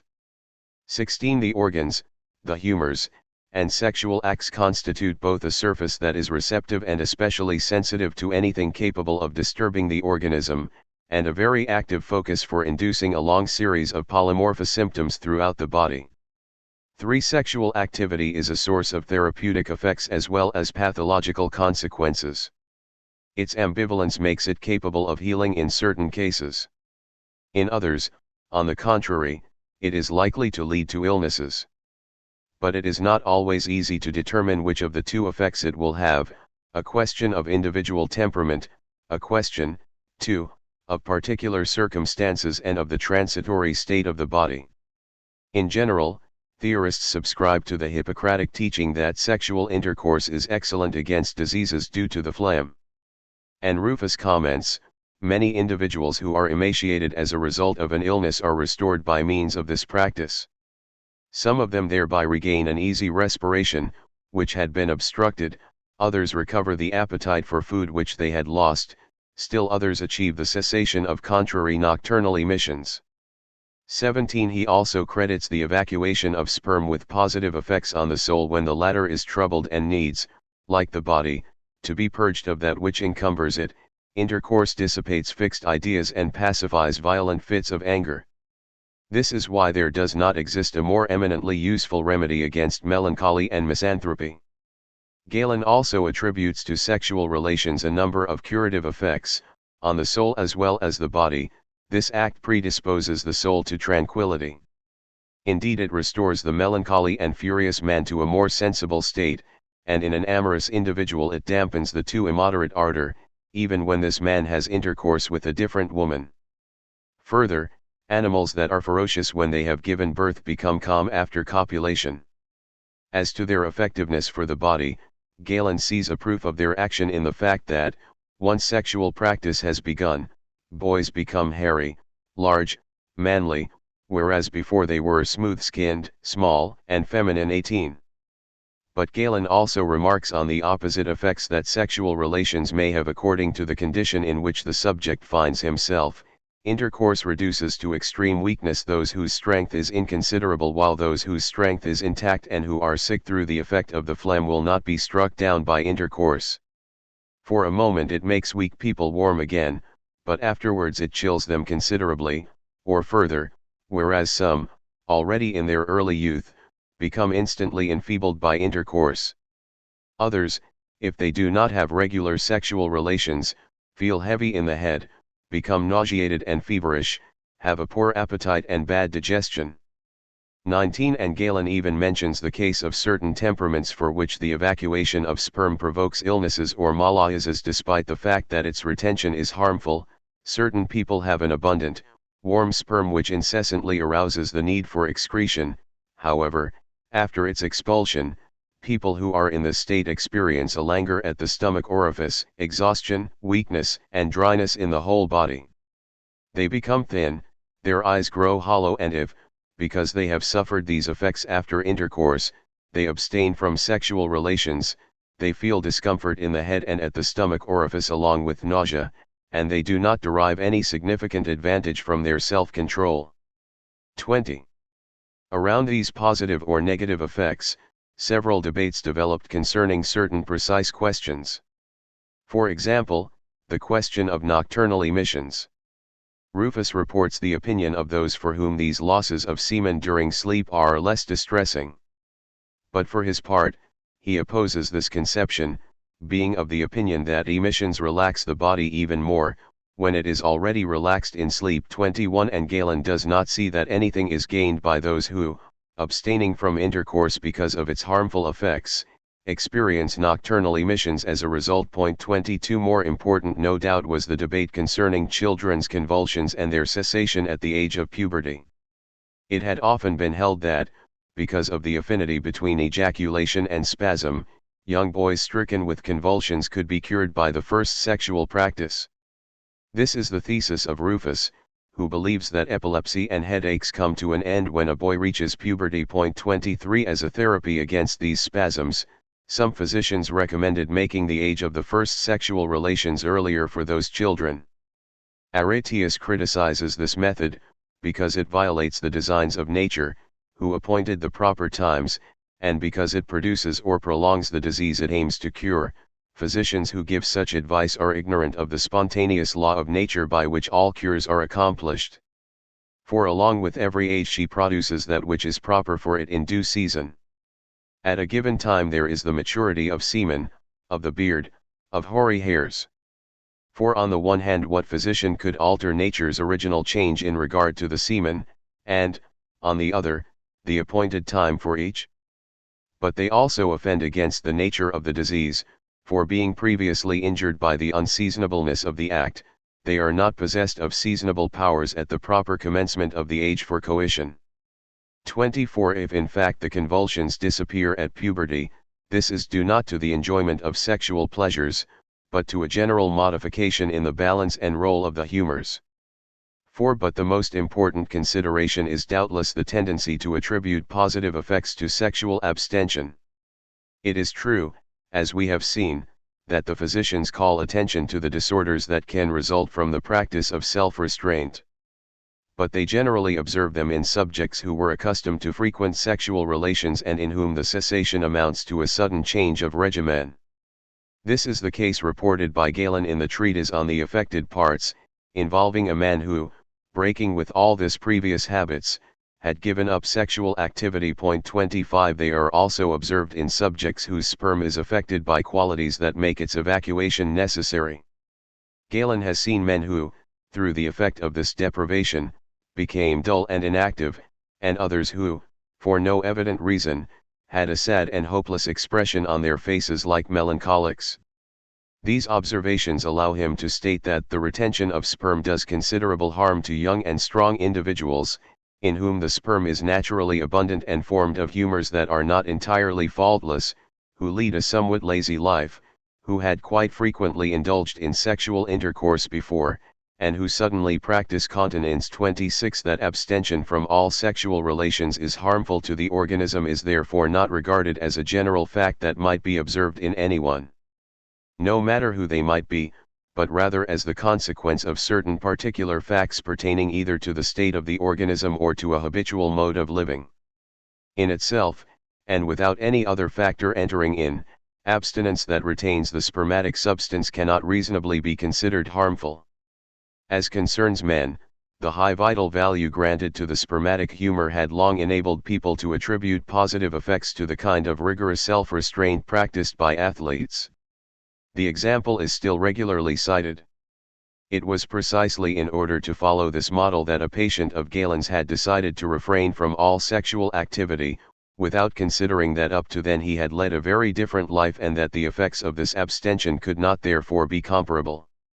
Aretius, describing the beneficial effects of semen, that vivifying humor it makes one manly, courageous, full of fire, robust, it gives a deep tone to the voice and makes one capable of vigorous action, asserts that a self-controlled man who retains his semen thereby becomes bold, daring, and strong as wild beasts. He recalls the example of athletes or animals that are all the more vigorous because they keep their semen, thus, such as are naturally superior in strength, by incontinence acrasia become inferior to their inferiors, while those by nature much their inferiors by continence incratia become superior to their superiors. Critones. 27. On the other hand, the values of abstinence were much less likely to be granted for women, given the fact that they were considered to be socially and physiologically destined for marriage and procreation. Yet Soranus, in his Gynecology, cites the arguments of a debate, which seems to have been important in his day, on the advantages and disadvantages of virginity. Those who criticize it call attention to the diseases that are due to humors that do not flow out and desires that are not extinguished by abstinence. The advocates of virginity point out, to the contrary, that women thereby avert the dangers of childbearing, are unacquainted with desire since they do not know pleasure, and keep within themselves the force that semen possesses. Soranus, for his part, concedes that virginity can have disadvantages. But he observes them for the most part in women who live shut inside the temples and are deprived of the necessary exercises. He contends that as a rule permanent virginity is healthy for both sexes. 28 Hence sexual union would not in his view have any natural justification in the health of individuals, only the obligation to maintain the human race makes its practice necessary.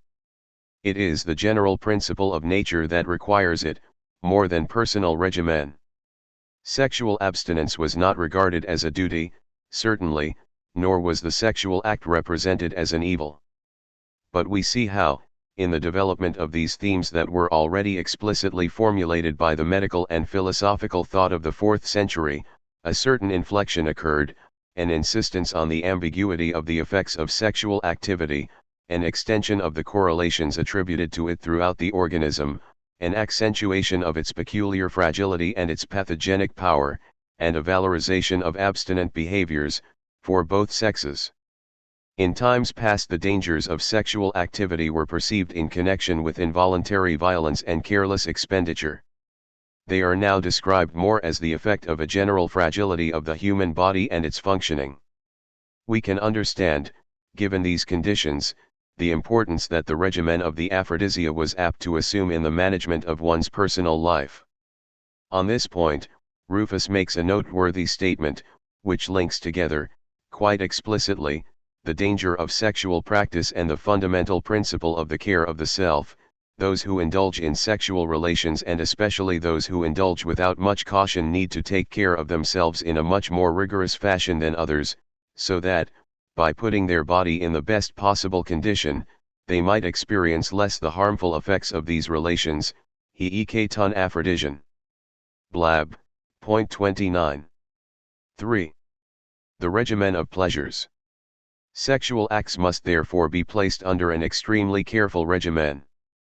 But this regimen is very different from a prescriptive system that would try to define a natural, legitimate, and acceptable form of practice.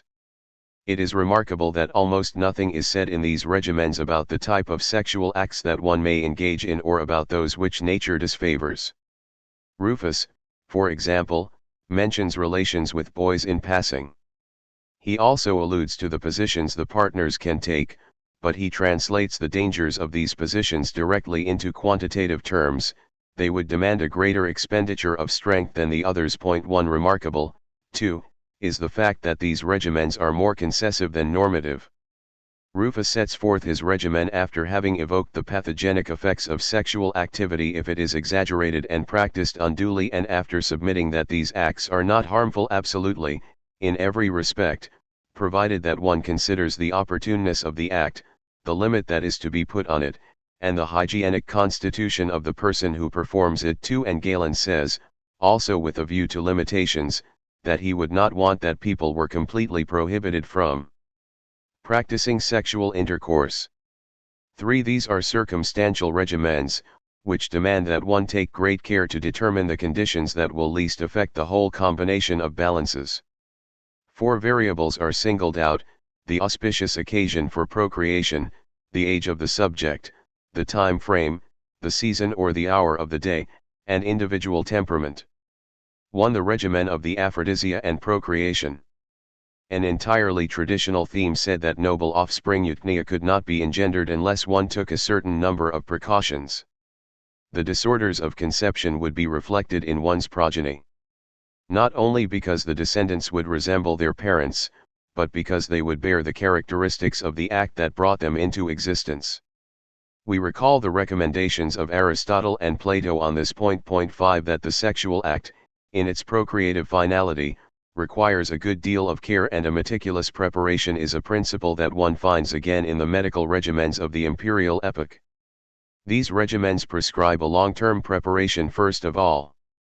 This involves a general conditioning of the body and the soul designed to produce or maintain in the individual the qualities with which the semen will need to be imbued and by which the embryo will need to be marked. One must form oneself as the prior image of the child one wishes to have. A passage from Athenaeus, cited by Oribasius, is very explicit on this point: those who intend to beget children must have body and soul in the best possible condition. In other words, the soul must be tranquil and completely free of pain, of worries accompanied by fatigue, and of any other affliction, and the body must be healthy and not spoiled in any way. Point 6 An immediate preparation is necessary as well, a period of restraint during which the sperm accumulates and gathers strength, while the urge acquires the necessary intensity. Too frequent sexual relations prevent the sperm from reaching the degree of elaboration at which it becomes fully potent. A rather strict alimentary diet is recommended: no food that is too hot or too moist, just a light meal which will give the impetus towards coitus, and which should not be overloaded with too many ingredients, no indigestion, no drunkenness, in short, a general purification of the body that will ensure the quietude necessary to the sexual function.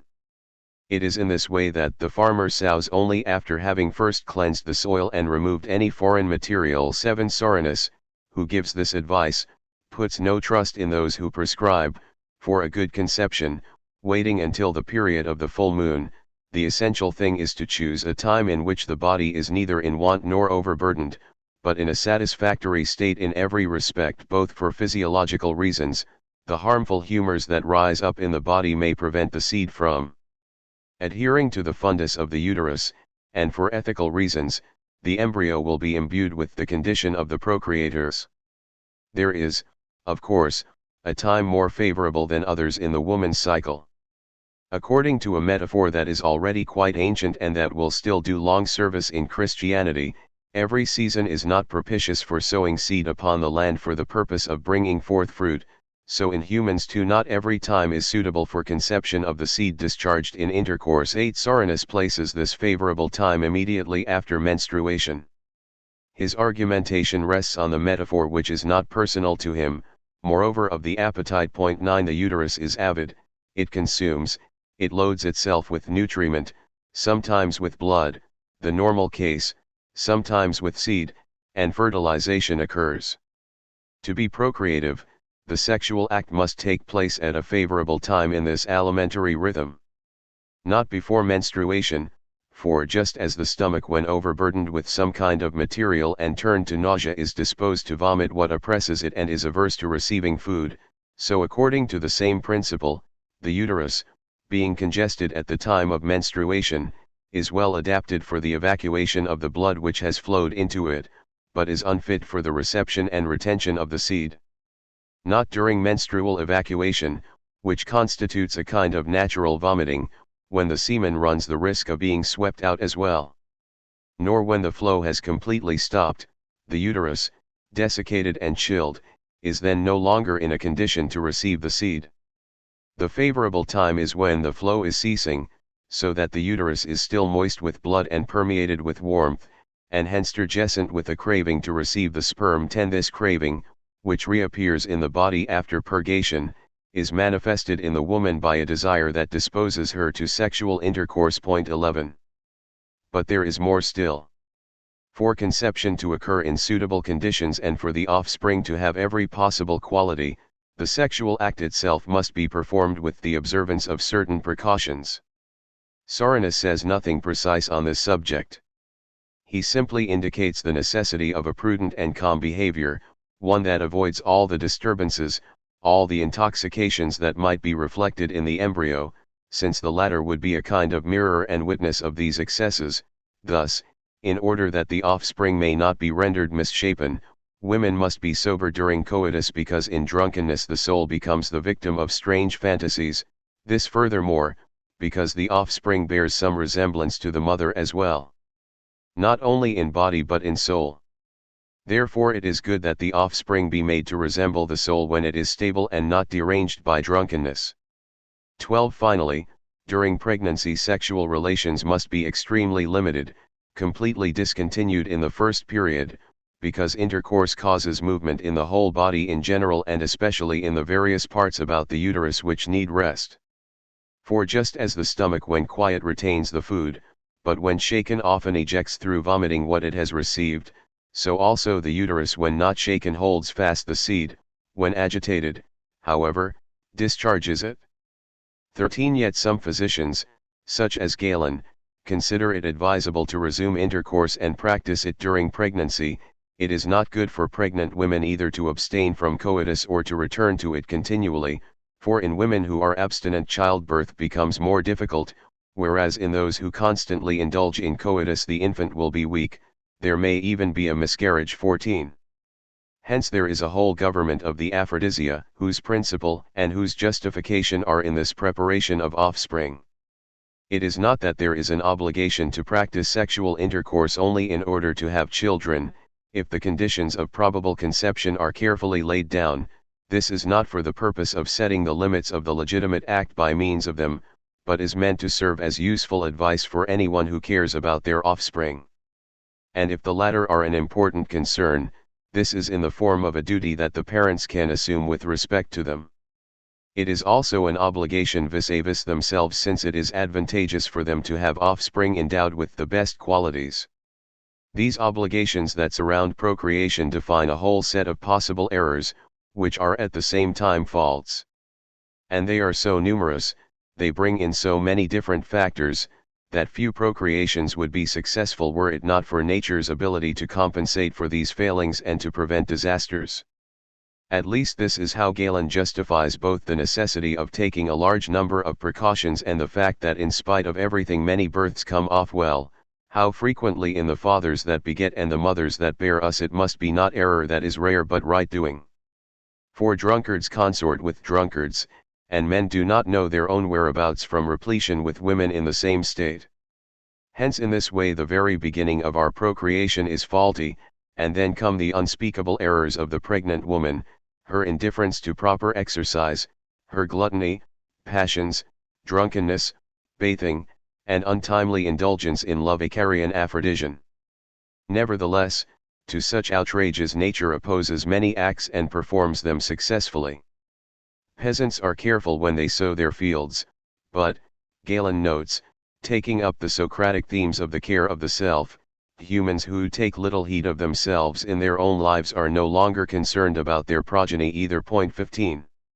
To the age of the subject. The practice of the aphrodisia must neither be continued too long nor begun too early. Sexual intercourse when one is old is dangerous, it exhausts a body no longer capable of reconstituting the elements that were withdrawn from it. 16 But it is also harmful when one is too young. It arrests growth and disturbs the development of the signs of puberty, which are the result of the body's development of the seminal elements. Nothing hinders the progress of the soul and the body as does a premature and excessive practice of sexual intercourse. 17 And Galen, many young people are attacked by incurable diseases due to sexual relations because they insisted on violating the time prescribed by nature. 18 What is this prescribed time?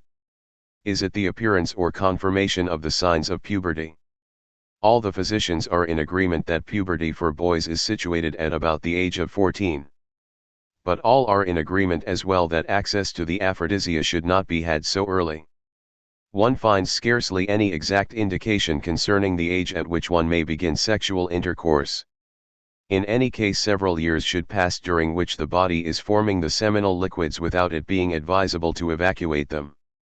Whence the necessity of a specific regimen designed to ensure the self-control of adolescence. The physicians prescribe, in keeping with tradition, a life of intense physical exercise. Thus Athenaeus, since the production of sperm begins at that age 14 and since young people have very strong cravings which incite them to sexual intercourse, physical exercises should be very numerous, so that tiring the body and the soul very quickly, they may repress their desires from the beginning. 19. The problem for girls is a little different. The practice of early marriage doubtless caused people to concede that the first sexual relations and childbearing could occur as soon as menstruation was regularly established. 20 This is the opinion of Soranus, who advises reliance on organic criteria in setting the age for marriage and not on the desires of the girls themselves. Depending on education, these desires can awaken before the body is ready, since the female conceives seed into the substance of a living being. There is a danger when the body of the woman has not reached the maturity necessary to this function, so it is good that she remain a virgin until menstruation has been established spontaneously. 21 Other physicians envisage a much later date. Thus Rufus of Ephesus considers that a pregnancy before the age of 18 risks being unfavorable to mother and child alike. He recalls that this is the age recommended long ago by Hesiod, and he points out that this age quite late in the eyes of some did not have, in a former time, the drawbacks that it may have subsequently assumed. In those days, women led a life just as active as men. It is overeating and idleness that cause problems in unmarried girls, making it desirable for them to have sexual relations, which may facilitate the menstrual flow. The solution Rufus suggests, then, is a relatively late marriage, at about 18, but a marriage prepared for by a whole regimen that ought to accompany the life of the young girl even before puberty.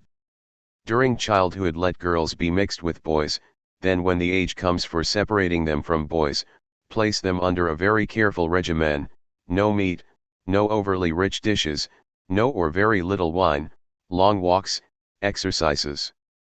It must be kept in mind that idleness is for them the most harmful thing of all, and that it is advantageous to have the exercises be a means of putting warmth into movement and of reheating the habit of the body, but in such a manner that they remain women and do not take on a masculine character.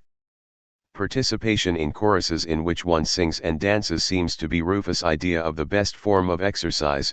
Choruses were not invented just for honoring the deity, but also in view of health. 22. 3. The favorable time. The kairos of the sexual act is the topic of many discussions. As concerns the larger time frame, the traditional calendar is taken more or less for granted. Winter and spring are the best seasons, autumn is accepted by some, rejected by others. In a general way, it is thought that one should abstain, as much as possible, during the summer. 23. On the other hand, determining the right hour of the day requires that a variety of factors be taken into account. In addition to the religious considerations that Plutarch mentions in one of his table talks 24, the question of the right time is linked to that of exercise, eating, and digestion. It is best not to let sexual intercourse be preceded by exercises that are too strenuous, which divert to other parts of the body the resources it needs. Inversely, baths and rub-downs are recommended after love-making. It is not good to practice the aphrodisia before meals, when one is hungry, because under these conditions the act is not tiring but it loses some of its force. 25 But, on the other hand, one must avoid copious meals and excessive quantities of drink. The time of digestion is always harmful, that is why coitus in the middle of the night is deceptive, because then the food is not yet elaborated. The same is true of coitus that one has early in the morning, because there still may be ill-digested food in the stomach and because all the superfluities have not yet been evacuated through the urine and the feces. 26 So that, all things considered, it is after a moderate meal and before sleep or possibly before the afternoon nap that the time will be most favorable for sexual intercourse. According to Rufus, nature herself indicated her preference for this time by giving the body its strongest excitation then. Furthermore, if one wishes to have children, it is appropriate that the man engage in sexual intercourse after having eaten and drunk to satisfaction, whereas the woman ought to follow a less invigorating diet. Indeed, it is necessary that the one give and the other receive. 27 Galen is of the same opinion. He recommends that time when one is going to sleep, after having enjoyed a solid meal but one that does not cause discomfort. In this way the food is sufficient to nourish and strengthen the body, and sleep allows one to repair the fatigue. Further, this is the best moment for conceiving children because the woman retains the sperm better while sleeping. Finally, this is in fact the hour for which nature herself indicates her preference by giving rise then to desire. 28. For individual temperaments. Rufus posits as a general principle that the natures most suited for coition are those which are more or less hot and moist. In return, sexual activity is rather unfavorable for constitutions that are cold and dry. Thus, in order to maintain or restore the warm moisture needed in the aphrodisia, it is good to adopt an entire complex and continuous regimen of suitable exercise and proper nourishment around sexual activity, and in order to preserve the balance it risks upsetting, one must keep to a whole mode of living. It is helpful to drink pale red wine, to eat oven bread made from bran. Its moisture is useful for preparation and regulation, to consume, in the meat category, young goat, lamb, hen, grouse, partridge, goose, duck, in the seafood category, octopus and mollusks together with turnips, broad beans, green beans, chickpeas, for their heat, and grapes, for their moisture. As for the activities to which one should resort, they include excursions, on foot or horseback, and running, but neither too fast nor too slow, but no violent exercises, no gesticulation as in javelin throwing, which diverts the nutritive material to other parts of the body, no excessively hot baths, no heating and cooling off, no strenuous work. One should also avoid anything that would contribute to tiring the body, anger, joy that is too great, and pain. 30. Rufus also notes that the standing position is tiring. Note, however, in Celsus, a moderate judgment, coition is neither to be desired overmuch, nor overmuch to be feared for. It may be added that for Celsus, night is preferable but care should be taken that by day it not be immediately followed by a meal, and at night not immediately followed by work and wakefulness. 29. 4. The work of the soul.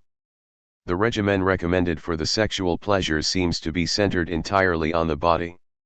Its condition, its balances, its ailments, the general or transitory dispositions in which it finds itself, function as the principal variables that ought to determine behavior.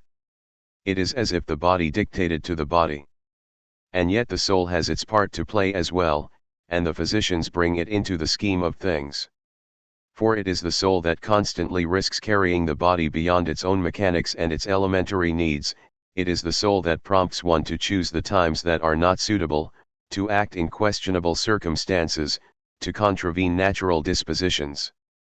If humans need a regimen that takes into account, with such meticulousness, all the elements of physiology, this is because they always tend to be led astray by their imaginings, their passions, and their loves. Even the proper age for beginning sexual intercourse gets confused in girls and boys alike. Education and habits can cause desire to appear at the wrong time. 1. The reasonable soul thus has a dual role to play. it needs to assign a regimen for the body that is actually determined by the latter's nature, its tensions, the condition and circumstances in which it finds itself.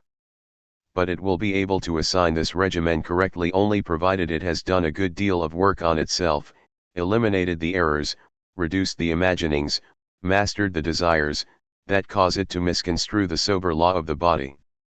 Athenaeus, on whom the Stoic influence is considerable, defines very clearly this labor of the soul on itself as a requisite condition of the good physical regimen. What adults need is a complete regimen of the soul and the body, to try and calm its impulses horme, and to achieve a condition in which our desires prothumia do not exceed our own particular powers. This regimen does not require that one institute a struggle of the soul against the body, nor even that one establish means by which the soul might defend itself from the body. Rather, it is a matter of the soul's correcting itself in order to be able to guide the body according to a law which is that of the body itself. This work is described by the physicians in reference to three elements by which the subject risks being carried beyond the actual necessities of the organism: the movement of desire, the presence of images, the attachment to pleasure. A. In the medical regimen, it is not a question of eliminating desire. Nature herself placed it in all the animal species as a spur for exciting both sexes and for attracting them to one another. Nothing would be more unnatural, therefore, nothing more harmful than to seek to have the aphrodisia escape the natural force of desire. One must never, out of a spirit of debauchery or in order to circumvent the lost vigor of age, try to force nature.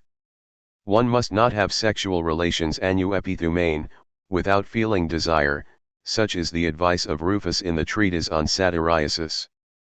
But this desire is twofold: it appears in the body and it appears in the soul. The problem of regimen consists in bringing about an exact correlation of the two manifestations. One must take care that, in the body and in the soul, its movements are coordinated and adjusted as precisely as possible. Rufus makes a noteworthy pronouncement in this regard: it is best that the man indulge in sexual intercourse when he is pressed at the same time by the soul's desire and the body's need. 3. It sometimes happens that this natural correlation is jeopardized through the action of the body itself. The body loses control of itself, as it were. Nothing in the soul corresponds to its excitation. It gives way to a kind of pure convulsion.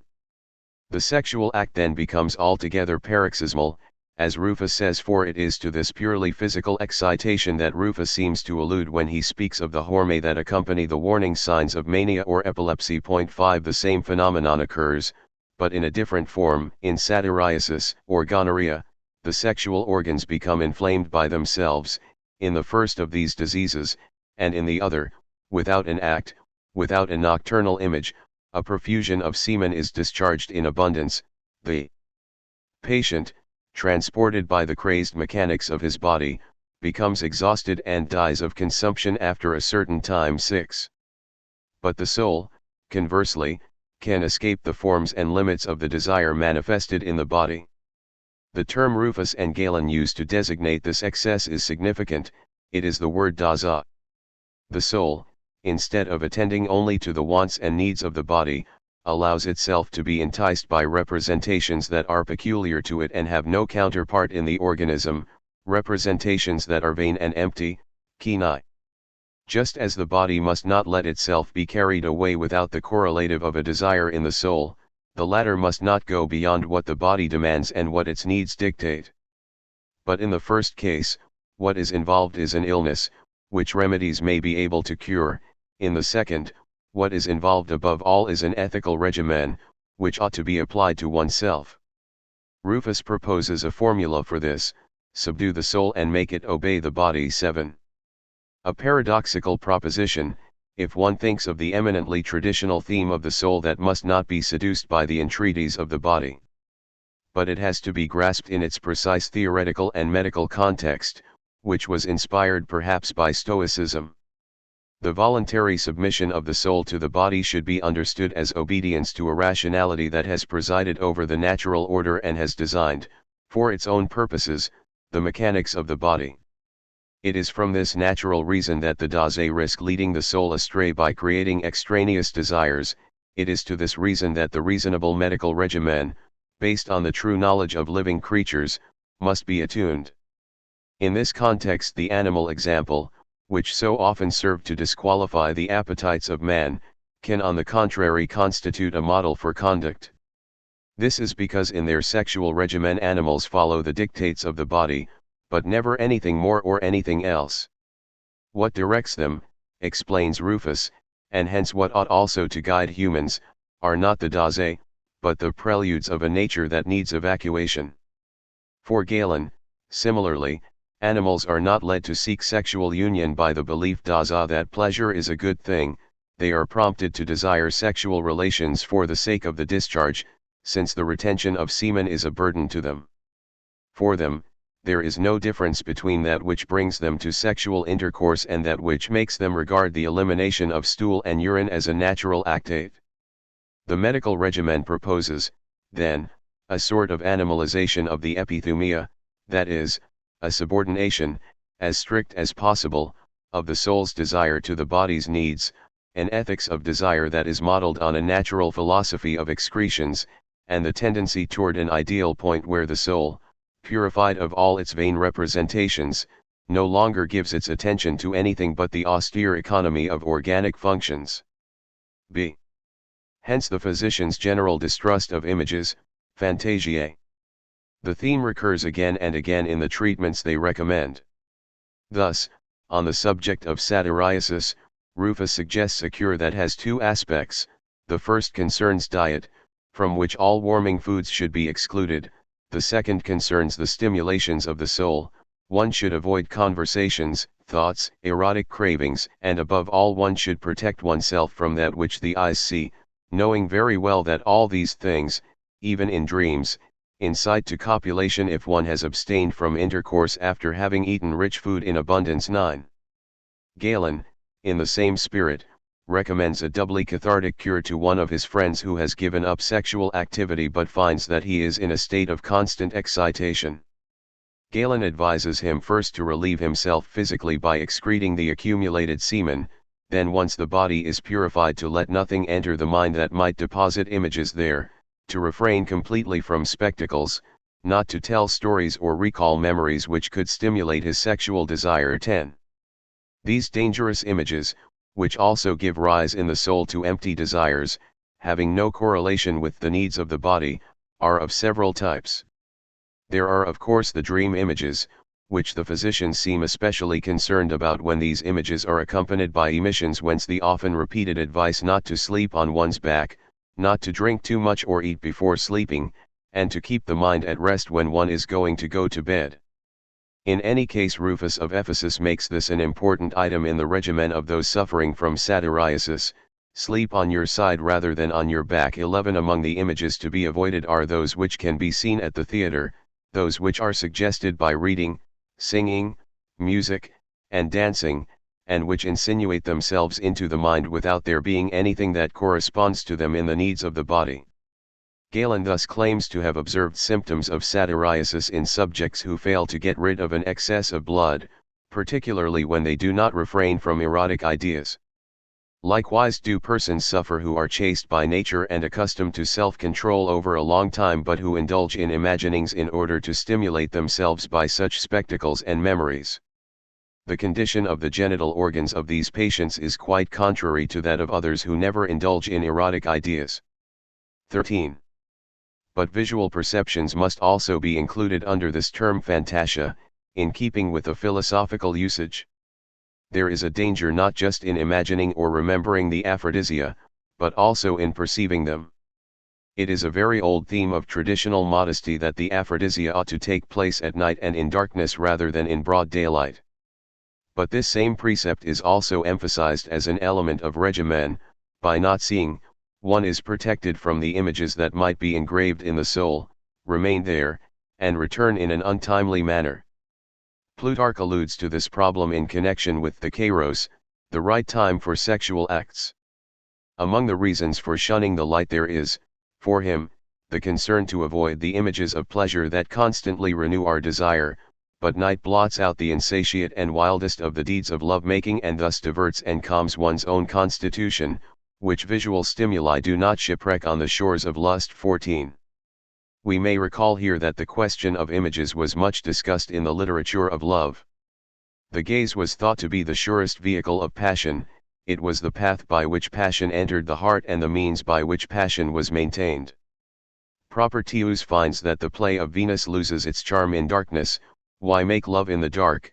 Naked Endymion won the love of Phoebus' sister and held in his arms the goddess naked. 15 By the same token, the gaze, light, and image were considered dangerous. Dangerous as far as strict morals were concerned. The same Propertius believes that immodesty spread when images were introduced into people's houses. 16 Dangerous as well for love itself, which could be wounded by the unloveliness of the images. Ovid recommends prudence to anyone who wishes to preserve their love. Don't let the light pour in, with all the windows wide open it is more fitting to keep much of your body concealed. 17 And for the same reason, the cruel image can be an excellent means of protecting oneself against passion or even a means of ridding oneself of it. When one wishes to free oneself of a love there is nothing so effective, says Ovid in the Remedies for Love, as to let the light in when it is time for sex. The body's defects, together with the stains and the mess, will be imprinted on the mind, giving rise to disgust. It is also good, when one is trying to get free of one's mistress, to surprise her early in the morning amid the disorder of the dressing table. 18 There is a whole technique of the image, which can be organized for and against love. Moreover, the struggle against internal or external images will be one of the most constant aspects of sexual ethics from the end of antiquity onward. See, there remains the pleasure inscribed by nature in the process of the aphrodisia. Can one eliminate it, or arrange not to feel it? This is out of the question, seeing that pleasure is tied directly to the movements of the body and the mechanisms of retention and erection. However, Galen believes that one can prevent this pleasure from becoming an element of excess in the economy of the aphrodisia. The approach he recommends is clearly Stoic. It is a matter of considering pleasure as nothing more than the accompaniment of the act. It must never be taken as a reason to accomplish the act. That pleasure is a good thing is, as we have seen, for Galen, a daza that animals do not have, which ensures that their behavior will have a natural limit. On the other hand, those humans who have such an opinion run the risk of pursuing the aphrodisia for the pleasure they provide. Consequently, they are liable to become attached to them and always to want to repeat them. For a reasonable regimen, the task therefore is to elide pleasure as a sought-after object, to indulge in the aphrodisia independently of the attraction of pleasure and as if it did not exist. The only goal that reason should set itself is the one indicated by the state of the body, according to its own purgative requirements. It is evident that chaste persons to sophronas do not indulge in sexual intercourse for pleasure, but with the intention to relieve this urge, as if this were not associated with pleasure. This is precisely the lesson that Galen derives from the famous gesture of Diogenes. Without even waiting for the prostitute whom he had asked to come, the philosopher rid himself of the humor that inconvenienced him. In doing this, he wished, according to Galen, to discharge his sperm without seeking the pleasure that accompanies that emission. 19. We may note in passing the very modest place that masturbation and the solitary pleasures occupied in these medical regimens, as was generally the case in all the moral reflections of the Greeks and the Romans concerning sexual activity. When masturbation appears, which is rather rare, it is in a positive form, an act of natural elimination, which has the value both of a philosophical lesson and a necessary remedy. One thinks of Dio of Prusa reporting how Diogenes jokingly praised the act he performed in public, an act that, done in time, would have made the Trojan War unnecessary, an act nature herself recommends to us through the example of the fish, a reasonable act, for it depends on us alone, just as we have no need of anyone to scratch our leg for us, an act, finally, for which we are indebted to the gods, for it was they who showed us how, Hermes in particular, who taught the trick to Pan. Hopelessly in love with the inaccessible Echo. And the shepherds seem to have learned it subsequently from Pan. 20 It is an act of nature herself, one that, without recourse to passions and artifices and in complete independence, corresponds strictly to need. In Western literature beginning with Christian monasticism, masturbation remains associated with the chimera of the imagination and its dangers. It is the very form of unnatural pleasure that humans invented in order to exceed the limits assigned to them. In a medical ethics anxious, like that of the first centuries of our era, to gear sexual activity to the basic needs of the body, the act of solitary purgation constitutes the barest form of the uselessness of desire, images, and pleasure. One, however meticulous and complex these regimens of activity may be, we must not exaggerate their relative importance. The place they are allocated is limited in comparison with the other regimens, particularly in comparison with the dietary regimen. When, in the 5th century, Oribasius comes to edit his great collection of medical texts, he will devote 4 entire books to the qualities, disadvantages, dangers, and virtues of the different possible foods and to the conditions in which one should and should not consume them. He will give only 2 paragraphs to sexual regimen, citing a text by Rufus, another by Galen. One may think that this limitation reflects, more than anything else, an attitude characteristic of Oribasius and his epoch. But it is a trait manifested by all Greek and Roman medicine to accord much more space to the dietetics of alimentation than to that of sex. For this medicine, the thing that matters is eating and drinking. A whole development evident in Christian monasticism will be necessary before the preoccupation with sex will begin to match the preoccupation with food. But alimentary abstentions and fasts will long remain fundamental.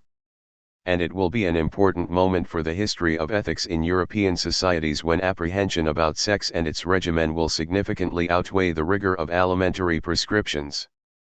In the Roman epoch, at all events, the regimen of sexual pleasures holds a relatively limited place next to the great alimentary regimen, just as, moreover, these pleasures themselves are associated in moral thought and social ritual with the delights of eating and drinking. The banquet, an occasion shared by gluttony, drunkenness, and love, is a direct testimony of this association. The latter is attested indirectly by the inverse ritual of the philosophical symposium, where the food is always measured, the drunkenness is still capable of truth, and the love is an object of reasonable discourses. 2. In these medical regimens, one sees a certain pathologization of the sexual act take shape. But there must be no misunderstanding on this point. The development in question is in no way similar to the one that occurred much later in Western societies, when sexual behavior was perceived as a bearer of unhealthy deviations. In the latter case, it was to be organized as a domain that would have its normal forms and its morbid forms, its specific pathology, its nosography and etiology, to say nothing of its therapeutics. Greco-Roman medicine operates differently. It inscribes the sexual act within a field where it constantly risks being affected and disturbed by alterations in the organism, and where, conversely, it always risks inducing diseases of various kinds, proximate and distant. We may speak of pathologization in 2 senses. First, because the disturbing effects are attributed not only to the great excesses in the practice of sex but also to the very nature of the process, to the expenditures, tremors, perturbations, that it provokes in the organism, but, above all, because these medical analyses tend to overturn the representations of the sexual act as an activity, as an energy whose violence is the only thing to be feared. They describe it rather as a process in which the individual is passively overcome by the mechanisms of the body and the movements of the soul, so that he must re-establish his mastery by means of a precise adjustment to the needs of nature alone. It is important to understand that this medicine of the Croesus Aphrodisian did not aim to delimit the pathological forms of sexual behavior. Rather, it uncovered, at the root of sexual acts, an element of passivity that was also a source of illness, according to the double meaning of the word pathos. The sexual act is not an evil, it manifests a permanent focus of possible ills. 3. A medical science of this sort requires an extreme vigilance toward sexual activity. But this attention does not lead to a decipherment of that activity in its origin and unfolding. It is not a matter of the subject's knowing precisely how things are with his own desire, with the movements that lead him to the sexual act, with the choices he makes, with the forms of acts he commits or the modes of pleasure he experiences. The attention he must give is that which keeps him mindful of the rules to which he must refer his sexual activity. He is not expected to rediscover the obscure processes of desire working within him. He needs to recognize the numerous complex conditions that must be jointly present if one is to perform the acts of pleasure in an appropriate manner, without danger or harm. He must address a discourse of truth to himself. But this discourse does not have the function of telling the subject the truth about himself. It should teach him, given what sexual acts are by nature, how to resort to them in a way that conforms as closely, as strictly as possible to that nature. Georges Canguilhem said that the cause of the cure for Aristotle was the form of health in one's medical activity, that it was not the physician but rather health that cured the patient, and that, broadly speaking, the responsibility for a technical production did not belong to the artisan but to the art, which is to say, the non-deliberative finality of a natural logos. 21. Similarly, one might say that the regimen of the aphrodisia, the regimen of their distribution, as proposed by medicine, needed to be nothing more nor less than the form of their nature present to thought, their truth dwelling in conduct as its constant prescription. For between these dietetic recommendations and the precepts that are to be found later, in Christian ethics and medical thought, the analogies are numerous: the principle of a strict economy aiming at scarcity, a dread of individual misfortunes or collective ills that can be caused by disorderly sexual behavior, the need for a rigorous mastery of desires, for a struggle against images and a disallowance of pleasure as the goal of sexual intercourse. These analogies are not distant resemblances. Several continuities can be identified. Certain of them are indirect, relayed through philosophical doctrines. The rule according to which pleasure must not be a goal was doubtless conveyed into Christianity more by philosophers than by physicians. But there are also direct continuities. The treatise by Basil of Ancyra on virginity, its author is thought to have been a physician, refers to considerations that are clearly medical. Saint Augustine makes use of Soranus in his polemic against Julian of Eclina. One must not forget, either, the explicit references to Roman and Greek medicine that were made in the 18th century and the first half of the 19th, during the time of a major new development in the pathology of sex. By focusing only on these common traits, one may get the impression that the sexual ethics attributed to Christianity or even to the modern West was already in place, at least with respect to its basic principles, at the time when Greco-Roman culture reached its culmination. But this would be to disregard fundamental differences concerning the type of relation to the self and hence the forms of integration of these precepts in the subject's experience of himself. 22. One very often encounters the idea that to sleep on one's back heats up the sexual parts and causes nocturnal emissions. 12. Part 5. The wife. The great classical texts that dealt with the question of marriage, Xenophon's Economicus, Plato's Republic and Laws, Aristotle's Politics and Nicomachean Ethics, the Aristotelian Economics, inscribed their reflection on marital relations within a broad context: the city, with the laws or customs necessary to its survival and its prosperity; the household, with the organization that made possible its maintenance or enrichment.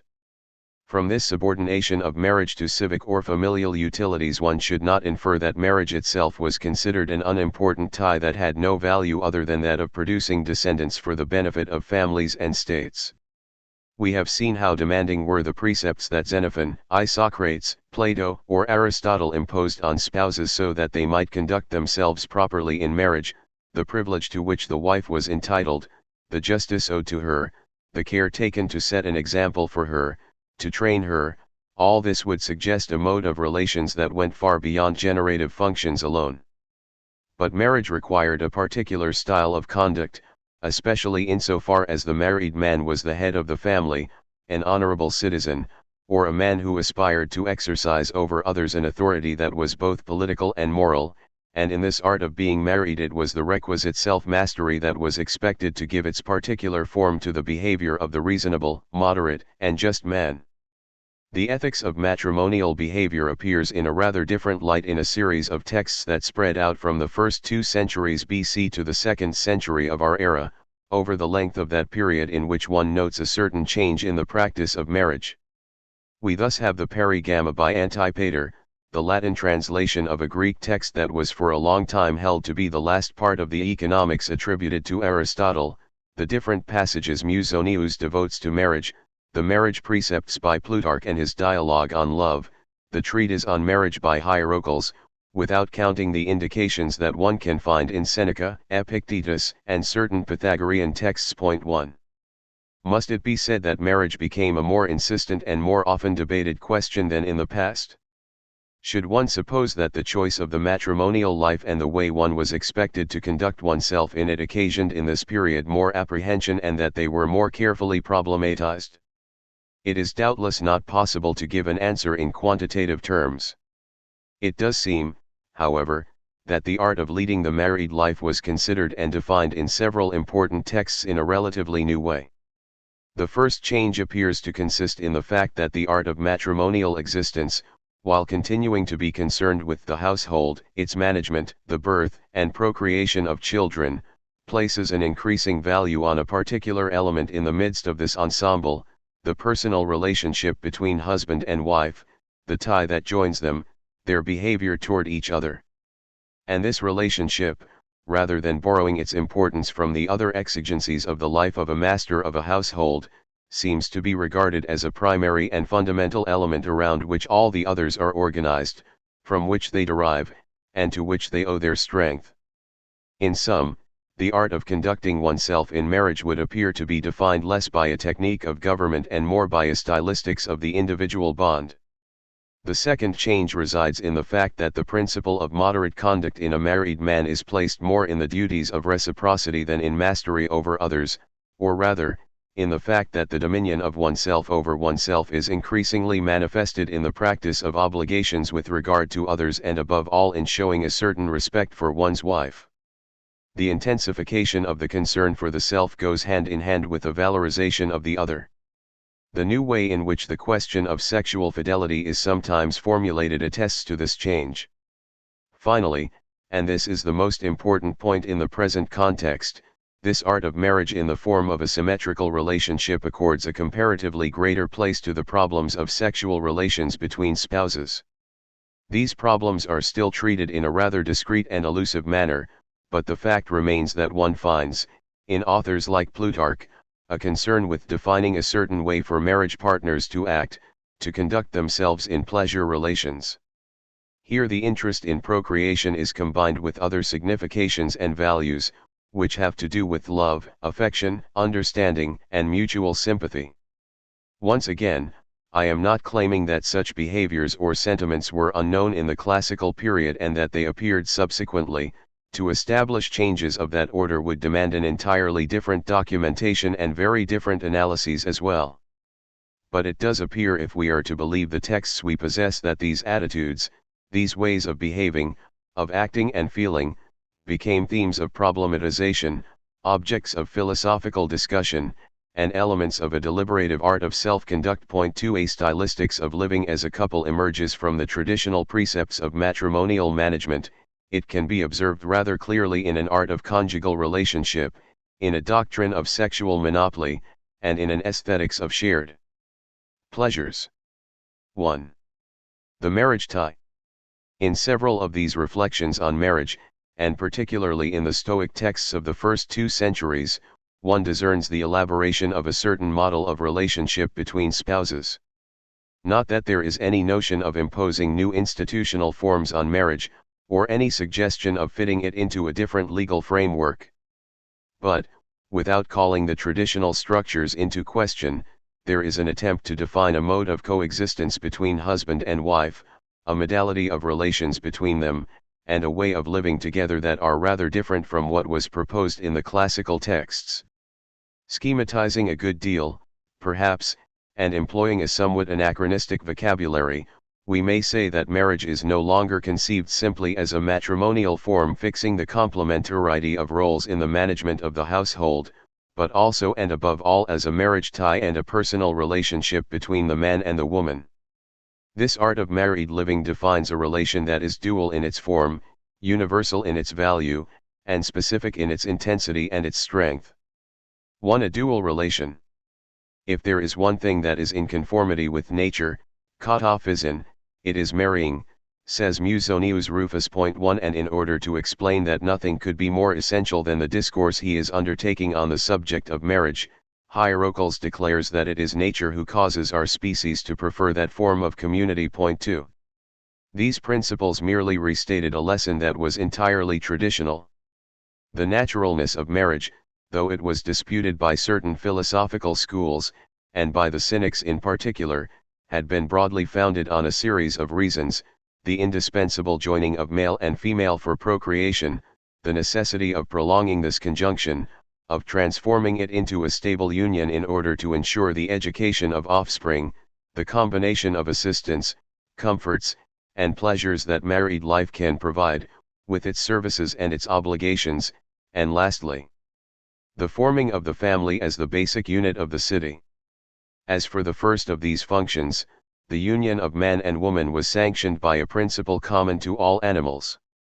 In regard to the others, this union manifested the forms of an existence that was generally considered to be properly human and reasonable.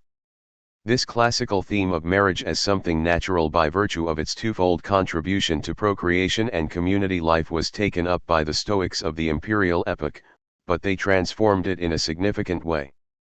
Musonius. First of all, one notes in his formulations a certain shift of emphasis from the procreative aim to the communal finality. A passage from the treatise on the purpose of marriage is revealing in this connection. 3. It begins with the duality of the goals of marriage: descendants to beget, a life to share. But Musonius immediately adds that while procreation may very well be an important thing, it could not in itself justify marriage. Recalling an objection made often by the Cynics, he points out that if it were only a matter of begetting offspring, humans could very well behave like the animals, join together and immediately separate. If they do not do so, it is because the essential thing for them is community, a companionship in which they exchange mutual care, in which they compete in attentiveness and kindness for one another, and in which the two partners can be compared to two beasts in a yoke, which make no progress if each one looks off to its side. It would be incorrect to say that Musonius gives preference to relations of help and comfort over the objective goal of descendants. But these goals have to fit into a single form, which is that of a common life. The mutual solicitude that is shown by the partners and the progeny they rear together are two aspects of this essential form. Musonius indicates in another passage how this form of unity has been inscribed by nature in each individual. The treatise Is Marriage a Handicap for the Pursuit of Philosophy? Evokes the original division brought about in the human species between men and women. 4. Musonius reflects on the fact that after having separated the two sexes, the Creator wished to bring them back together. Now, Musonius notes, he brought them together again by implanting in each of them a strong desire, a desire that was both for association and for union, homilia and koinonia. Of the two terms, the first seems in fact to refer to sexual intercourse, the second to community life. What should be understood, then, is that there is a certain fundamental and original desire in human beings, and that this desire is directed toward physical intimacy as well as toward the sharing of existence. A thesis that has this double consequence, that the extreme intensity of desire is not characterized simply by the movement that leads to the conjoining of the sexes, but also by the movement that conduces to the sharing of lives. Conversely, that the relationship between the sexes belongs to the same rational scheme as the relations that bind two individuals to one another through interest, affection, and community of souls. It is the same natural inclination that leads, with an equal intensity and a rationality of the same type, to the coupling of existences and to the joining of bodies. For Musonius, then, what founds marriage is not that it is situated at the point of intersection of two heterogeneous predilections, one of which is physical, the other rational and social. It is rooted in a single, primitive tendency that aims directly toward it as an essential goal and hence, through it, toward its two intrinsic effects, the formation of a common progeny and companionship in life. One understands how Musonius can say that nothing is more desirable, prosphilosteron, than marriage. The naturalness of the latter is not due merely to the consequences that one can derive from its practice, its naturalness is already declared by the existence of an original predilection, which establishes it as a desirable objective. Hierocles, in a rather similar way, founds marriage on the binary nature of man. For him, humans are conjugal animals, syndiastikoi. Point 5 The notion was already present in the naturalists. They distinguished between animals that herd together, synaglastikoi, and those that live in pairs, syndiastikoi. Moreover, Plato had referred to this distinction in a passage of the Laws. He recommended to humans the example of those animals that are chaste so long as they are living in a band but pair off and become conjugal when the mating season arrives. Aristotle had likewise spoken of the syndastic character of human beings, in order to define the relations of the master with the slave as well as relations between spouses. Point 6. Hierocles uses the notion for different ends. He applies it exclusively to the conjugal relation, of which, in his view, it is the founding principle and natural basis. Humans are binary by nature, they are made to live in pairs, in a relation that at the same time gives them descendants and enables them to live their lives with a partner. For Hierocles and Musonius alike, nature is not content to make allowance for marriage, she incites individuals to marry through a primordial inclination, she urges each of them to do so, including the philosopher himself. Nature and reason coincide in the movement that conduces to marriage. But it should further be noted that Hierocles does not oppose, as if it were a matter of two incompatible possibilities, the syndastic character of human beings, which causes them to live in pairs, and their synaglastic character, which causes them to live in groups.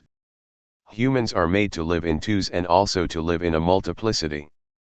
Mankind is at once conjugal and social, the dual relation and the plural relation are linked together. Hierocles explains that a city is made up of households that constitute its basic units, but in each one it is the couple that constitutes both its founding principle and its finished form, so that a household is not complete unless it is organized around a couple. One thus finds this conjugal duality over the entire course of human existence and in all of its aspects, in the original constitution that nature has given it, in the obligations that man is under insofar as he is a creature endowed with reason, in the form of social life that ties him to the human community of which he is a part. As an animal, as a reasonable creature, and as an individual whose reason connects him to the human race, man is, in every respect, a conjugal being. 2. A universal relation. For a long time, the question of knowing whether or not one should marry had been, in philosophical reflection on ways of living, a subject of discussion. The advantages and disadvantages of marriage, the usefulness of having a lawful wife and, through her, of providing oneself with honorable descendants, the cares and troubles, on the other hand, when one had to support one's wife, look after one's children, supply their needs, and at times face their illness or their death. These were the inexhaustible themes of a debate that was sometimes serious, sometimes ironic, and always repetitious. The echoes of it will be heard very late in antiquity. Epictetus and Clement of Alexandria, Pseudo-Lucian, the author of Affairs of the Heart, or Libanius in the treatise Ei Gametion, Whether One Should Marry, will draw from this stock of arguments, which scarcely changed over the centuries. The Epicureans and the Cynics were theoretically opposed to marriage. It seems that the Stoics were, on the contrary, favorable toward it from the start. 7 In any case, the thesis that one ought to marry seems to have become very common in Stoicism and entirely characteristic of its individual and social ethics. But what makes the Stoic position important for the history of ethics is the fact that it was not formulated as a simple preference for marriage by reason of the latter's advantages and in spite of its disadvantages. Marrying, for Musonius, Epictetus, or Hierocles, is something one does, not because it is better, but because it is a duty. The marital tie derives from a universal rule. This general principle is supported by two types of reflection. For the Stoics, the obligation to marry is first of all the direct consequence of the principle that marriage was ordained by nature and that human beings are led to it by an impulse which, being at once natural and rational, is the same in everyone. but it is also implied as an element in a set of tasks and duties that must not be evaded by any human being who acknowledges himself to be a member of a community and a part of the human race. Marriage is one of those duties by which private existence acquires a value for all. Epictetus' discussion with an Epicurean shows clearly this recognition of marriage as a universal duty for every human being who wishes to live in harmony with nature, and as a function for the individual who aims to lead a life that is useful to those around him and to humanity in general. The Epicurean whom Epictetus refutes in Discourse 7 of Book 3 is a leading citizen, he exercises responsibilities, he is an inspector of cities. But, out of faithfulness to his philosophical principles, he rejects marriage. To which Epictetus retorts with three arguments. The first refers to immediate utility and to the impossibility of universalizing the renunciation of marriage. If everyone refuses to get married, what is to happen then? Where will our citizens come from? Who will educate them? Who will be governor of the ephebes? Who will manage the gymnasia? Yes, and what will be their education? The second argument refers to the social obligations that no man must shirk and of which marriage forms a part, alongside the duties that pertain to political life, religion and the family, citizenship, marriage, procreation of children, worship of God, care of parents. The final argument concerns the naturalness of a behavior that reason prescribes. We must subordinate pleasure to these principles, to minister to them as a servant, to evoke our interests, and to keep us in the way of our natural activities. 8. We see then that the principle of having to marry has become detached from the comparative interplay between the advantages and drawbacks of marriage. It is expressed as the need for everyone to make a choice of a life that assumes the form of a universal, in that it conforms to nature and is useful to all. Marriage joins man to himself insofar as he is a natural being and a member of the human race. Epictetus says as much to his Epicurean interlocutor, in taking leave of him, by not doing what Zeus prescribes, you will suffer penalty and harm. What kind of harm? No harm but that of failing to do your duty. You will destroy the trustworthy, self-respecting, well-behaved man in you. Look not for any greater harm than this. 9. And yet, it was the same with marriage as with all the other practices that the Stoics classed among the proegumena, the things that are preferable. There may be circumstances in which it is not obligatory. This is what Hierocles says, marrying is preferable proegumenon, hence it is an imperative for us provided that no circumstance opposes it. 10. It is precisely in this relationship between the obligation to marry and the conjuncture of circumstances that the difference between the Stoics and the Epicureans was most pronounced. For the Epicureans, no one was obliged to marry, unless there existed a circumstance that could make this form of union desirable. For the Stoics, only particular circumstances could lift an obligation that in theory one could not escape. Among these circumstances, there was one that was long an object of discussion, the choice of the philosophical life. That the marriage of philosophers had been, since the classical age, a theme of debate can be explained by several factors: the heterogeneity of this type of life compared with other forms of existence, the incompatibility between the goal of philosophy, the care of one's own soul, the mastery of one's passion, the search for peace of mind, and what was traditionally described as the agitation and troubles of married life. In short, it seemed difficult to reconcile the style characteristic of the philosophical life with the demands of a marriage defined, above all, by its responsibilities. Two important texts show, however, an entirely different way not only of resolving the difficulty but of posing the very elements of the problem. Musonius is the author of the oldest. In his text he takes up the question of the practical incompatibility between the married life and the philosophical life, turning it into the affirmation of an essential connection between the two. 11 Anyone who would be a philosopher, he says, should marry. He should do so because the primary function of philosophy is to enable one to live in accord with nature and to fulfill all the obligations that follow from nature. He will take as his teacher and guide that which is fitting for a human being who conforms to nature. But, further, he is under a greater obligation to marry than anyone else, For the philosopher's role is not simply to live according to reason, he must be for everyone else an example of that reasonable life as well as a master who shows the way to it. The philosopher cannot be inferior to those he must advise and lead. If he were to refuse marriage, he would be showing himself inferior to all those who, obeying reason and following nature, practice, out of concern for themselves and for others, matrimonial life. The latter, far from being incompatible with philosophy, constitutes for it a double obligation. In relation to oneself, it is the duty of giving one's existence a universally valuable form, and in relation to others, it is the necessity of offering them a model of living. One might be tempted to oppose to this analysis the one that Epictetus submits when he draws the ideal portrait of the cynic, of the man who makes a profession of philosophizing, who must be the common pedagogue, the herald of truth, Zeus' messenger to humans, who goes on stage to challenge men and to reproach them for the way they live. Such a man rightly has nothing, is naked, without home or hearth, he lives in squalor, without a slave, without a city. Nor does he have a wife or children, but only earth and sky and one poor cloak. 12. Moreover, Epictetus presents a familiar picture of marriage and its disadvantages. In its banal verve, it conforms to what had been said for a very long time concerning the annoyances of housekeeping, which disturb the soul and interfere with reflection. Married, a man is bound by private duties.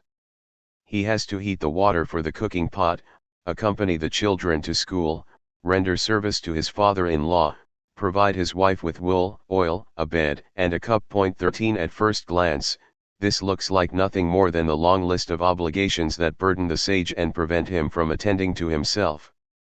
But the reason for which the ideal cynic should, according to Epictetus, forego marriage is not the desire to reserve his attentions for himself and no one else. On the contrary, it is because he has the mission of caring for humans, of looking after them, of being their benefactor. It is because, like a doctor, he must make his rounds and feel men's pulses. 14. Kept occupied by the responsibilities of a household, and perhaps especially by the household Epictetus describes, he would not have the leisure to go about a task that takes in the whole of humanity. His renunciation of all these private ties is but the consequence of the ties he establishes, qua philosopher, with the human race. He has no family because his family is mankind, he has no children because, in a sense, he has fathered all men and all women. It is important to understand, therefore, that the responsibility for the universal family is what prevents the cynic from devoting himself to a particular household. But Epictetus does not stop there. He fixes a limit to this incompatibility. It is limited by the present situation, by what he calls the current catastasis of the world. If in fact we lived in a city of wise men, there would be no further need of these men who are sent by the gods and who, unburdening themselves of everything, rise up to awaken others to truth. Everyone would be a philosopher. The cynic and his rude profession would be unnecessary. Furthermore, marriage, in this state of things, would not present the same kind of difficulties as it does today, in the present form of humanity. Each philosopher would be able to find in his wife, in his father-in-law, in his children, people like him and brought up in the same manner as he. 15. The conjugal relation would bring the sage face to face with an alter ego. Hence it must be borne in mind that the militant philosopher's refusal of marriage does not bespeak an essential condemnation. It answers only to a circumstantial necessity. The philosopher's celibacy could just as well be abandoned if all humans were in a condition to lead an existence conforming to their essential nature. 3. A singular relation. The philosophers of the imperial epoch obviously did not invent the effective dimension of the conjugal relationship, just as they did not efface the useful purposes it might serve in individual, familial, or civic life.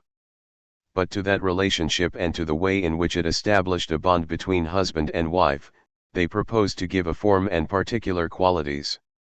Aristotle ascribed considerable importance and strength to the relationship between spouses.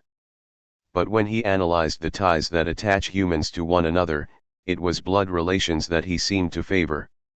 According to him, No tie was more intense than the attachment of parents to their children, in whom they could recognize a part of themselves. 16 The hierarchy Musonius posits in the treatise Is Marriage a Handicap for the Pursuit of Philosophy? Is different. Of all the communities that can be established among humans, Musonius designates marriage as the highest, the most important, and the most venerable, presbytate. It is greater in strength than that which can join a friend to a friend, a brother to a brother, a son to his parents. It even surpasses this is the decisive point, the bond that attaches parents to their offspring. No father, no mother, writes Musonius, will feel greater friendship for their child than for their marriage partner, and he cites the example of Admetus, who was willing to die for him. Not his old parents, but his wife, Alcestis, in spite of her youth. 17. Conceived in this way, as a closer and more fundamental relationship than any other, the marriage tie serves to define a whole mode of existence. Married life had been characterized by an allocation of tasks and behaviors that were complementary in form. The man was expected to do those things which the wife could not do, and she, for her part, did the work that was not within the competence of the husband. It was the fact of having the same goal, the prosperity of the household, that gave a unity to these activities and to modes of life that were different by definition. This adjustment of specific roles did not disappear from the set of precepts for living that could be given to married people. Hierocles refers, in his Economics, to rules that are identical to those found in Xenophon. 18 But behind this distribution of behaviors relating to the house, the possessions, and the estate, one sees a shared life and a common existence being affirmed as an exigency. The art of marriage is not simply a rational way for the spouses to act, each on his or her own account, in view of a purpose both partners recognize and in which they are united. It is a way of living together and of being as one person.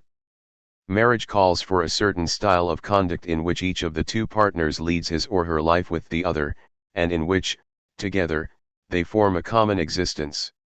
This style of existence is characterized first of all by a certain art of being together. For his business affairs, the husband must be away from home, while the wife must remain at home. But good spouses will want to rejoin one another and remain separated as little as possible. Closeness, the other's presence, living side by side, are presented not simply as duties, but as an aspiration characteristic of the relationship that should join husband and wife. They may each have their roles, there is no question of their doing without each other. Musonius underscores the need felt by spouses in a good marriage to be together. He even makes the difficulty of being apart the criterion of their singular friendship. No absence, he says, is as difficult to endure as, for the wife, that of the husband and, for the husband, that of the wife. No presence has such a power to lighten grief, to increase joy, to remedy misfortune. 19 The presence of the spouse is at the heart of married life. One thinks of Pliny describing to his absent wife the nights and days he spends looking for her in vain, and recalling her face in order to evoke a quasi-presence in his mind. 20 An art of being together, and an art of dialogue as well. To be sure, the Economicus of Xenophon described a certain model of exchange between the two spouses. The husband was supposed above all to guide, to give advice, to instruct, and, when required, to direct her in her activity as mistress of the house. For her part, the wife needed to ask questions about those things she did not know and to give an account of what she had been able to accomplish. The later texts suggest another kind of dialogue, with different ends. Each of the two spouses, according to Hierocles, should report to the other concerning what they have done. The wife will tell the husband what is going on at home, but she will also need to ask him about what is happening on the outside. 21 Pliny likes Calpurnia to keep informed of his public activity, to encourage him, and to rejoice in his successes, a custom that had long been traditional in aristocratic Roman families. But he associates it directly with his work, and in return, the taste his wife has for belles lettres is inspired by the tenderness she feels for her husband. She must be the witness and judge of his literary endeavors. She reads his works, listens to his speeches, and receives with pleasure the compliments she may hear. Pliny trusts that in this way mutual affection, concordia, will endure and grow stronger day by day. 22. Whence the idea that married life must also be the art of collaborating to form a new unity. One recalls how Xenophon had distinguished the different qualities with which nature had endowed the man and the woman so that they might carry out their respective responsibilities in the household, or how Aristotle bestowed on men the possibility of developing, to the point of perfection, virtues which in women would always remain inferior, justifying their subordination. The Stoics, on the other hand, granted both sexes, if not identical aptitudes, at least an equal capability for virtue. The good marriage, according to Musonius, depends on homonoia. What is meant by this word is not just like-mindedness between the partners, rather, it denotes an identity in their way of being reasonable, in their moral attitude, and in their virtue. The couple is expected to form a veritable ethical unity in marital life. This unity is compared by Musonius to the fitting of two pieces of wood in a frame. They must both be straight in order to constitute a solid whole. 23 But in order to characterize the substantial unity the couple must form, writers occasionally resort to another metaphor, stronger than that of pieces fitted together, dihalonkrasis, complete fusion, according to a notion borrowed from Stoic physics. The treatise by Antipater had already appealed to this model in order to contrast conjugal affection with the other forms of friendship. 24 He described the latter as combinations in which the elements remain independent of each other, like the seeds that one mixes and that can be separated again.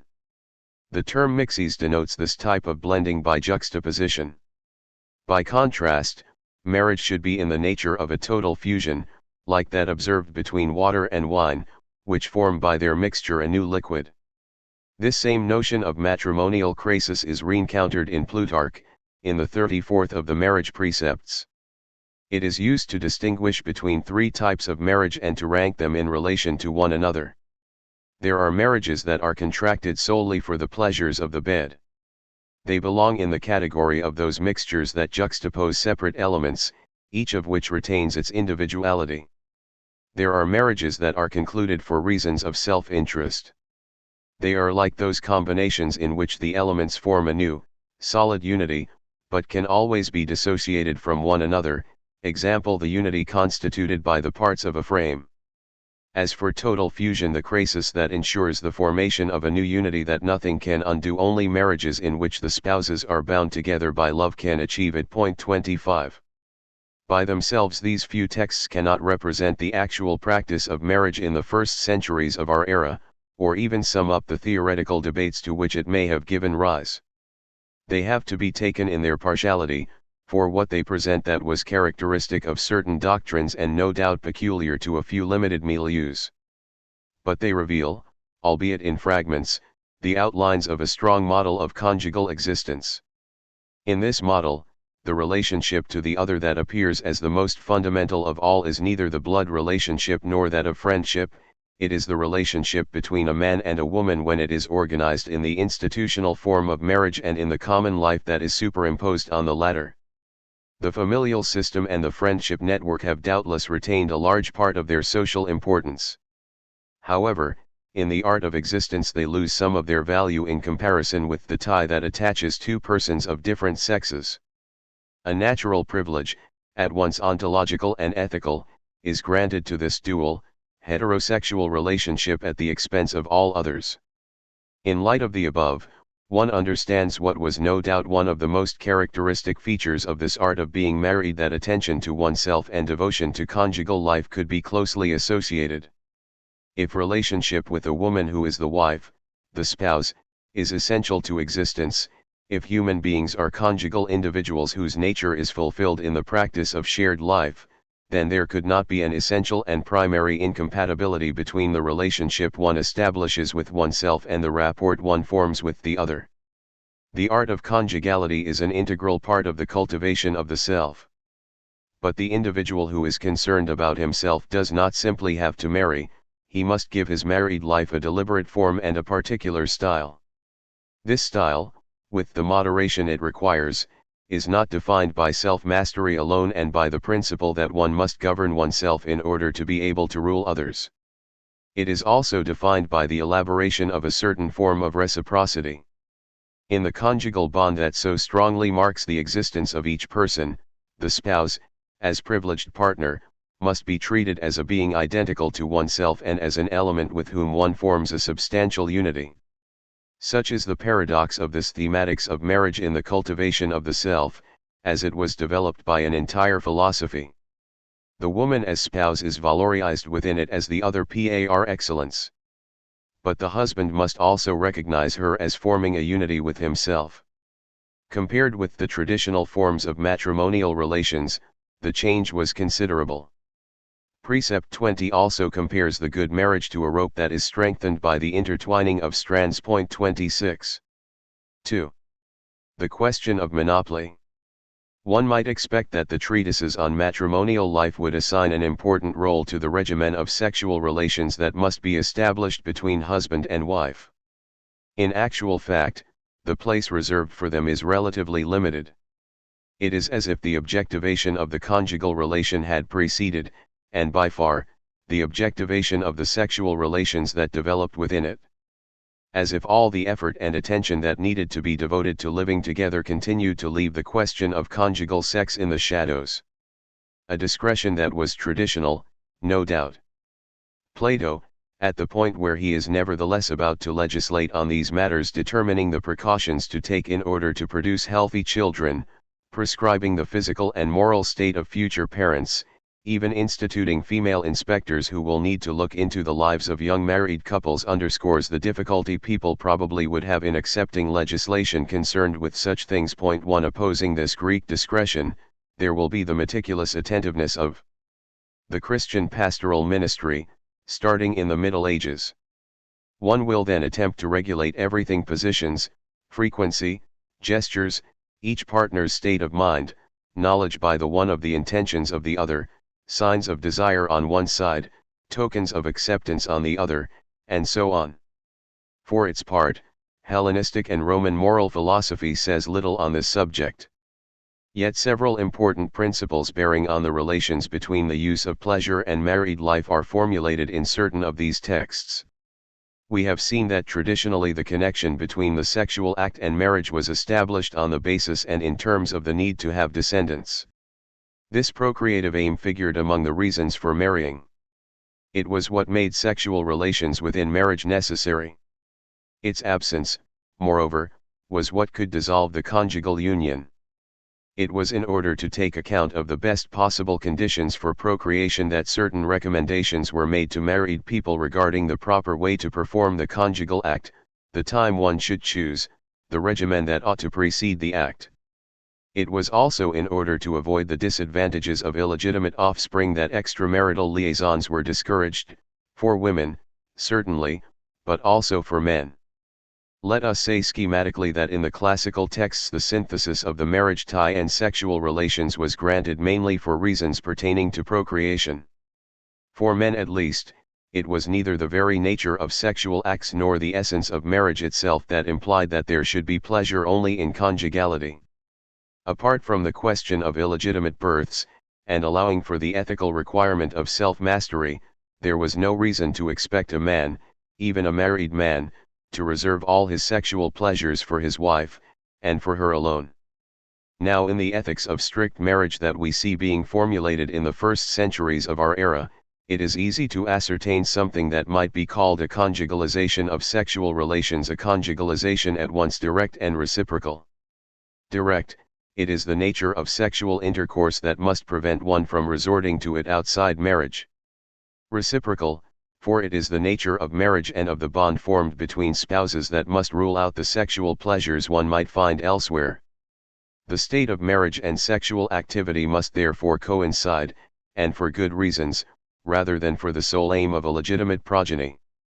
This coincidence, or rather the movement that tends to make them coincide, not without a certain number of possible gaps and margins, is manifested in the elaboration of two principles. First, given its nature, sexual pleasure cannot be allowed outside marriage, which implies practically that it should not even be tolerated in an unmarried individual. Second, the marriage bond is such that the wife risks being hurt not just by the loss of her status but by the fact that her husband might take his pleasure with someone other than her.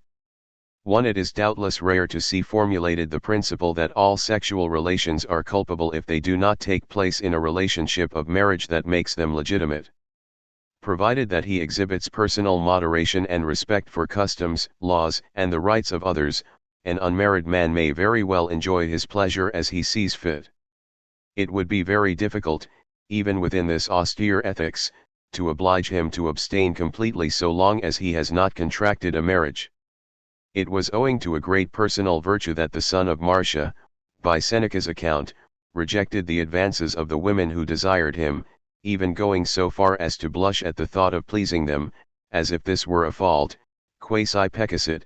Point 2. We may also remark that Dio of Prusa shows himself to be very severe with regard to prostitution and the way it is organized, first, because he sees it as a form of loveless love, and a kind of union that is foreign to Aphrodite, second, because its victims are non-consenting human beings.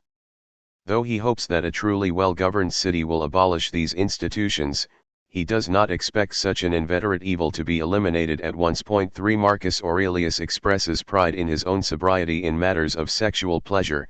He has preserved his adolescence, he did not become a man before the proper time, he even took a little longer. Now these statements show very clearly that the point of virtue is not in the fact that he has reserved his pleasures only for marriage, but that he has managed to master himself well enough to wait, longer than men usually do, for the right time to taste the pleasures of sex. Point 4. Epictetus also evokes the ideal of sexual intercourse not taking place prior to the marriage tie, but he makes it the object of a piece of advice that one gives. This advice is to be followed if one can, but there is no reason to make an arrogant precept of the sort of chastity.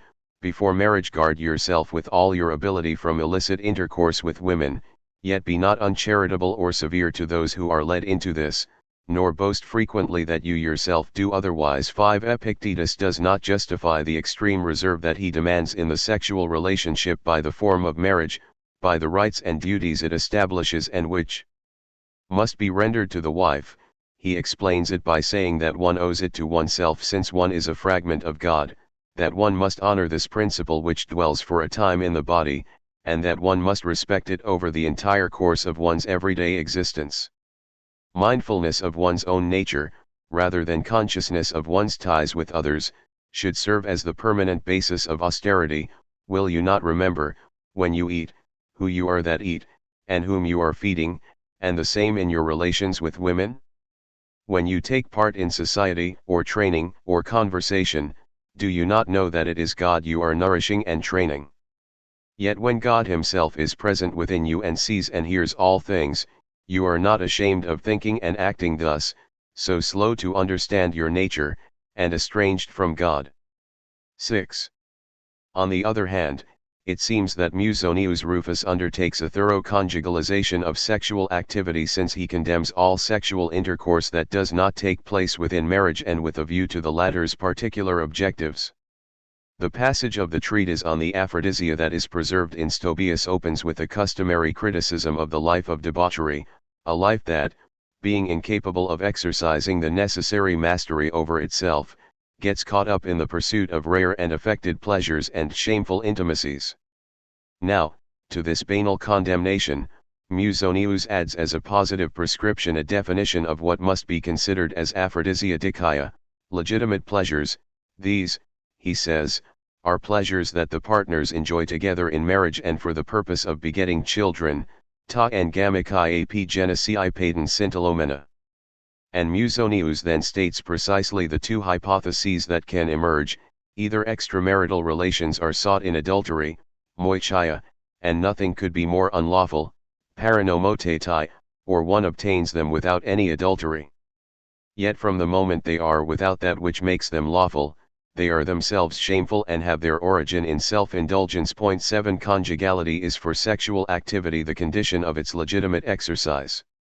Between the ancient theme that the overly intense pursuit of pleasure goes against the necessary self-mastery and the principle that there can be legitimate pleasure only in the context of the matrimonial institution, there is an important threshold that Musonius crosses. He draws the consequence this necessarily implies, even if it may have seemed paradoxical to many of his contemporaries. Moreover, he himself presents the inference in connection with a possible objection, should one regard as culpable, sexual relations that would occur between two free persons not bound by the ties of marriage. The man who has relations with a courtesan or a woman who has no husband wrongs no one, for he does not destroy anyone's hope of children. Even in these circumstances, one commits an offense just as a man can commit an offense and an injustice without doing wrong to anyone around him. He defiles himself, and like swine, rejoices in his own vileness. 8. One must also count among the implications of this conception of the essential relationship between marriage and sexual activity the objection raised by Musonius to contraceptive practices. These practices, he says, in a text devoted to the question of whether all children must be raised, transgress the laws of cities that take care to maintain their population. They are harmful to individuals as well, since it is useful to have descendants. They also violate the universal order that was willed by the gods. How could we not be sinning against our ancestral gods and against Zeus, protector of the family, when we do such things? For just as he who mistreats a guest sins against Zeus, the protector of the rights of hospitality, and he who acts unrighteously to a friend, against Zeus, the god of friendship, even so whoever acts unrighteously toward his family line sins against his ancestral gods and against Zeus, protector of the family. 9. Here one might be tempted to see the anticipation of the Christian idea that sexual pleasure is in itself a defilement, which only the lawful form of marriage, with the possibility of procreation, could render acceptable. It is a fact that this passage from Musonius was utilized by Clement of Alexandria in the second book of the Pedagogue. 10. However, although Musonius, like most of the ancient moral philosophers, with the exception of the Cynics, does consider the public practice of this type of relation to be reprehensible, it would undoubtedly be a falsification of his doctrine to attribute to him the idea that sexual pleasure is an evil, and that marriage was instituted in order to redeem and regulate the necessary experience of it within a strict framework. If Musonius regards as shameful any sexual intercourse outside marriage, it is not that the latter has been superimposed on the former so as to rid it of its intrinsically wrongful character.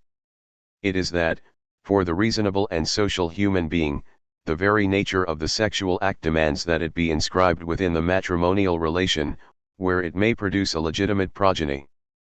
The sexual act, the conjugal tie, offspring, the family, the city, and beyond it, the human community, all this constitutes a series whose elements are connected and in which man's existence achieves its rational form. To withdraw pleasure from this form, to detach pleasure from the conjugal relation in order to propose other ends for it, is in fact to debase the essential composition of the human being. The defilement is not in the sexual act itself, but in the debauchery that would dissociate it from marriage, where it has its natural form and its rational purpose. From this perspective, marriage constitutes for human beings the only legitimate context for sexual union and the experience of the aphrodisia. 2. Given this essential association of sexual relations and sexual pleasure with lawful conjugality, one can understand the new problematization of adultery and the incipient requirement of double sexual fidelity. We know that adultery was juridically condemned and morally reproved on account of the injustice done by a man to the one whose wife he led astray. What constituted adultery, therefore, in an extramarital sexual relation was the fact that the woman was married, and that fact alone. The marital status of the man was not relevant. The deceit and injury were a matter between the two men, the one who had possessed himself of the woman and the one who had the legitimate rights to her. 11. This definition of adultery, solely in terms of the derogation of the husband's rights, was common enough to be found even in an ethics as exacting as that of Epictetus. 12. In the middle of a lecture on the theme "Man is born for mutual trust," pistis, there enters a man of letters, Philologos, who had been discovered committing adultery and who defends himself by appealing to the doctrine of Archidemus on women as common property. The remonstrances that Epictetus addresses to him relate to 2 points. By the practice of adultery the man has transgressed the principle of trust for which we were born. But Epictetus does not localize this trust in the matrimonial institution. What is more, he does not even cite the marriage bond as one of its essential forms. He characterizes it by the ties that join a man to his neighborhood, his friends, his city. And what constitutes in his eyes adultery as a transgression is the rent it effects in this fabric of relations between men, where each is called upon not only to respect others but to recognize himself. If we put away this trust, for which we are born, and plot against our neighbor's wife, what are we doing? Are we not pulling down and destroying? Whom? The man of trust, of honor, of piety. Is this all? Are we not overthrowing neighborly feeling, friendship, the city itself? 13. It is to himself and to other men, as human beings, that adultery is injurious. Yet, contrary to and alongside of this traditional characterization of adultery, one finds, in certain reflections on married life, exigencies that are much more rigorous, in the double sense that they tend to bring more and more into play a principle of symmetry between the man and the woman, and that they justify this principle by referring to the respect owed to the personal bond between the two spouses. Concerning those salutary truths, which one knows at a distance but which, not having been sufficiently dwelled upon, are not really capable of governing conduct, Seneca evokes the obligations of friendship together with those of a strictly symmetrical conjugal fidelity. You know that friendship should be scrupulously honored, and yet you do not hold it in honor. You know that a man does wrong in requiring chastity of his wife while he himself is intriguing with the wives of other men. You know that, as your wife should have no dealings with a lover, neither should you yourself with a mistress. 14. It is in Musonius that one finds the most detailed statement of the principle of a symmetrical conjugality. 15. The argument is set forth in the long passage of the treatise on the aphrodisia, where it is demonstrated that only marriage can constitute the naturally legitimate tie for sexual relations. Musonius focuses on what might be called the problem of the servant. The slave was so taken for granted as a household sexual object that it might seem impossible to forbid a married man to use her. Yet this is precisely what Musonius would prohibit, even, he notes, if the slave is not married, which implies that a married slave couple in a house was entitled to a certain respect. And to justify this prohibition, Musonius posits a principle of symmetry, or rather a relatively complex interplay between a symmetry with respect to rights and a superiority concerning obligations. In the first place, how could one accept that the husband might have relations with a maidservant, whereas one does not recognize the right of a wife to have relations with her manservant? The right that is disputed on the one hand cannot be granted on the other. And while Musonius finds it both natural and lawful for the husband, as head of the family, to have more rights than the wife, in the domain of sexual relations and pleasures he demands an exact symmetry. But, second, this symmetry of rights is completed by the need to accentuate, in the sphere of self-mastery, the superiority of the husband.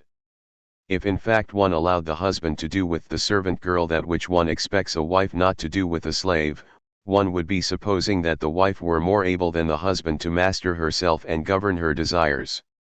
The one who in the house should be led would then be stronger than the one who leads her. For the husband to be the one who actually prevails, he must forego doing that which is forbidden a wife.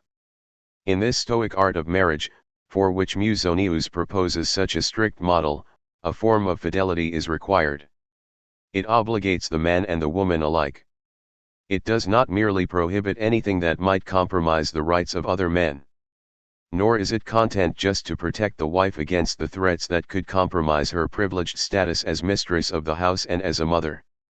It interprets the marriage relationship as a system that establishes an exact balance of obligations in the practice of pleasure.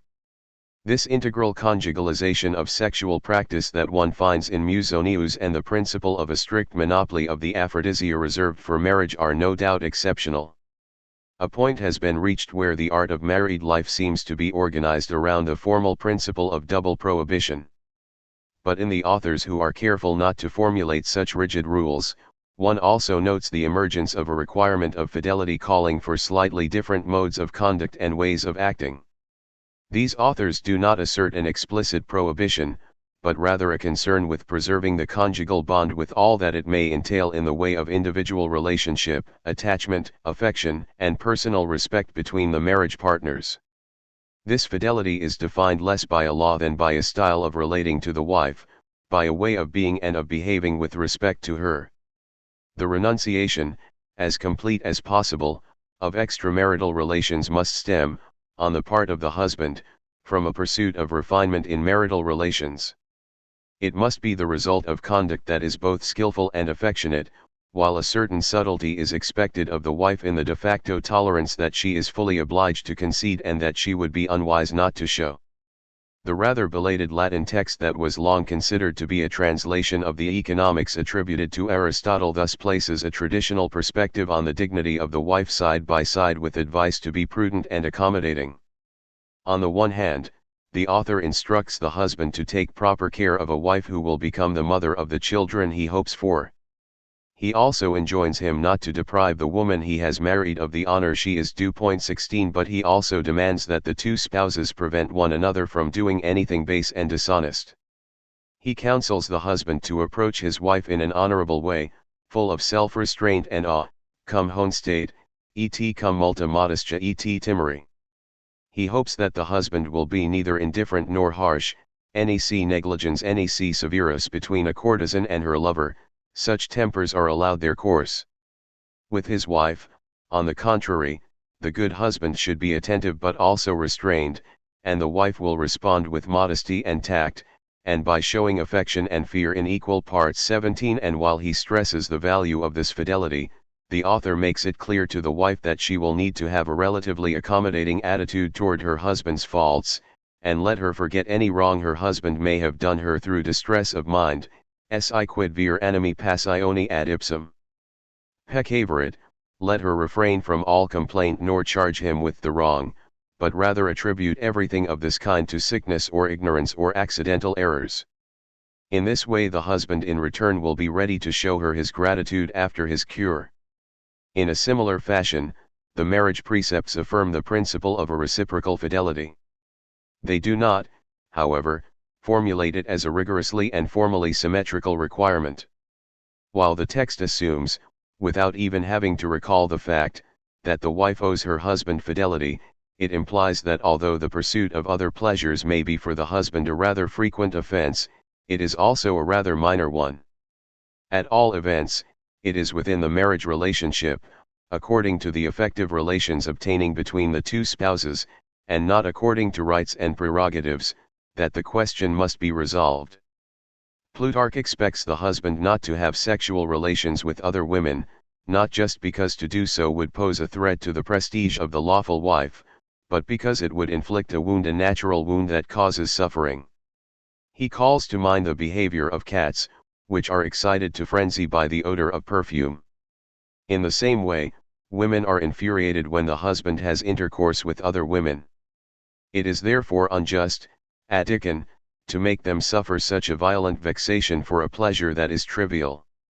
And he advises the husband to follow, with his wife, the example of the beekeeper, who does not go near his bees if he has had intercourse with a woman. 18 Conversely, Plutarch counsels wives to show a certain tolerance. Not only would it be better for them to shut their eyes a little like the wives of Persian kings who take part in banquets with their husbands but return to their apartments when, with the onset of drunkenness, the musicians and courtesans are summoned. But they ought to tell themselves that if their husbands are going to seek pleasure with a hetaira or a maidservant, this is out of respect for them, and because he would not want them to share his debauchery, his licentiousness, and his excess. 19 Thus marriage, as a bond of affection and a relation of respect, much more than as a statutory structure, draws all sexual activities to it and condemns all those that might take place outside it.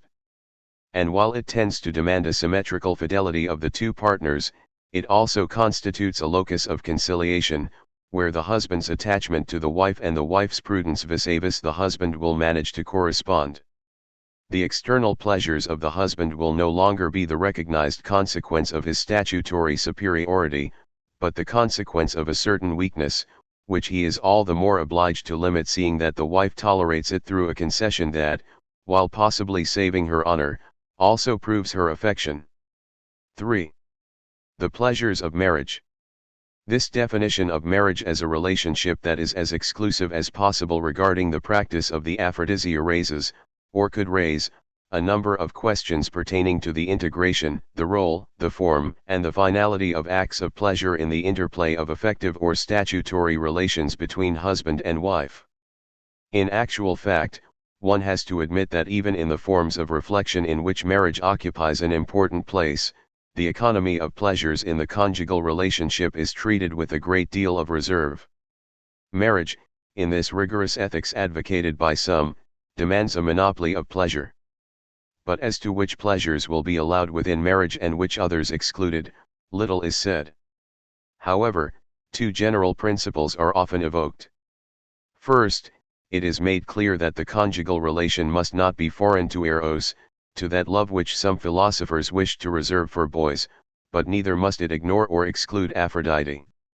Musonius, in the text where he shows that marriage, far from being a hindrance, is an obligation for the philosopher, affirms the greatness and value of the marital state. He invokes the three great deities who watch over it, Hera, whom we address as the patroness of wedlock, Aphrodite, since people have called aphrodisian ergon the joining of wife and husband, and Eros, to what indeed could the name be better applied than to the lawful union of man and wife. Together, these three powers have the function of bringing together man and woman for the procreation of children. It is in the same manner that Plutarch will affirm the role of Aphrodite and Eros in that which properly constitutes the conjugal relationship. Point 2. In correlation with this presence of amorous passion and physical pleasures in marriage, another principle, opposite to the first one but also quite general, is brought into play, namely, that one must not treat one's wife as a mistress and one should behave as a husband rather than as a lover. 3. It is only logical that the old principle of conjugal decency will become all the more important as marriage tends to constitute the only licit context for the pleasures of sex. Aphrodite and Eros must be present in marriage and nowhere else. Moreover, the conjugal relationship needs to be different from the relationship of lovers. One encounters the principle in several forms. In the form of a, doubtless quite traditional, counsel of prudence, by introducing one's wife to overly intense pleasures one risks giving her lessons she will put to bad use and which one will regret having taught her. Point 4. Or in the form of advice given to both spouses, let them find a middle way between an excessive austerity and a conduct too close to that of profligates, and let the husband always remind himself that I cannot have the society of the same woman as wife and paramour, hos. Gamete kai hos hitaira. Point 5. Or, further, in the form of a general thesis, behaving too ardently with one's wife amounts to treating her as an adulteress. Point 6. The theme is important, for it will be reencountered in the Christian tradition, where it will appear very early.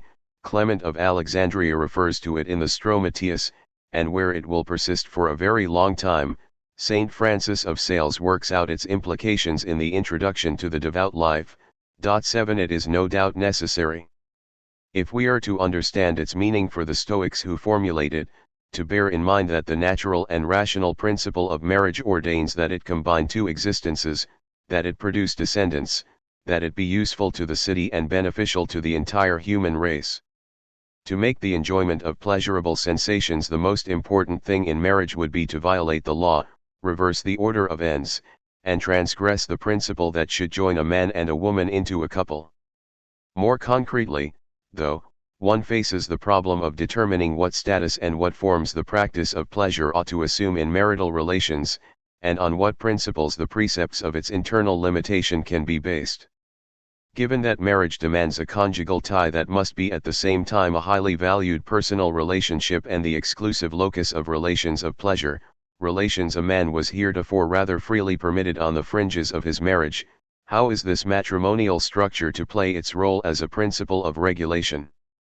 What austerity will be exacted in this marriage, if it must be at once the strongest of individual ties and the only place for lawful pleasures?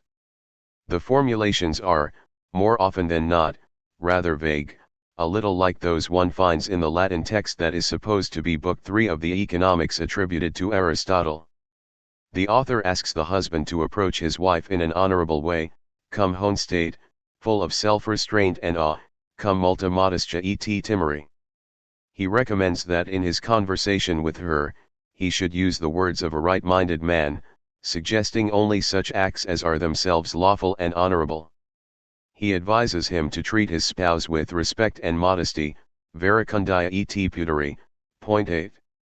In a more precise way, intraconjugal austerity will be justified by the two great natural and rational finalities that will be ascribed to marriage. The first, of course, is procreation. One must not Seneca stresses this, but we have also seen that there were physicians who called attention to it make pleasure the goal of an act that nature has designed for procreation. If the desires of love were given to men, this was not in order that they might enjoy sensual pleasure, but that they might propagate their kind, non voluptatis causa, sed propagandi generis. Point 9. From this general principle, Musonius draws the conclusion that sexual relations can rightfully take place only if they have propagation as their goal. As for those relations which only seek pleasure as an end, they are unjust and unlawful, even in marriage. 10. This rule, which one also finds in the Neo-Pythagoreans, seems to have served to justify certain traditional prohibitions forbidding sexual intercourse during menstruation, which, according to physicians, might carry away the semen, and during the time of pregnancy, not only because it would be unproductive, but above all because it might endanger the life of the embryo.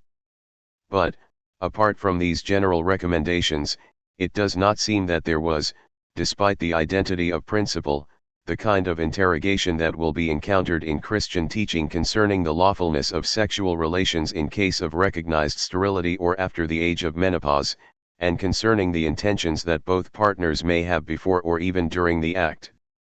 The exclusion of pleasure as an end does seem, in the most rigorous of the moral philosophers, to have been an exigency. But this exigency was more a statement of principle than a schema enabling a regulation of behaviors and a precise codification of their permitted or forbidden forms. The second great finality of marriage, making a life together, a life entirely shared, constitutes the other principle that calls for austerity in conjugal relations. Like the procreative finality, this principle does not trace a clear dividing line between what is permitted and what is forbidden.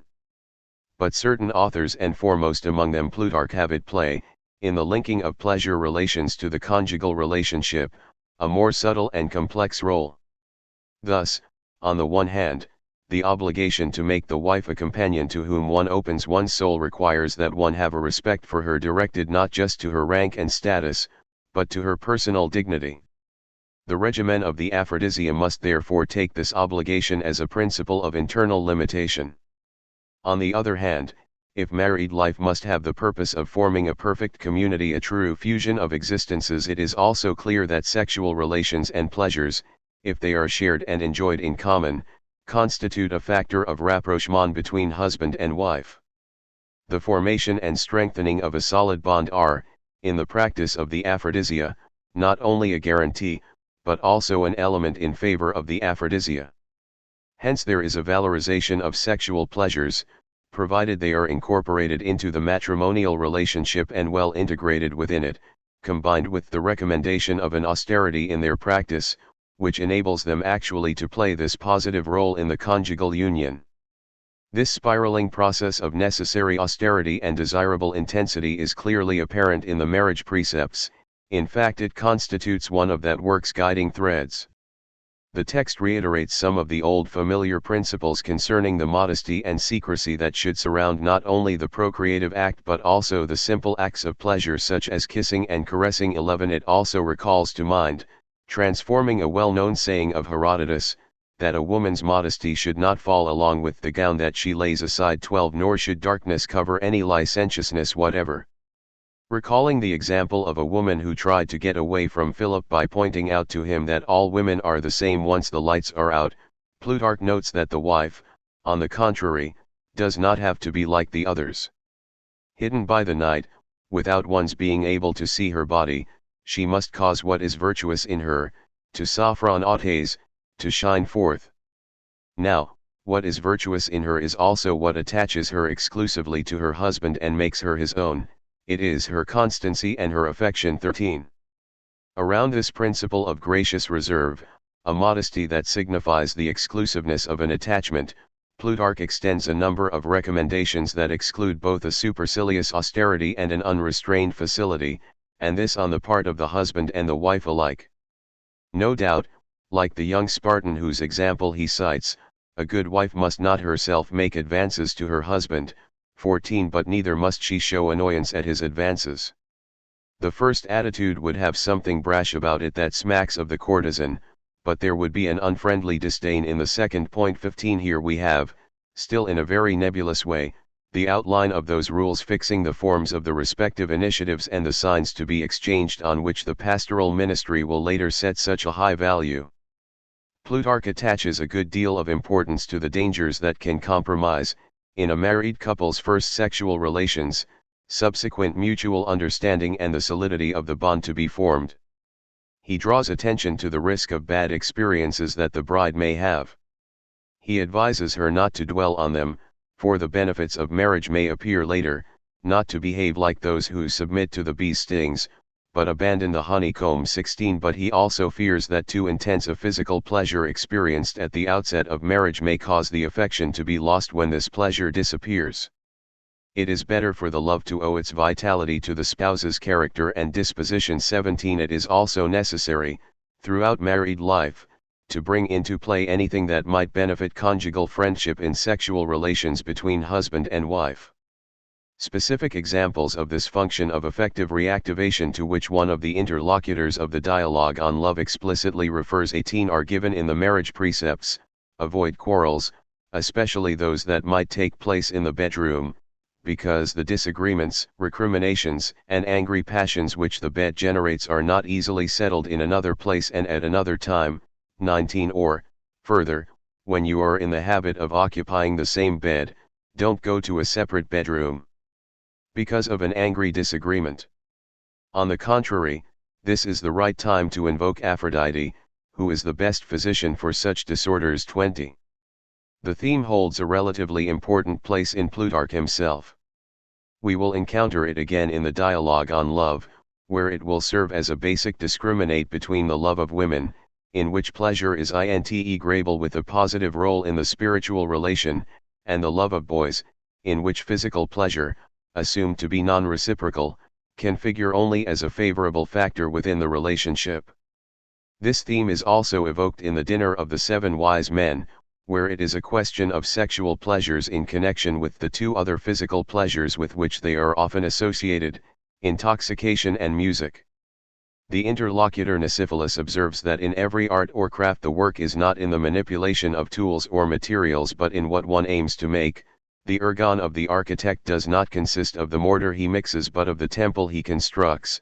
The Muses, when they employ themselves with the lyre or the flute, have no other task than the development of characters and the soothing of the emotions. 21 In the same way, and just as the task of Dionysus is not in the fact of drinking intoxicating wine, the task of Aphrodite, ergon Aphrodites, is not in the mere relating and conjoining of bodies, synousia, mysis, it is in the feeling of friendship, philosophrosyne, the longing, pothos, the association, homilia, and the intimacy, synetia, between two people.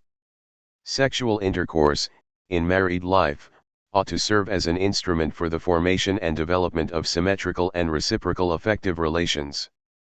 Aphrodite, says Plutarch, is the artisan who creates concord and friendship homophrosyns kai philias demiurgos between men and women, for through their bodies, under the influence of pleasure, she at the same time unites and welds together their souls. 22. This advice may appear rather crude. Nevertheless, it figures among the preliminaries of a long history, that of the codification of moral relations between spouses, in the dual form of a general recommendation of reserve and a complex lesson of effective communication through sexual pleasure. A monopolistic principle, no sexual relations outside marriage. A requirement of dehedonization, sexual intercourse between spouses should not be governed by an economy of pleasure. A procreative finalization, its goal should be the birth of offspring. These are three fundamental traits marking the ethics of conjugal existence that certain moralists developed at the beginning of the imperial epoch, an ethics whose elaboration owes a great deal to late Stoicism. But these traits are not peculiar to it. We have found similar exigencies in the rules enjoined by Plato on the citizens of his republic. We shall find them again in a later period, in what the Church demanded of a good Christian married couple.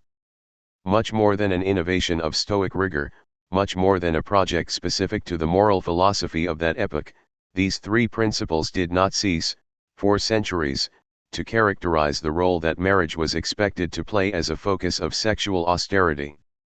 But the constancy of these three phenomena should not be taken as evidence of a pure and simple identity. A certain more or less stoicizing ethics of the imperial epoch did not merely carry forward, from the Platonic utopia to Christianity, the code of a monopolistic marriage dedicated to procreation and distrustful of pleasure. It contributed a number of particular inflections that derived from the forms taken at the time by the development of the cultivation of the self. It should be noted first that in Plato the obligation to integrate all sexual pleasure into the matrimonial structure had for one of its chief justifications the need to supply the city with the children it required to survive and maintain its strength. In Christianity, on the other hand, the link between sexual intercourse and marriage will be justified by the fact that the former bears the marks of sin, the fall, and evil, and that only the latter can give it a legitimacy that still may not exculpate it entirely. Now, in Musonius, Seneca, Plutarch, or Hierocles, although utility has its part to play, although distrust of the transports of pleasure is very strong, the link between marriage and the aphrodisia is not really established by positing the primacy of the social and political objectives of marriage, or by postulating an original evil intrinsic to pleasure, but by affirming a natural, rational, and essential relationship between them.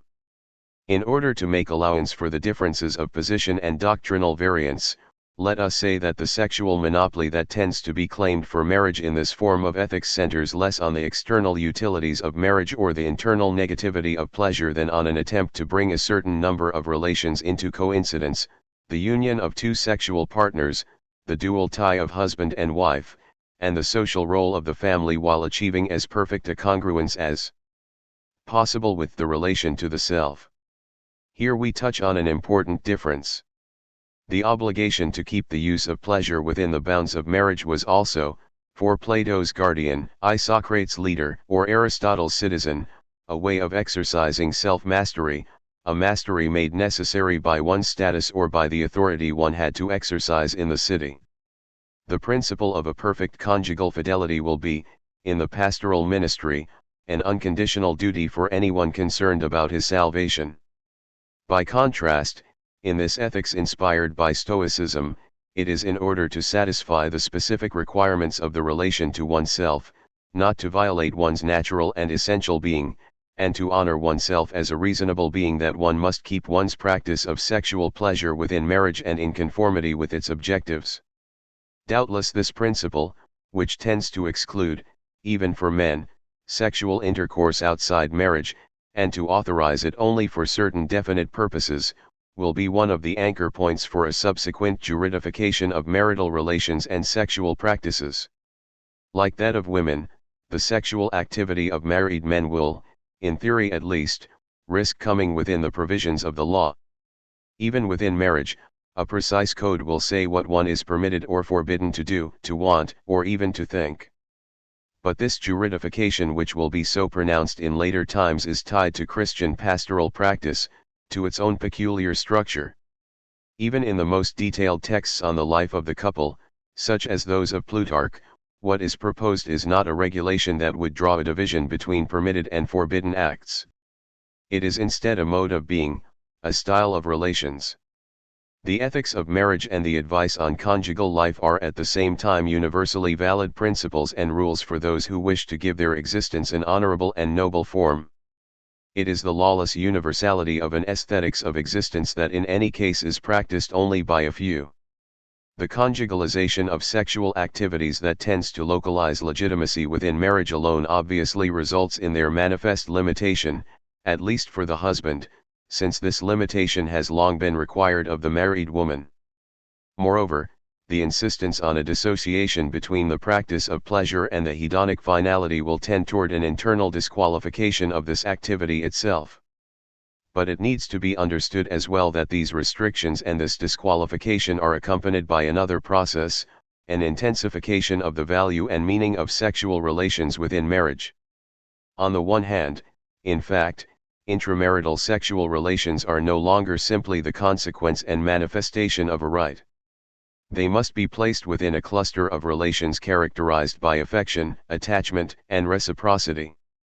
And on the other hand, while pleasure must be eliminated as a goal, it is, at least in certain of the most subtle formulations of this ethics, to be used as an element, at once an instrument and a guarantee, in the interplay of affective expressions between spouses.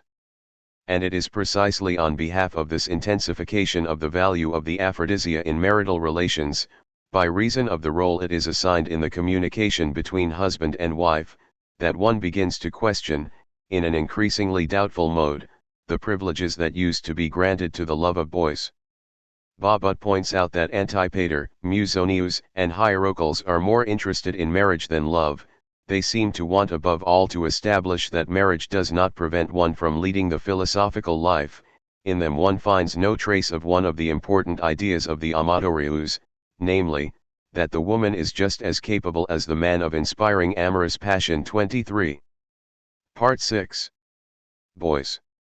In the first centuries of our era, compared with the lofty formulations of the classical period, reflection on the love of boys lost some of its intensity, its seriousness, its vitality, if not its topicality. Where it appears, it has a facile, repetitive sound.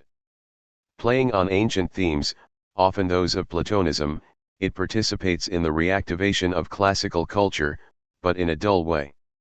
Even when philosophy tries to restore to the figure of Socrates some of its former prestige, the love of boys, with the problems it poses, does not constitute an active and vital focus of reflection.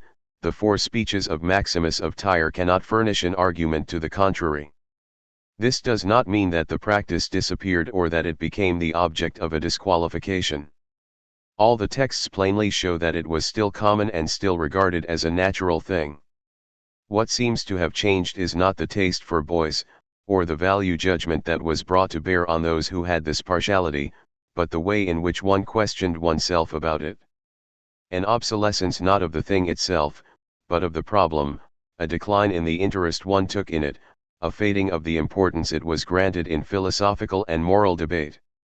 There are no doubt many reasons for this deproblematization. Certain of them can be traced to the influence of Roman culture. It is not that the Romans were more insensitive than the Greeks to this sort of pleasure, but the difficult question of boys as objects of pleasure was posed, in the context of their institutions, with less acuity than in the Greek city. In the first place, children of good birth were well protected by parental right and by public laws. Fathers were determined that the power they exercised over their sons would be respected, and the famous Lex Scantinia, which, as Boswell has shown, did not prohibit homosexuality, defended the free adolescent from abuse and violence. 1 second, and doubtless by way of a consequence, love for boys was practiced for the most part with young slaves, about whose status there was no reason to worry. In Rome the freeborn ephebe was replaced by the slave, says Paul Vane. 2 Hellenized though it was, and saturated with philosophy, Rome, whose poets were so fond of singing of adolescence, offered few echoes of the great speculation of the Greeks on the love of boys. Further, the forms taken by pedagogical practice and its modes of institutionalization made it much more difficult to valorize the relationship with adolescence in terms of educational efficacy. When Quintilian speaks of the moment when a boy should be entrusted to the rhetoric teacher, he emphasizes the need to make sure of the latter's morals. Pupils are transferred to the school of rhetoric when they are practically grown up, and they continue there when they are young men. Accordingly, we must at this stage exercise even greater care that the stainless character of the teacher may preserve their more tender years from harm and that the weight of his authority may deter their bolder age from excess. The teacher must therefore adopt the attitude of a parent toward his pupils and consider that he is taking the place of those who entrust their children to him. 3 In a more general way, a certain lessening of the importance of personal relations of philia, together with the valorization of marriage, no doubt had much to do with the fact that the love relation between men ceased to be the focus of an intense theoretical and moral discussion. Three important texts remain nevertheless: Plutarch's Dialogue on Love, the later dialogue attributed to Lucian, and the 4 lectures by Maximus of Tyre on Socratic love. We can leave aside this last text, not because of its rhetorical and artificial character. Pseudo-Lucian's affairs of the heart are scarcely less so, and the reactivation of ancient themes in academic exercises was a feature characteristic of the epoch. But the text by Maximus of Tyre is essentially devoted. This is what constitutes its traditionalism, to the distinction and comparison, in male relations, between 2 sorts of love, the love that is fine and just and the love that is not. 4 Conforming to the Socratic tradition, Maximus of Tyre has this distinction coincide with the opposition between true love and the love that is only a simulation. Starting from this point, he develops a systematic and traditional comparison of the 2 loves. In terms of the qualities that belong to each, the first comprises virtue, friendship, modesty, candor, stability; the second comprises excess, hatred, immodesty, infidelity. In terms of the ways of being that characterize them, the one is Hellenic and virile, the other is effeminate and barbaric. And lastly, in terms of the behaviors in which they are manifested, with the first, the lover takes care of the beloved, accompanies him to the gymnasium, goes hunting with him, into battle with him, he will be with him in death, and it is not in darkness or solitude that he seeks his company. With the second, on the other hand, the lover flees the sun, seeks darkness and solitude, and avoids being seen with the one he loves. 5. Plutarch's and Pseudo-Lucian's dialogues on love are constructed quite differently. Their erotics is also binary and comparative. It is still a matter of distinguishing 2 forms of love and of contrasting their value. But this time, instead of operating within an eros that is dominated, if not entirely represented, by masculine love, in order to isolate 2 morally unequal forms of the latter, the comparison starts from 2 forms of relations that are naturally distinct, the relation with boys and the relation with women, and more specifically the relation that one may have with one's lawful wife in the context of marriage. It is to these 2 distinct forms that the question of value, beauty, and moral superiority will be directed. This will have various consequences, which will modify the question of erotics considerably. Love for women and, particularly, marriage will belong indisputably to the domain of eros and its problematization. The latter will rest on the natural opposition between love for one's own sex and love for the other sex. Finally, the ethical valorization of love will no longer be able to be carried out through the elision of physical pleasure. This is the paradox. It was around the question of pleasure that reflection on pederasty developed in Greek antiquity. It is around this same question that it will go into decline. Marriage, as an individual tie capable of integrating relations of pleasure and of giving them a positive value, will constitute the most active focus for defining a stylistics of moral life. The love of boys will not become a doomed figure for all that. It will find many other ways of expressing itself in poetry and art. But it will undergo a kind of philosophical disinvestment. When it is examined, instead of asking it to reveal one of the highest possible forms of love, one will criticize it for a radical inadequacy, for its inability to accommodate relations of pleasure. The difficulty of accounting for the relations between this form of love and the use of the aphrodisia had long been the cause of its philosophical valorization. Now the difficulty becomes the reason for seeing it as a taste, a practice, a preference, which may have their tradition, but which are incapable of defining a style of living, an aesthetics of behavior, and a whole modality of relation to oneself, to others, and to truth. Plutarch's dialogue and that of Pseudo-Lucian attest both to the legitimacy that is still granted to the love of boys and to its increasing decline as a vital theme of a stylistics of existence. 1. Plutarch. Plutarch's dialogue on love opens and closes under the sign of marriage. Shortly after their wedding, Plutarch has come with his wife on a pilgrimage to Thespia.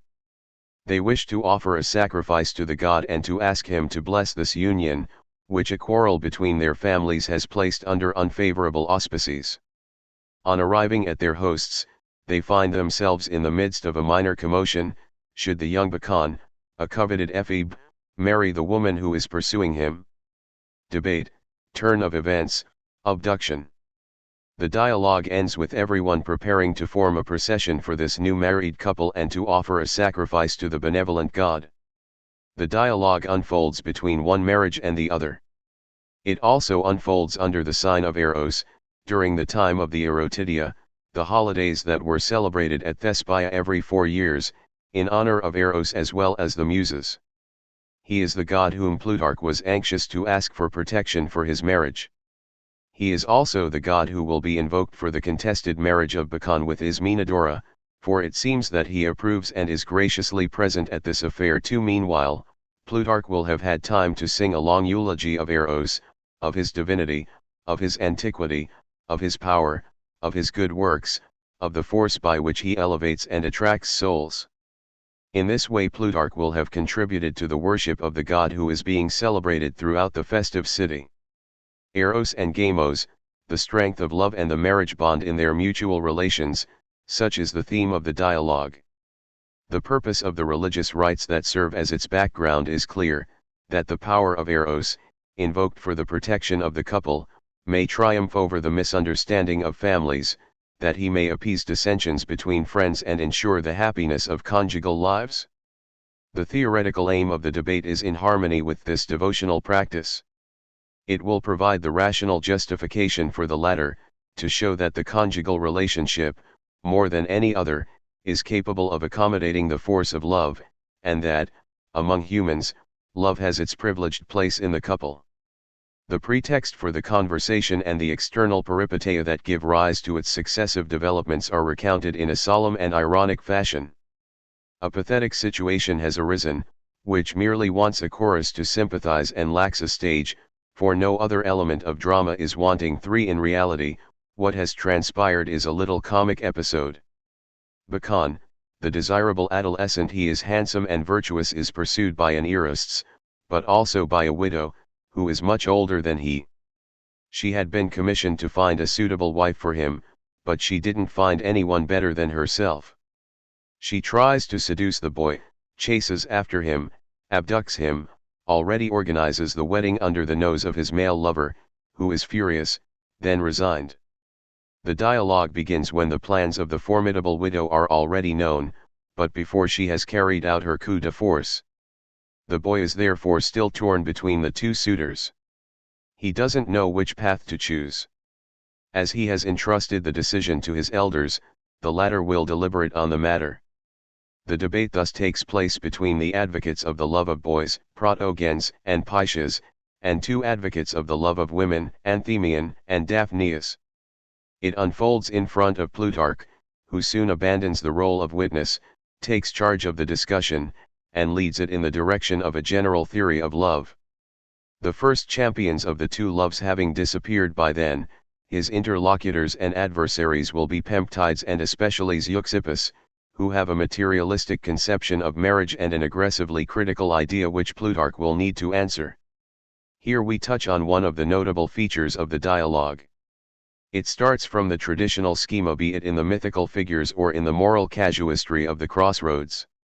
There are two paths, which does one choose, that of love for boys or that of love for women? Now, in actual fact the debate does not exactly raise this problem. Whereas in the Platonic texts the noble, masculine eros is contrasted with the facile, multiple, physical, pandemian eros, which, clearly, is the love that can be practiced with boys and with girls outside marriage. In Plutarch the choice is between boys on the one hand and marriage on the other, as if it were in the latter that the relationship with women is fulfilled. Another distinctive element in Plutarch's dialogue is the personage of the woman who is pursuing the boy. All the traits that characterize her are significant.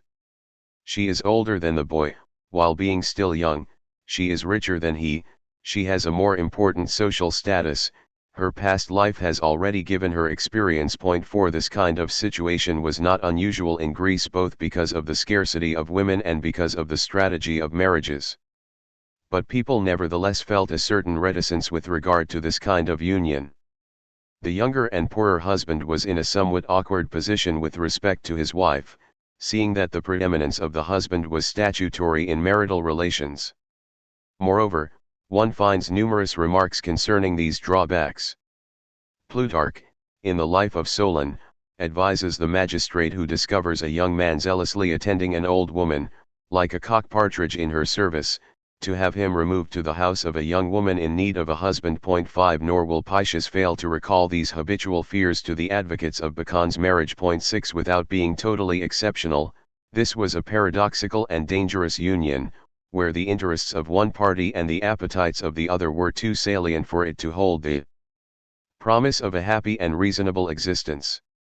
What Bacon sees himself being offered in opposition to pederastic love is therefore not the best but the least good of all possible marriages.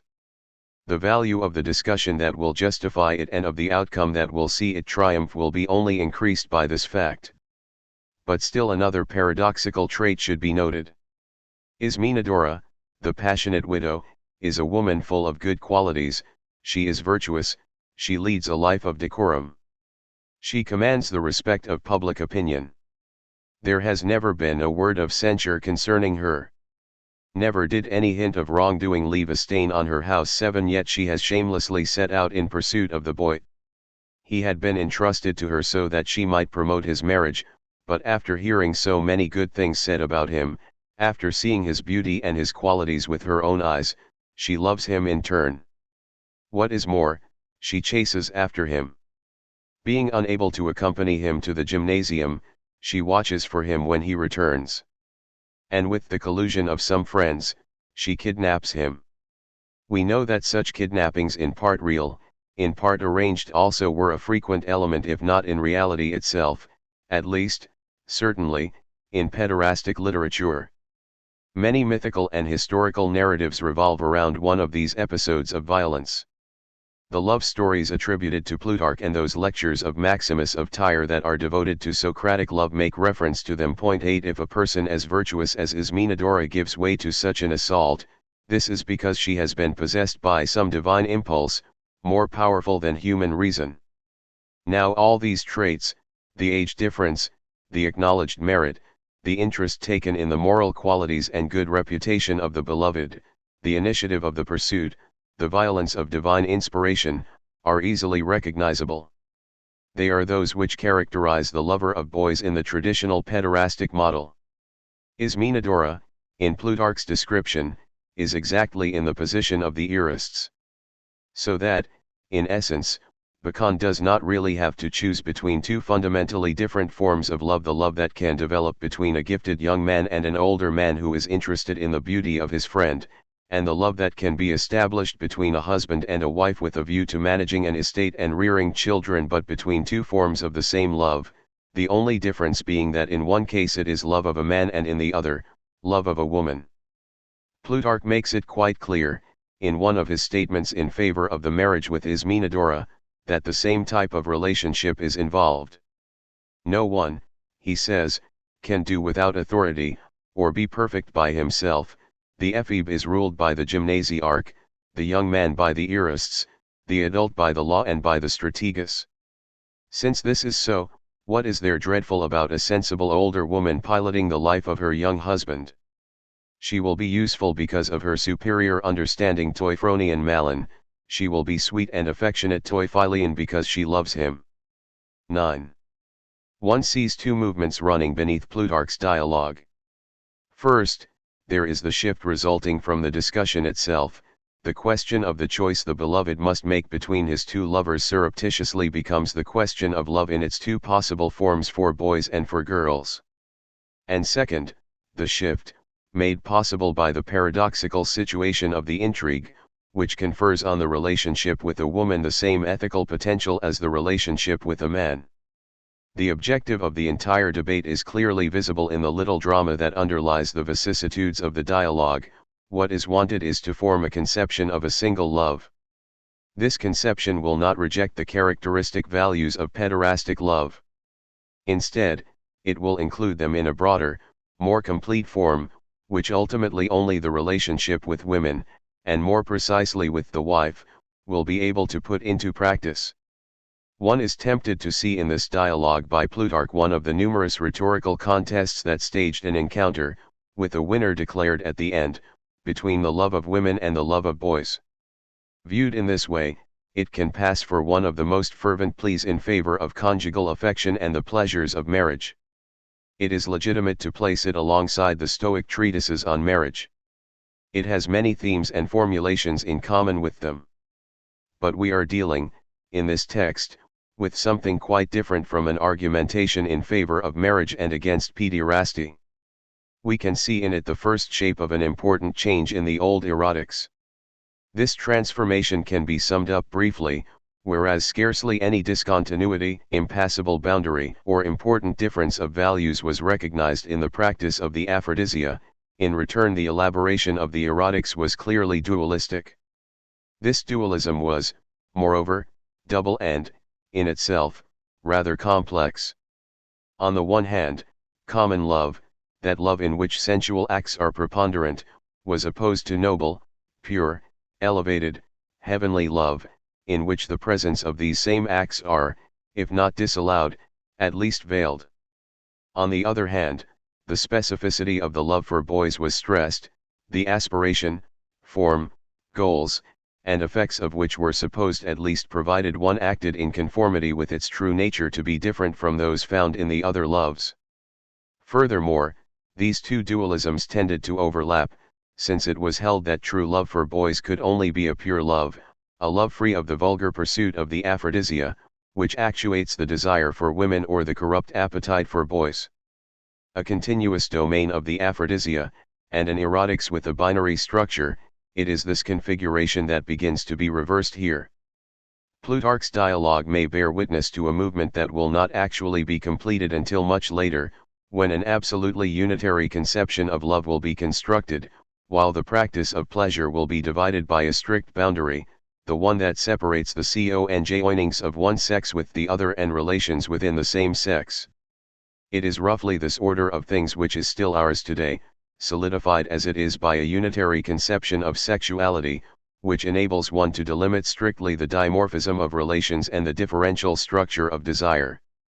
In Plutarch's dialogue, one sees the effort to constitute a unitary erotics, very clearly organized on the model of the man-woman, and even husband-wife, relationship.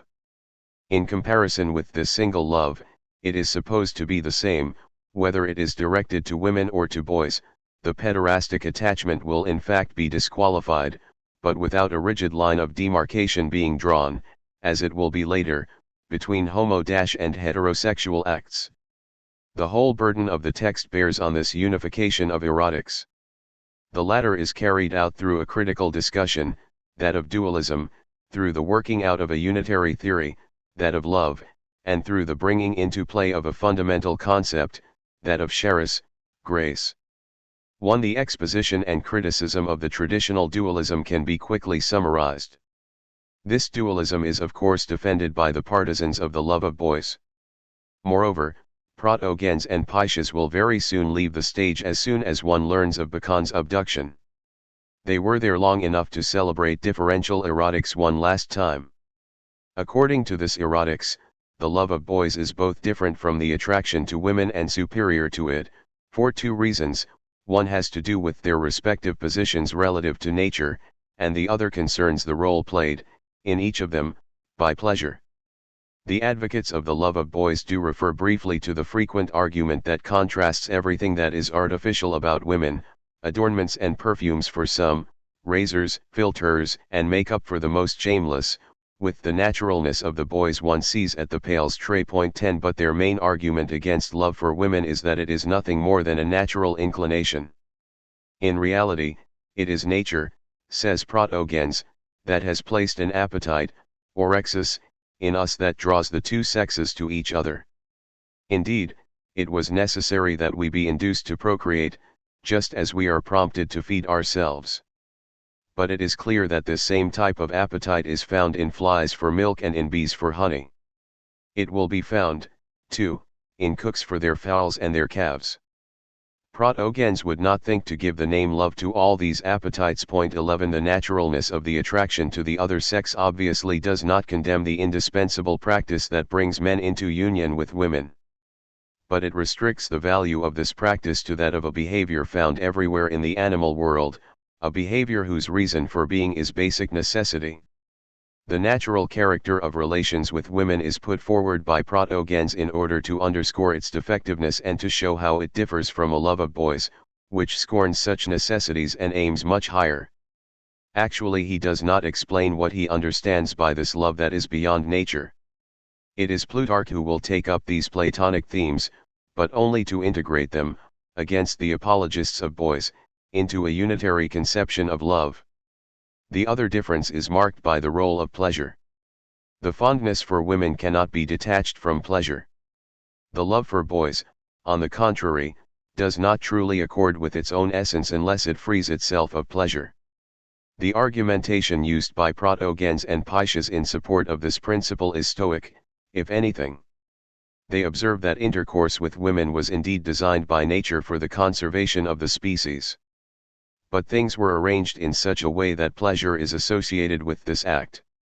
For this reason, the appetite and the impulse, orexis, horm, that induce us to perform it are always apt to become violent and unrestrained. In this case, they are transformed into desire, epithumia. Thus we are led in two ways toward that natural object which a woman constitutes, by the appetite, a natural movement, which looks to the survival of the generations as its reasonable goal and uses pleasure as a means, and by desire, a violent movement, with no internal regulation, which has pleasure and enjoyment as its goal. 12 It is clear that neither the one nor the other can be love in its true form, not the first, because it is common to all the animals, not the second, because it exceeds reasonable limits and attaches the soul to sensual pleasures. It is only logical, then, to rule out the very possibility of eros in relations between men and women. True love has nothing to do with the women's quarters, says Protogens in a turn of phrase that is given two meanings by the adherents of boys. First, the nature of desire, which attaches a man to a woman by their sexual parts, like a dog to his female, excludes love. Second, it would not be proper for a sober-minded and chaste woman to feel love for her husband and to accept being loved by him. Aron, Erastai, point 13 Hence there is only one true love, the love of boys, because unworthy pleasures are absent from it and because it necessarily implies a friendship that is indissociable from virtue. If, moreover, the Earist finds that his love does not give rise to friendship and virtue in the other, then he abjures his attention and his fidelity. Point 14. To this traditional line of argument, there will be an expected reply, Daphneus' denunciation of pederastic hypocrisy.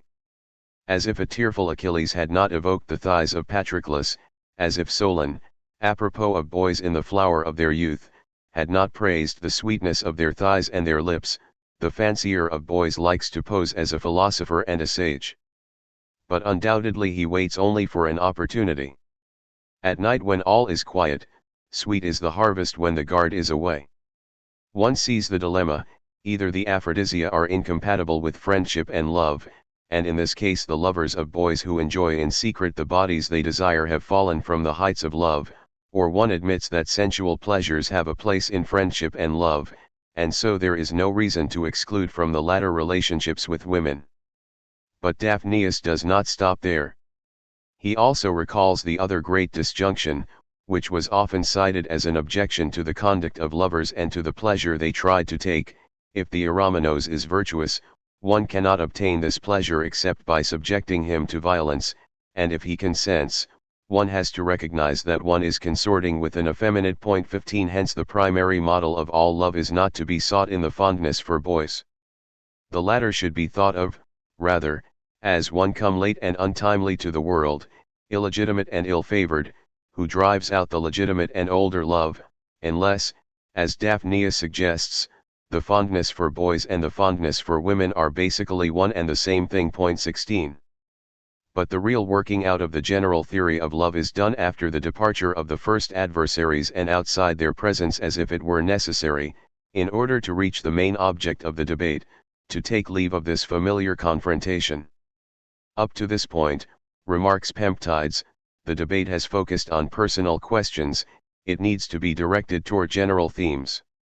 2. The central part of the dialogue consists of a eulogy of love in the traditional manner of praising a god, his truly divine nature is thereby established.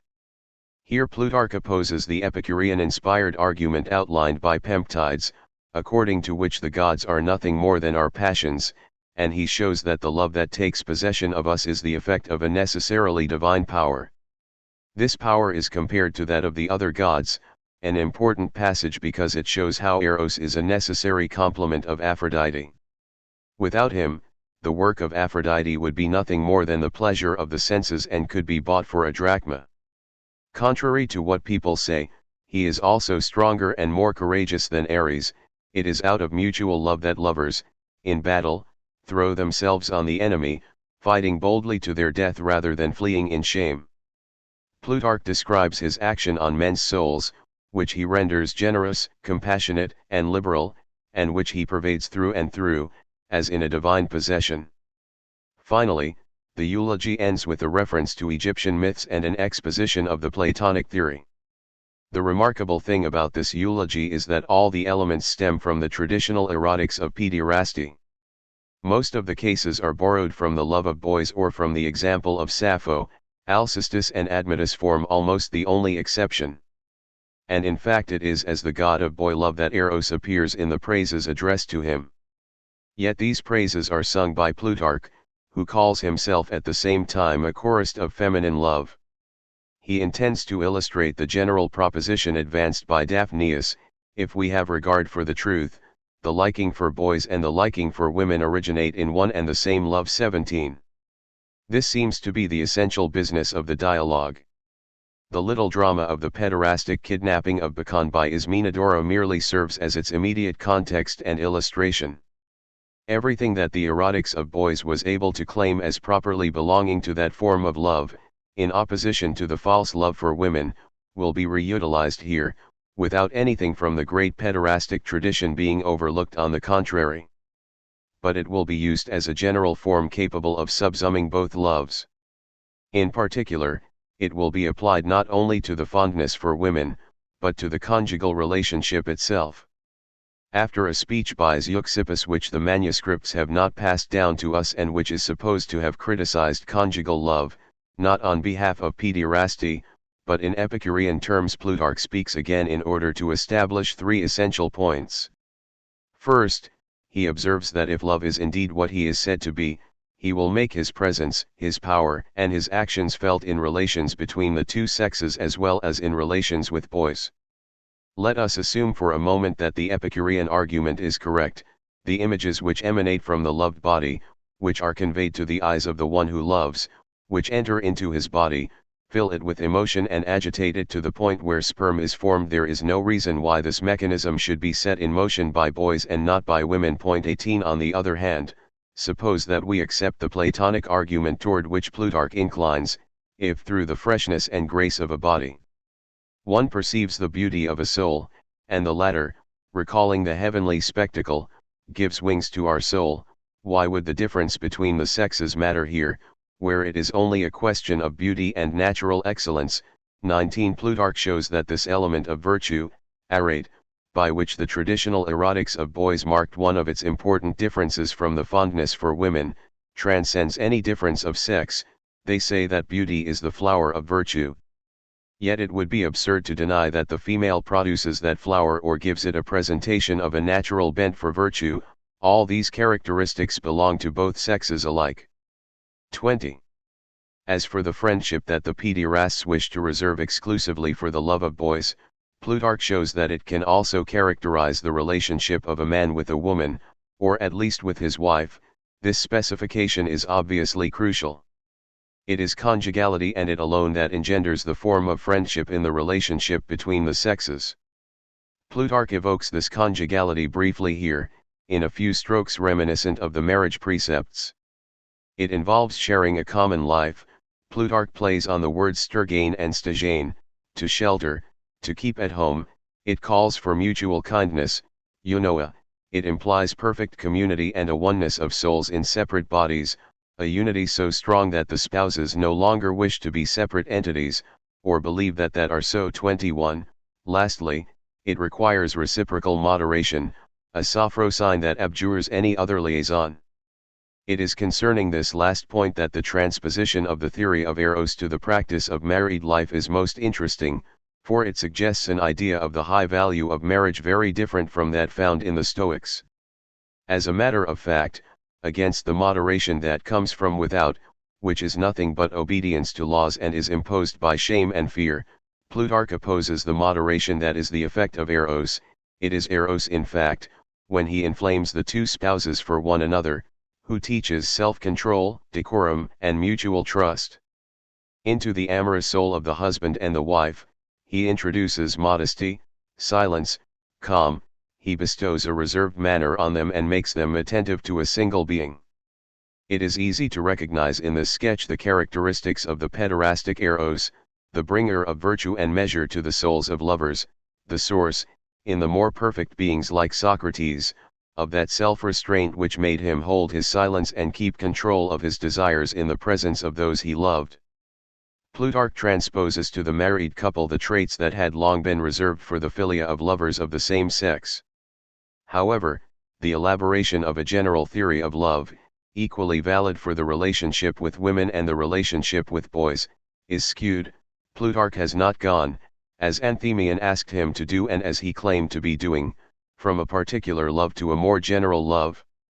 He has borrowed from the erotics of boys its fundamental and traditional features in order to demonstrate that they can be applied, not to all forms of love, but to the conjugal relationship alone. 3. Such is in fact the ultimate goal of the dialogue, to show that this single chain of love, which can find its perfect realization in marriage, cannot be accommodated, at least not in its complete form, in the relationship with boys. While this relationship, with its traditional values, has been able to serve as a support and model for the general conception of love, it finds itself, in the last analysis, invalidated and fallen into disfavor, an imperfect love when one compares it with that of husband and wife. Where does Plutarch have this imperfection reside? So long as one had a dualistic erotics that distinguished true love, true because it was pure, from false, delusive love, false because it was physical, the absence of the aphrodisia was not merely possible, it was necessary if this was to be made the love relation par excellence. But the elaboration of a general erotics, linking Eros and Aphrodite closely together, changes the terms of the problem. The elision of the aphrodisia, ceasing to be a precondition, becomes an obstacle. Plutarch says this explicitly: if Aphrodite without Eros offers only a momentary pleasure that can be purchased for a few drachmas, Eros without Aphrodite, when physical pleasure is lacking, is no less imperfect. A love without Aphrodite is like drunkenness without wine, brought on by a brew of figs and barley. No fruit a carpon, no fulfillment a teles comes of the passion, it is cloying and quickly wearied of. 22. Now, can the love of a boy find a place for the aphrodisia? We know the argument.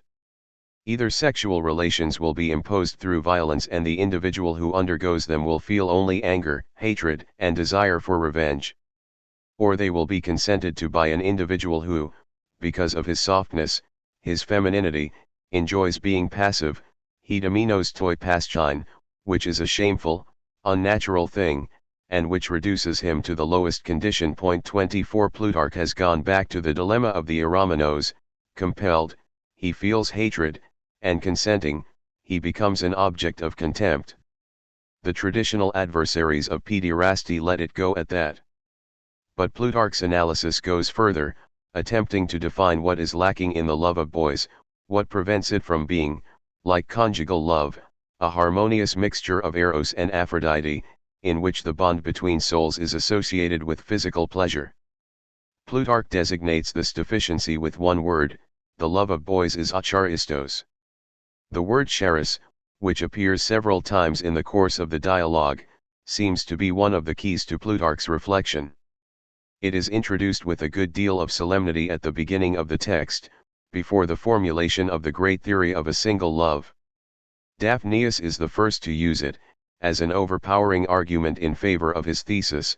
The love of women is special, he says, in that through the practice of such sexual relations as nature has established, it can lead to friendship, eis philion, by way of Charis. 25. And Daphnius attaches so much importance to this term that he immediately undertakes to define it and to give it a few great poetic sponsors. Charis is the consent that a woman willingly grants to a man, a consent that can appear only with nobility, according to Sappho, and the absence of which can result, according to Pindar, in ungraceful births. Thus Hephaestus was born from Hera Anucharitan. 26. The role that is assigned to this acquiescence is clear: to integrate sexual relations, with their two naturally defined poles of activity and passivity, into reciprocal relations of kindness, and to bring physical pleasure into friendship. After this preliminary presentation, and once the unitary doctrine of love is established, the question of Charis becomes preponderant at the end of the dialogue. It will serve as a discriminate between the love of women and the love of boys, only the former being able to engender that complete form in which are joined, owing to the gentleness of consent, the pleasure of Aphrodite and the virtue of friendship. Now Plutarch does not conceive of this junction simply as a tolerance that could concede, in the conjugal relationship, a more or less utilitarian place, example for procreation, to sexual acts. On the contrary, he makes the latter the starting point of the whole relation of affection that should animate the relationship.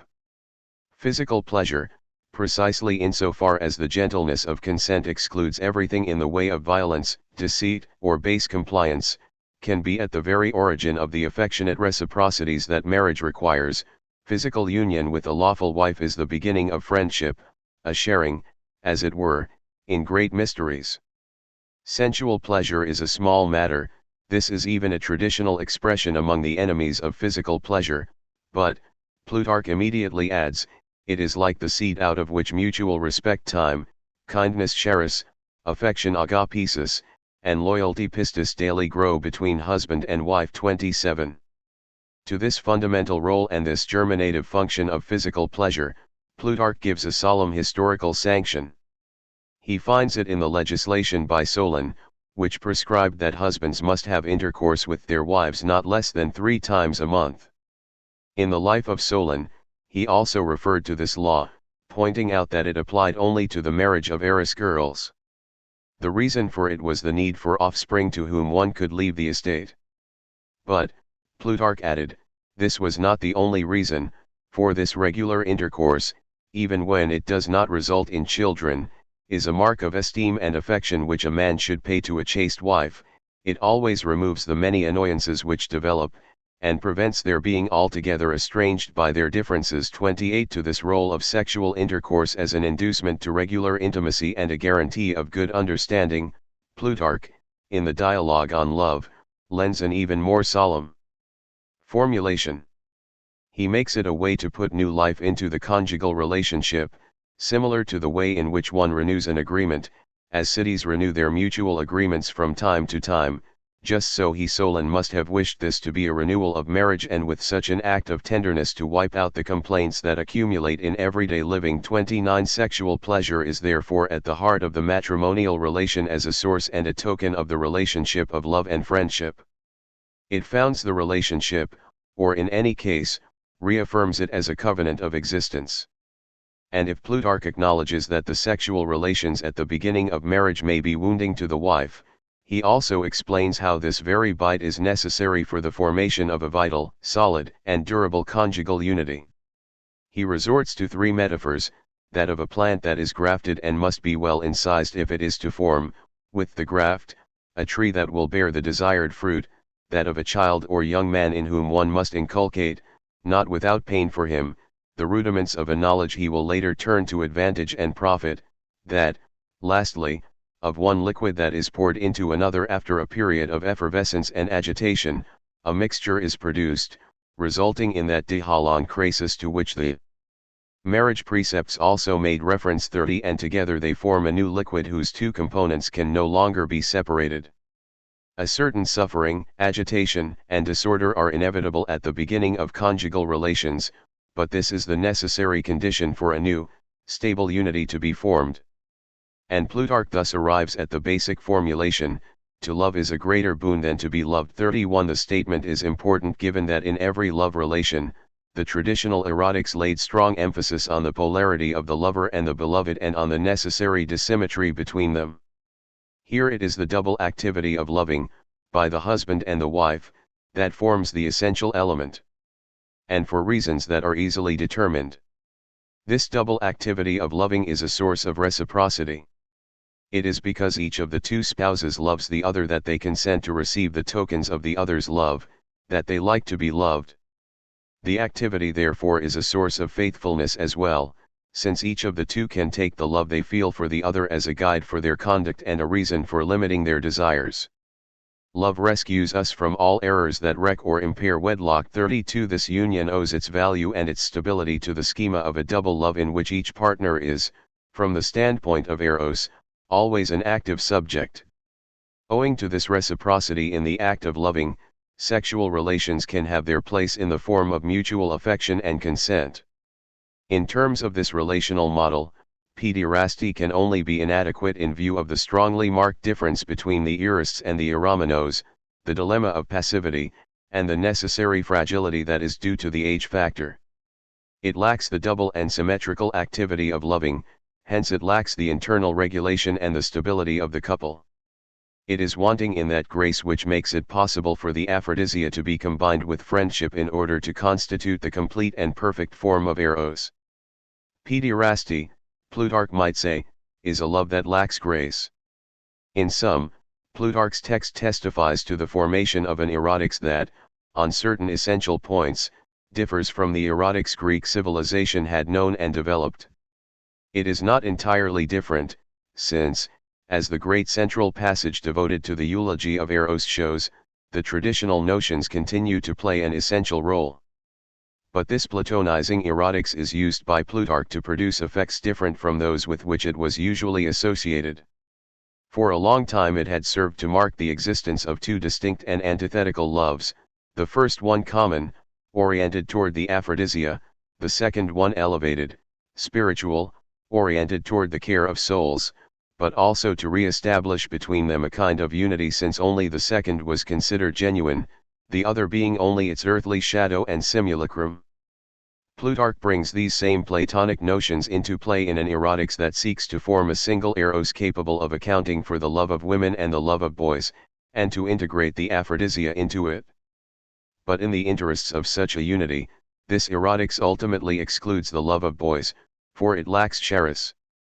Starting from a dualistic erotics traversed by the question of truth and semblance, and intended essentially to provide a rational foundation for the love of boys, but at the cost of an elision of the aphrodisia, one sees, in Plutarch, a new stylistics of love being formed.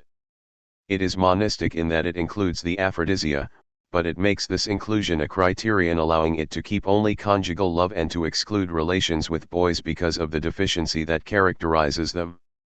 There can no longer be a place for them in this great unitary and integrative chain in which love is revitalized by the reciprocity of pleasure.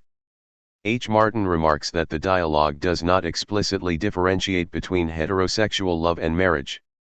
Comparing the dialogue on love and the marriage precepts, L. Goisler calls attention to the connection, emphasized by Plutarch, between gamos and eros, and to what is new about this in the traditional question of marriage. 1. Here Plutarch repeats the argument put forward by Daphnius. 23. 2. Pseudo-Lucian. The affairs of the heart, attributed to Lucian, is manifestly a later text. It is presented in the quite customary form of interlocking dialogues.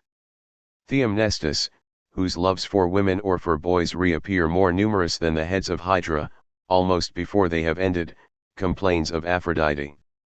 From the time when as a child he became an ephebe, the wrath of the goddess has been pursuing him.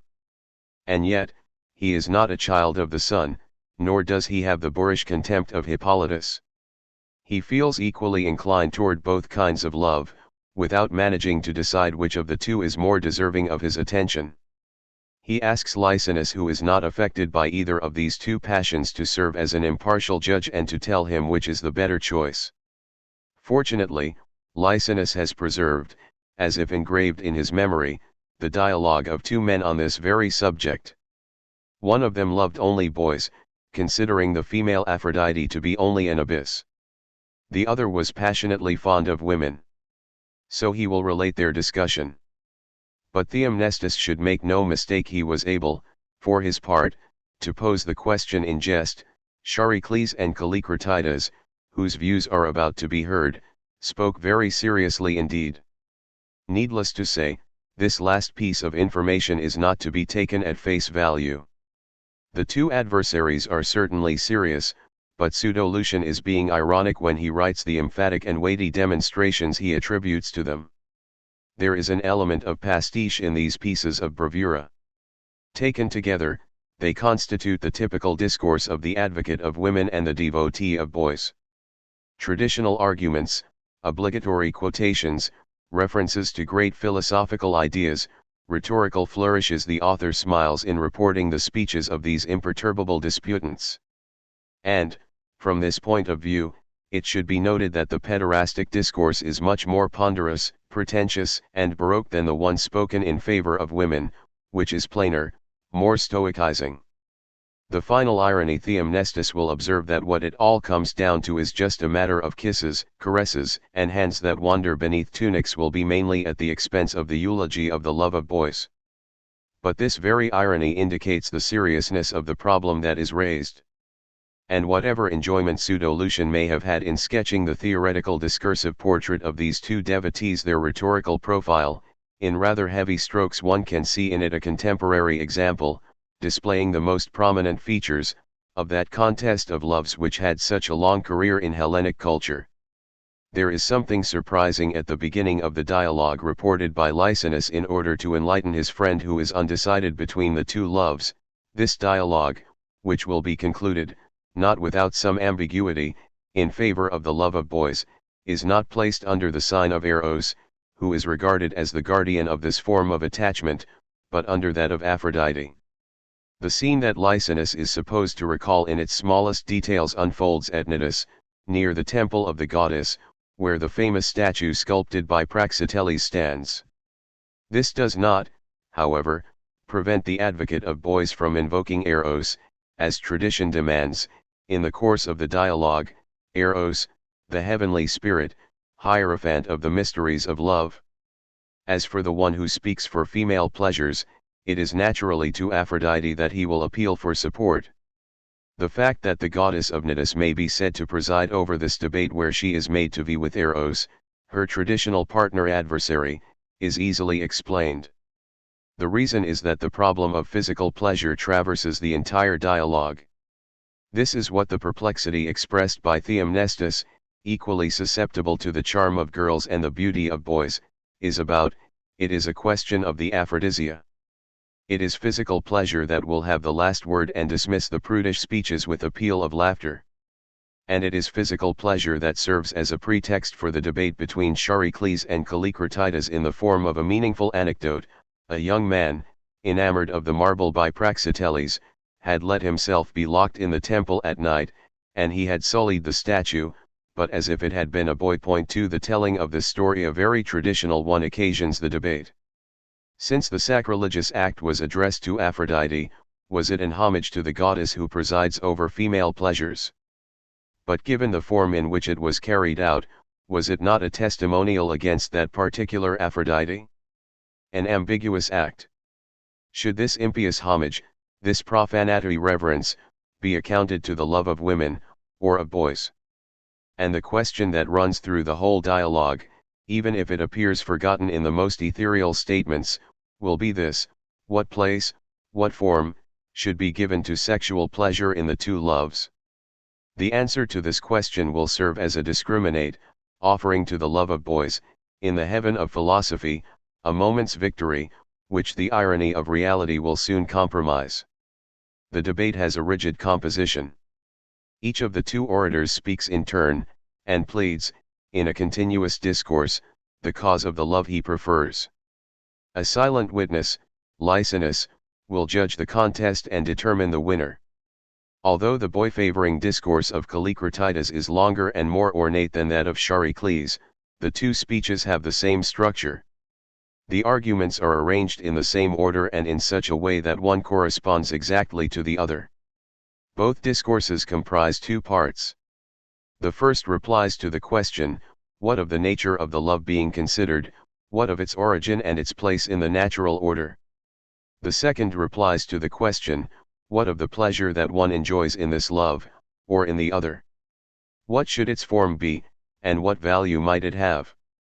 Rather than follow each of the two expositions in its continuity, we shall examine these two questions in turn in order to see how the partisan of the love of women and the advocate of the love of boys reply to them, each in his own way.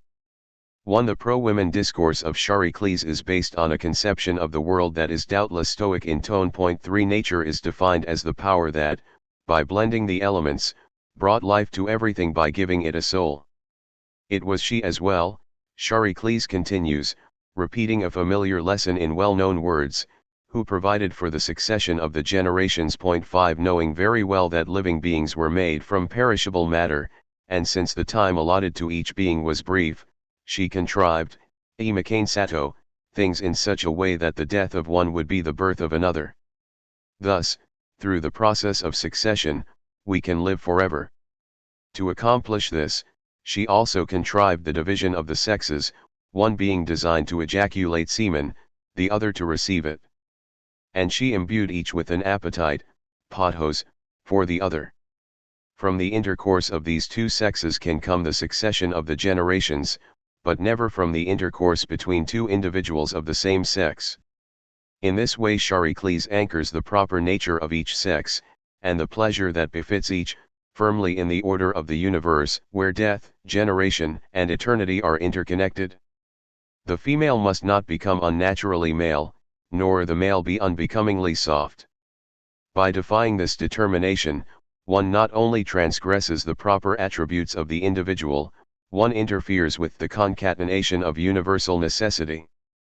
The second criterion of naturalness used in Charicles' discourse is the state of mankind at its beginnings. 6. A closeness to the gods through virtue, a desire to behave heroically, marriage at a suitable age, and a noble progeny, these were the four traits that characterized that lofty existence and ensured its accord with nature. Then came the fall, which was gradual. It seems that Charicles distinguishes, as stages in this degeneration, the time when, pleasure leading humans to the depths, people sought strange and extraordinary paths to enjoyment, should this be taken to mean non-procreative forms of sexual relations or pleasures alien to marriage, then the time when they came to transgress the laws of nature herself, a bold development whose basic form, the only one in any case which is mentioned in the text, consists in treating a man like a woman. Now, in order for an act so alien to nature to be possible, it was necessary that what enables one to do violence and to deceive tyrannical power and the art of persuasion be brought into relations between men. Charicles finds the third mark of naturalness in the animal world. 7. The laws of nature rule over them without restriction or division, neither lions, nor bulls, nor rams, nor boars, nor wolves, nor fish seek out their own sex. For them, the decisions of providence are unchangeable. To this chaste animality, Pseudo-Lucian's orator opposes the perverse bestiality of men, which makes them lower than other creatures whereas they were meant to be superior to the highest of them. Several significant terms are employed in Charicles' speech to characterize this bestiality on the part of men: passion, but also strange infection, blind insensibility, anaesthesia, inability to hit the mark, so that they neglect what should be pursued and pursue what should be left alone. In contrast to the conduct of the animals, who obey the law and aim for the goal that is assigned to them, men who have sex with men evince all the signs traditionally ascribed to the passional state: uncontrolled violence, a sickly condition, blindness to the reality of things, an incapacity for attaining the goals set for human nature. In sum, the love of boys is placed in turn on the three axes of nature, as the general order of the world, the original state of mankind, and a behavior that is reasonably adapted to natural ends. It disturbs the orderly progression of things, it gives rise to violent and deceitful conduct. Finally, it is pernicious from the standpoint of human objectives. Cosmologically, politically, and morally, this type of relation transgresses nature. In the part of his discourse that replies to these assertions, Callicratidas does not so much advance arguments that refute his adversary, as put forward a different conception of the world, the human race, its history, and the noblest ties that can connect men to each other. To the idea of nature as a provident mechanic who, by means of sex, arranged for procreation and the succession of generations so as to give the human race an eternity that individuals are denied, he opposes the vision of a world formed out of chaos. It was the demiurgic Eros who conquered this primeval disorder by creating all things that have a soul and all that do not, by instilling the principle of harmony in the body of men, and by attaching them to one another through the holy sentiment of friendship. Charicles saw, in relations between men and woman, an artful nature who established temporal succession in order to circumvent death. Callicratidas recognizes, in the love of boys, the strength of the bond that, by attaching and combining, triumphs over chaos. 8. From this perspective, the history of the world should not be read as an early disregard for the laws of nature and a plunge into the depths of pleasure, but rather as a gradual release from the primary necessities. 9. In the beginning, man was pressed by needs. The arts and skills, techne and episteme, made it possible for him to escape from these pressures and to provide for himself in a better fashion. People learned to weave garments and build houses. Now, as the weaver's art is to the use of animal skins, and as the builder's art is to caves for shelter, the love of boys is to intercourse with women. The latter, in early times, was necessary in order that the race might not disappear. The love of boys, on the other hand, came into existence very late, not, as Charicles maintained, because there was a degeneration, but because, on the contrary, there was an elevation toward more curiosity and knowledge. Indeed, when men, after having learned so many useful skills, began to leave nothing unexplored, philosophy appeared and with it pederasty. Pseudo-Lucian's orator does not really explain this twin birth, but his speech contains enough familiar references so that it would have been readily understandable to any reader. It rests implicitly on the opposition between the imparting of life through intercourse with the other sex and the imparting of techniques and knowledges through teaching, learning, and the relationship of disciple with master. When, emerging from the particular arts, philosophy began to inquire concerning all things, it found, as a means of transmitting the wisdom it obtains, the love of boys, which is also the love of noble souls, capable of virtue. One understands, then, how Callicratidas can reply with laughter to the animal lesson presented by his adversary. 10. What exactly is proved by the fact that lions do not love the males of their species, and that he-bears are not enamored of he-bears? Not that men have corrupted a nature that remains intact among the animals, but that animals do not know what it means to philosophize, and they are ignorant of the beauty that friendship can produce. The arguments of Callicratidas are evidently no more original than those of Charicles. Commonplaces of a vulgarized Stoicism, on the one hand, and a mixture of Platonic and Epicurean elements on the other? No doubt. One cannot help but recognize, in this comparison of the two loves, an excuse for oratorical variations on the texture of traditional arguments. The banality, nicely embellished in places, of Charicles and Callicratidas' explanations shows rather clearly that they were meant to function as philosophical escutcheons, the enthusiast of boys, on the Platonizing side, under the colors of Eros, and the defender of women, on the Stoic side, under the exacting sign of nature.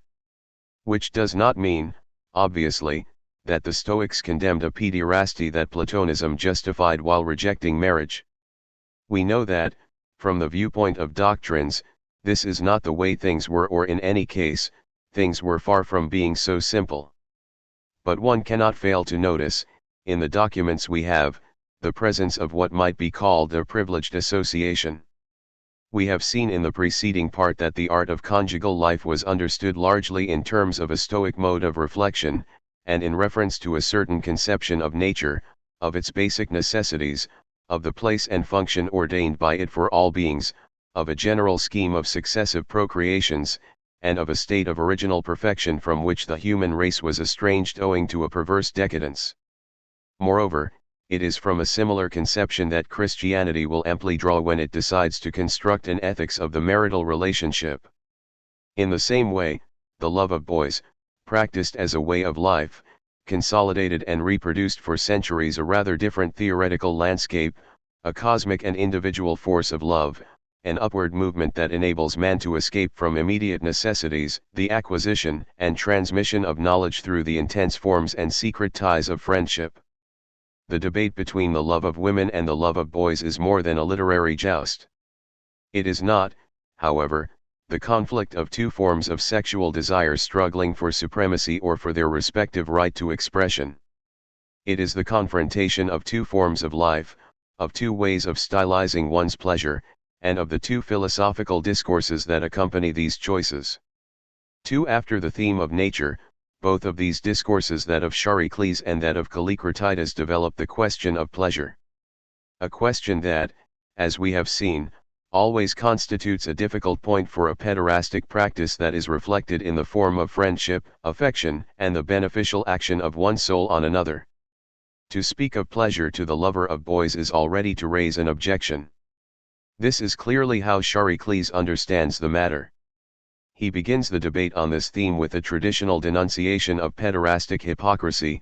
You pretend to be disciples of Socrates who are not enamored of bodies but of souls. How is it then that you do not pursue old men full of wisdom, but rather children, who are unable to reason? If it's a matter of virtue, why love, as Plato did, a Phaedrus who betrayed Lysias, or, as Socrates did, an impious Alcibiades, an enemy of his country, eager to become a tyrant? One would do well, therefore, despite the claims of this love of souls, to descend, along with Charicles, to the question of pleasure, and to compare the practice of boys with the practice of women. Among the arguments that Charicles employs to differentiate between these two practices and the place that pleasure occupies in each, the first is that of age and transience. 12 Until the threshold of old age, a woman preserves her charms even if she must lend them the support of her long experience. A boy, for his part, is agreeable only for a moment.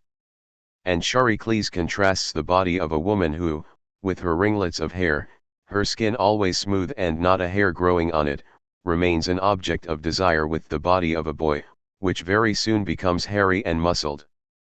But from this difference, Charicles does not conclude, as is often done, that one can love a boy only for a very short time, and that one is very soon led to abandon him.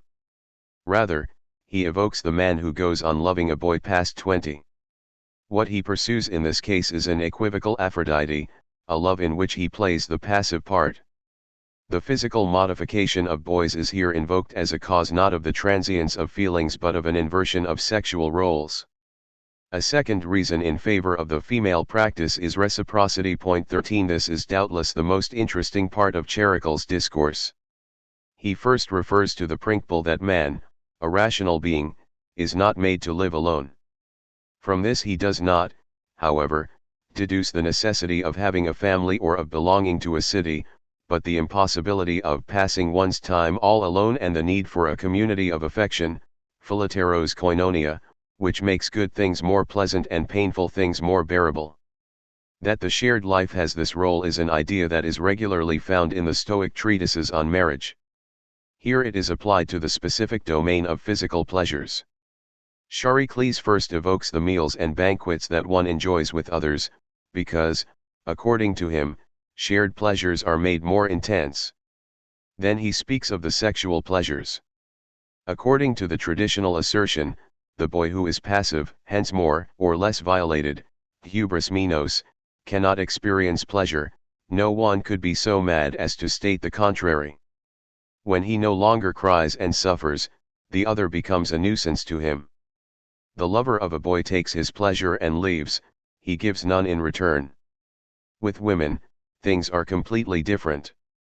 Charicles first states the fact, then the rule. In sexual intercourse with a woman, there is, he affirms, an equal exchange of enjoyment, and the two partners separate after having given each other an equal amount of pleasure.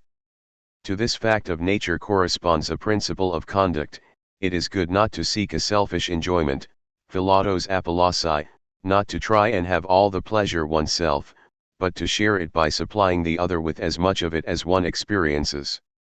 To be sure, this reciprocity of pleasure is already a well-known theme, which amatory or erotic literature has used quite often.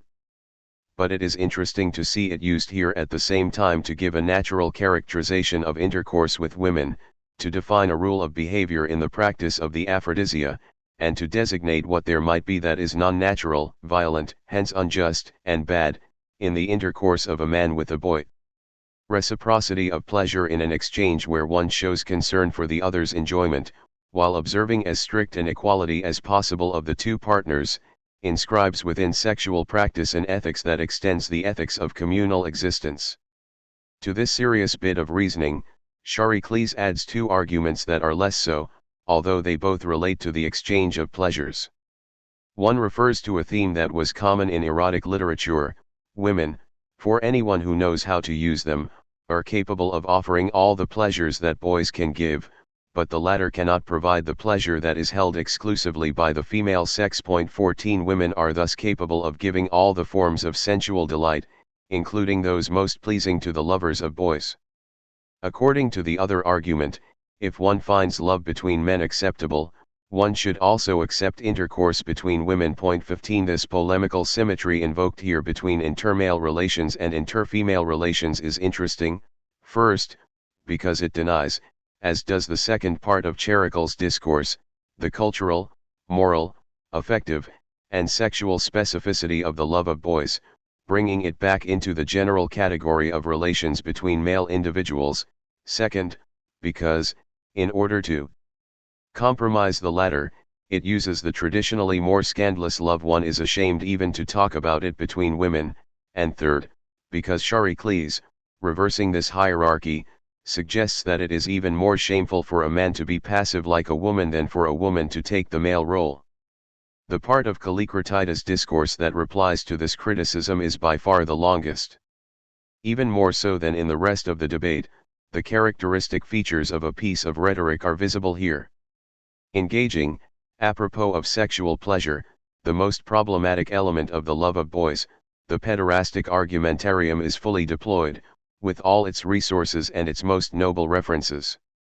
But they are brought into play in response to the question that Charicles has stated very clearly: the reciprocity of pleasure. On this point both adversaries refer to a simple and coherent conception. For Charicles, and the adherents of female love, it is the fact of being able to occasion the other's pleasure, to be attentive to it, and to take pleasure in it oneself. It is the charis, as Plutarch says, that legitimates pleasure in intercourse between a man and a woman, and allows it to be integrated into eros. It is the absence of charis, on the other hand, that marks and disqualifies intercourse with boys. As the tradition of this other love prescribes, Callicratidas cites as its keystone not charis but arete virtue. It is virtue that should ensure between partners both an honorable, wisely apportioned pleasure and the commonality that is indispensable to the relationship between two individuals. Let us say, to be brief, that to the gracious reciprocity that only pleasure with women is capable of providing, according to its proponents, its adversaries oppose the virtuous commonality that is the exclusive privilege of the love of boys. Callicratidas' demonstration consists first of all in criticizing, as illusory, that reciprocity of pleasure which the love of women claims as its specific trait, and in setting against it, as the only relationship capable of truth, the virtuous relationship with boys. Thus, in a single stroke, the privilege of reciprocal pleasure attributed to male-female relations will be contested, and the theme that the love of boys is unnatural will be turned around. In a display of rancor, Callicratidas reels off a series of commonplaces against women. 17 One only has to look closely to see that women are intrinsically ugly, truly, alithos, so, their bodies are unshapely and their faces are as ill-favored as those of monkeys. They must take great pains to mask this reality: makeup, fancy clothes, coiffures, jewels, adornments. For the benefit of spectators they give themselves a spurious beauty, which a careful gaze suffices to dissipate. And then they have a liking for secret cults, which allow them to envelop their debauches in mystery. There is no need to recall all the satirical themes that are echoed, rather flatly, by this passage. One could find many other examples, with similar arguments, in the eulogies of pederasty. Thus Achilles Tatius, in Leucippe and Cleitophon, has one of his characters, a lover of boys, say, "False are the ways of a woman, words and deeds alike, and although she may seem fair to behold, it is all the result of the laborious use of pigments, and her beauty is all of myrrh, hair dye and makeup, and if she is stripped of all these many devices, she is like the jackdaw that was plucked of its feathers in the fable 18. A woman's world is deceptive because it is a secret world. The social separation between the group of men and that of women, their different ways of life, the careful division between female activities and male activities, all this probably did much to heighten, in the experience of Hellenic men, this apprehension of women as mysterious and deceptive objects. One could be deceived about a woman's body, which was hidden by adornments and which might be disappointing when it was uncovered. One was apt to suspect it of cleverly masked imperfections. One was afraid of discovering some repellent defect. The female body, with its secrecy and its particular characteristics, was charged with ambiguous powers. "Do you wish," says Ovid, "to rid yourself of a passion? Look a little more closely at the body of your mistress." 19 One could be deceived, too, regarding morals, with that secret life which women led, a life enclosed in disturbing mysteries. In the argumentation that Pseudo-Lucian attributes to Callicratidas, these themes have a precise significance. They enable him to question the principle of reciprocity of pleasure in intercourse with women. How could there be such a reciprocity if women are deceptive, if they have their own pleasure, if, unbeknown to men, they indulge in secret debauchery? How could there be a valid exchange if the pleasures their appearance lets one imagine are nothing but false promises?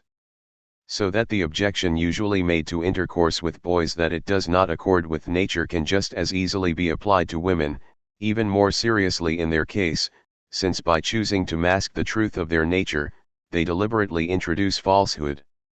The make-up argument may seem to us to carry little force in this debate on the two loves.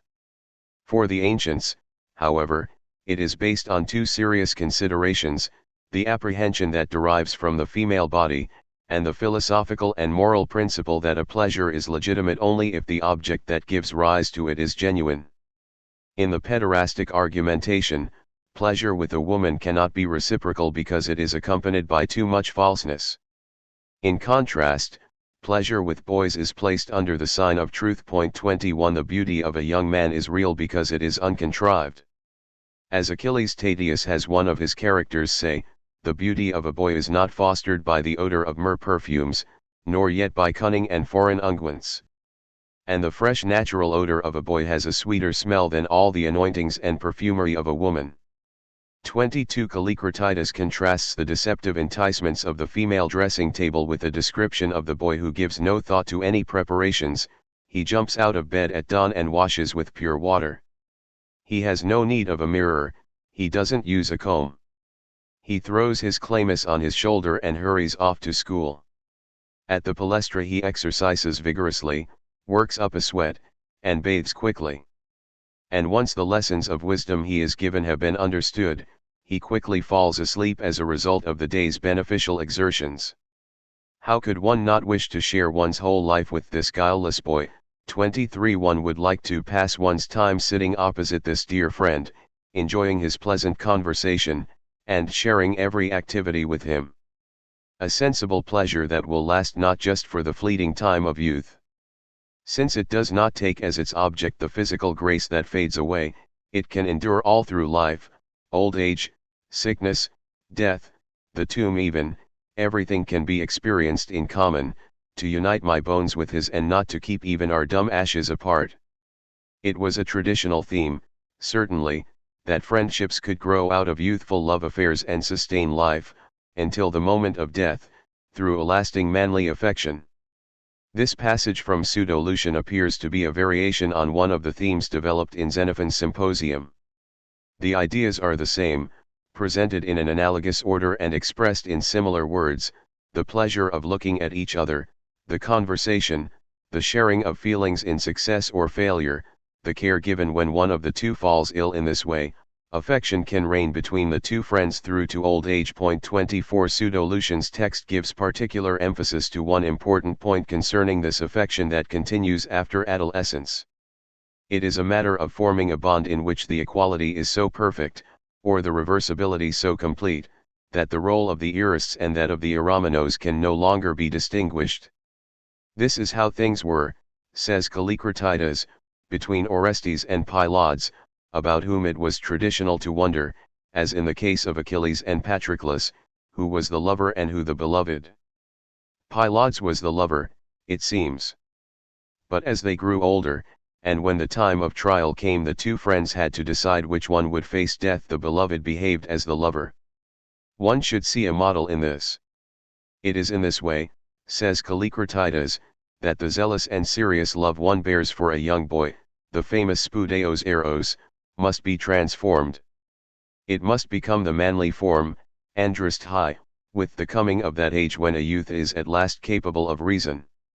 In this masculine affection, the one who had been loved gives love in return, and to such an extent that it becomes difficult to know which of the two is the eurists.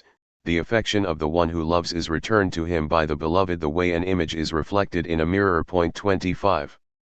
The return by the beloved of the affection he has received had always been a part of pederastic ethics, whether this was in the form of help in misfortune, care in old age, companionship in life, or unexpected sacrifice.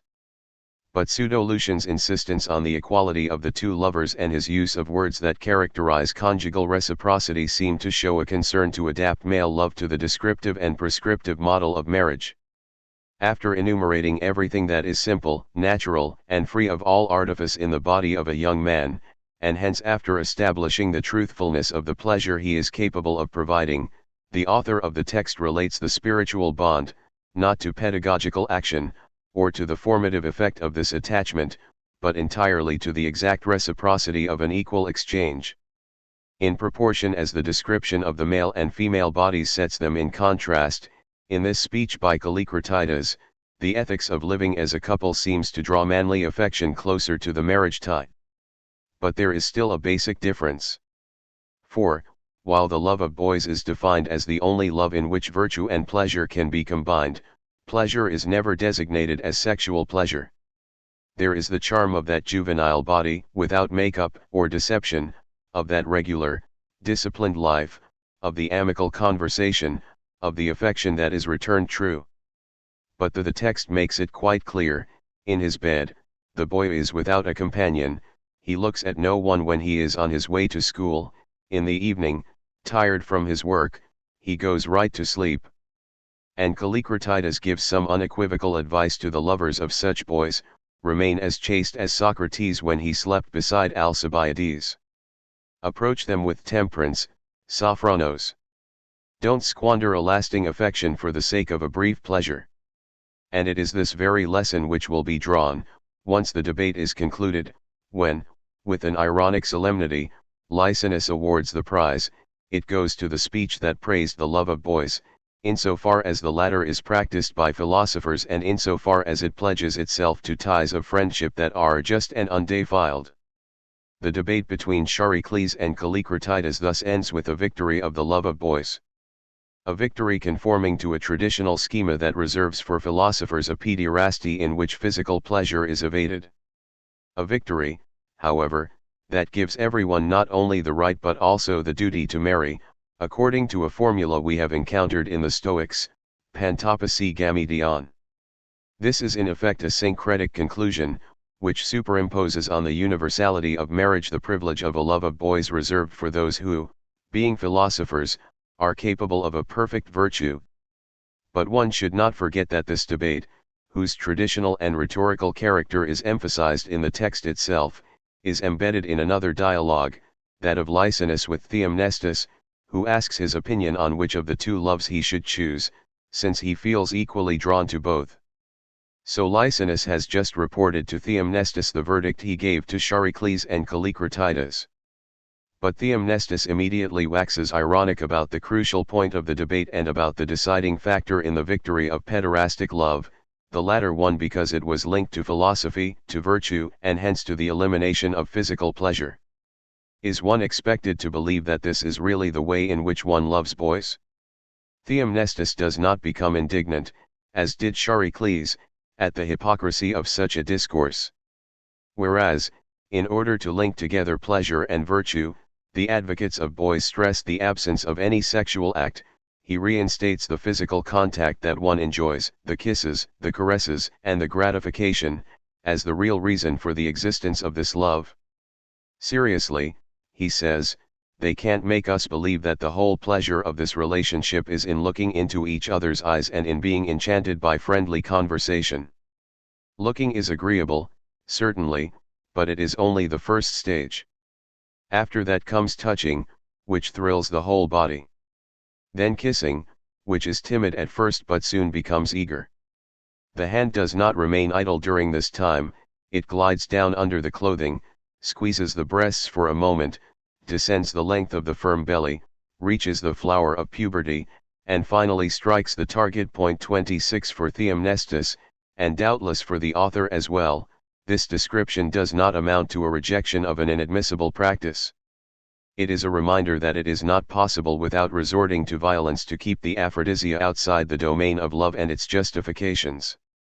Pseudo-Lucian's irony is not a way of denouncing this pleasure which one can take in boys, a pleasure he evokes with a smile. It is a fundamental objection to the very old line of argument of Greek pederasty, which, in order to conceptualize, formulate, and discourse about the latter and to supply it with reasons, was obliged to evade the manifest presence of physical pleasure. He does not say that the love of women is better. But he demonstrates the essential weakness of a discourse on love that makes no allowance for the aphrodisia and for the relations they engage. M. D. MacLeod places it at the beginning of the 4th century, F. Bouffier thinks it is from the 2nd century. 1. In his study on hierocles, K. Prechter emphasizes the Stoic character of the passage. R. Bloch notes the presence of Neo-Pythagorean themes in it. 4. K. Prechter singles out the Epicurean aspects of Callicratidas' speech, but R. Bloch observes that the cosmogony that opens the discourse is not specifically Epicurean.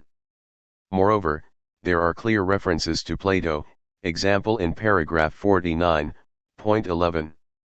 Is it not better that a woman should play the role of a man than that the nobility of the male sex should become effeminate and play the part of a woman?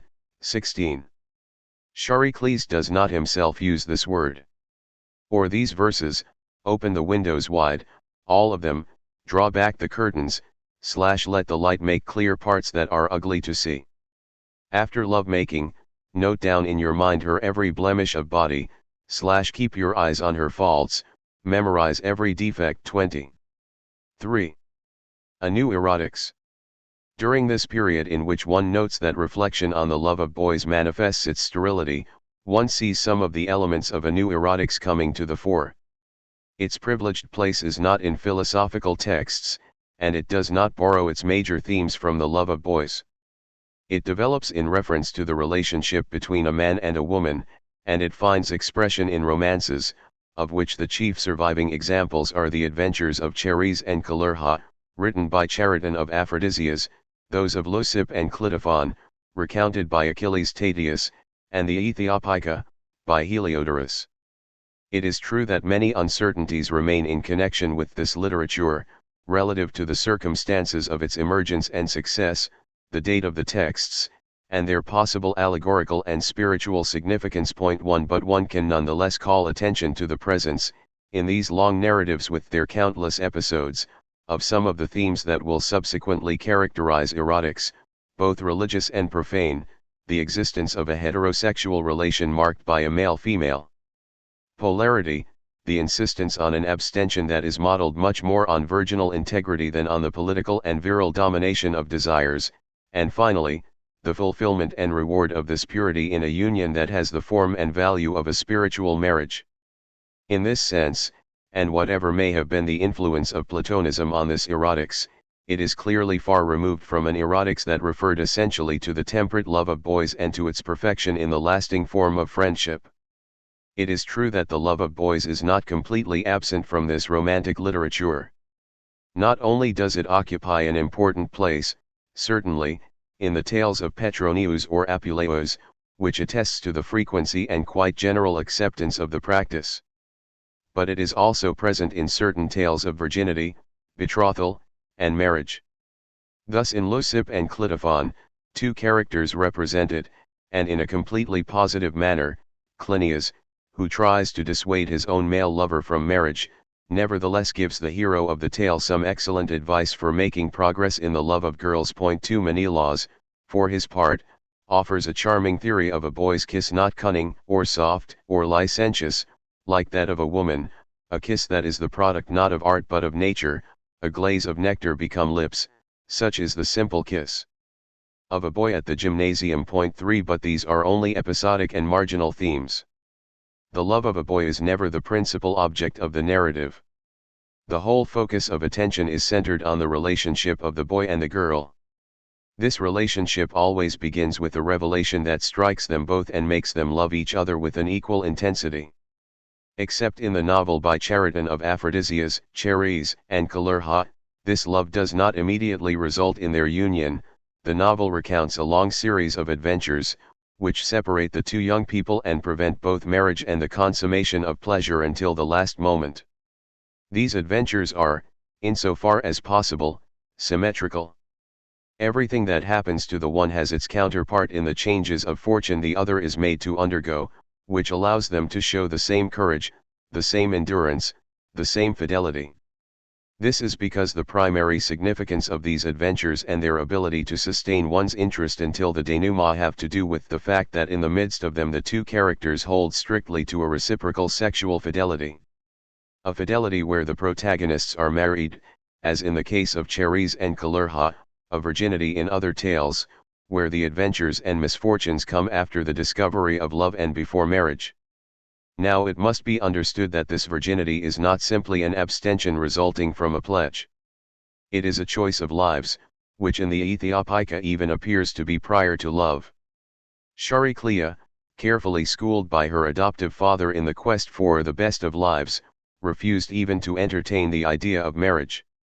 The father had complained of this, moreover, after suggesting an honorable candidate, neither by kind attentions, nor by promises, nor by appeals to reason, have I been able to persuade her. Hardest blow of all, she has aimed, as they say, my own shafts against me, and brandishes over me her accomplishment in the arts of speech, the subtleties of which I have imparted to her, glorifying the virgin state, which, she declares, is next to the immortal. For symmetrically, Theogenes had never had relations with a woman. He affirmed with many oaths that he had never yet had intimacy with a woman.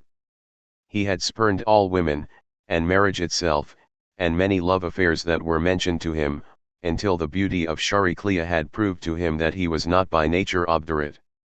But up to the previous day he had never beheld a woman worthy of being loved. 5.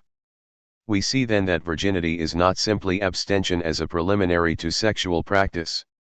It is a choice, a style of life, a lofty form of existence that the hero chooses out of the regard that he has for himself. When the most extraordinary occurrences separate the two protagonists and expose them to the worst dangers, the gravest will of course be that of falling prey to the sexual cupidity of others. The greatest test of their own worth and their mutual love will be that of resisting at all costs and of saving that virginity which is essential to the relationship with themselves and essential to the relationship with each other.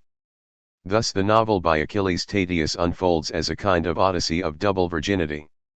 A virginity exposed, assailed, doubted, slandered, safeguarded except for an honorable, minor lapse that Clitophon allowed himself, and finally justified and certified in a sort of divine ordeal, which makes it possible to proclaim concerning the girl, she is still the same, up to the present day, as when you sent her away from Byzantium. It is to be put down to her credit that she remained a virgin when surrounded by a gang of pirates, and overcame the worst of them. And speaking of himself, Clitophon can also say, in a symmetrical fashion, you will find that I have imitated your virginity, if there be any virginity in men. 6. But if love and sexual abstention thus coincide during the entire adventure, one has to understand that it is not simply a question of defending oneself against outsiders.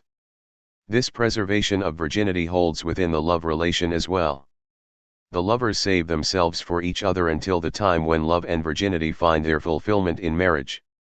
So that premarital chastity, which brings the two fiancés together in spirit so long as they are separated and being put to the test by others, keeps them self-restrained and makes them abstain when they are finally reunited after many twists of fate.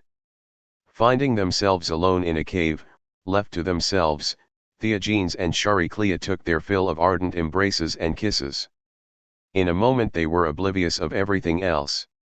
For a long time they clung to each other as though grown into one person, satiating themselves with a devout, virginal love, communing with one another through the flow of hot tears, and commingling only by the chaste means of their kisses.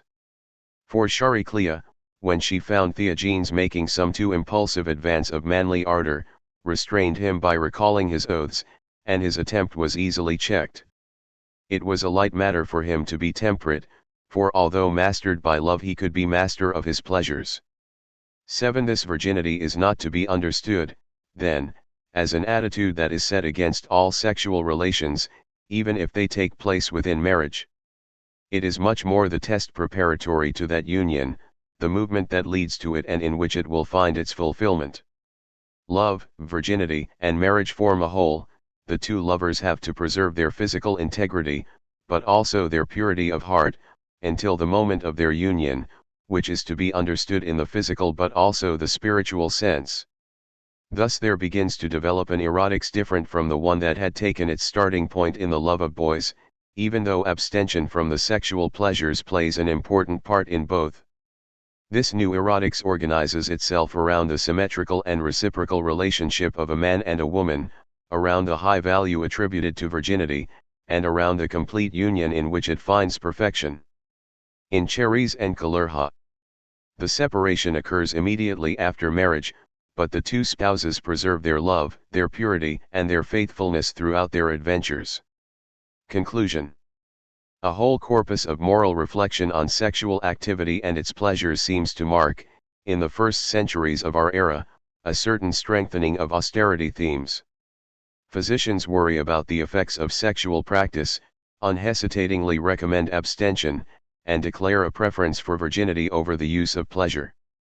Philosophers condemn any sexual relation that might take place outside marriage and prescribe a strict fidelity between spouses, admitting no exceptions. Furthermore, a certain doctrinal disqualification seems to bear on the love for boys.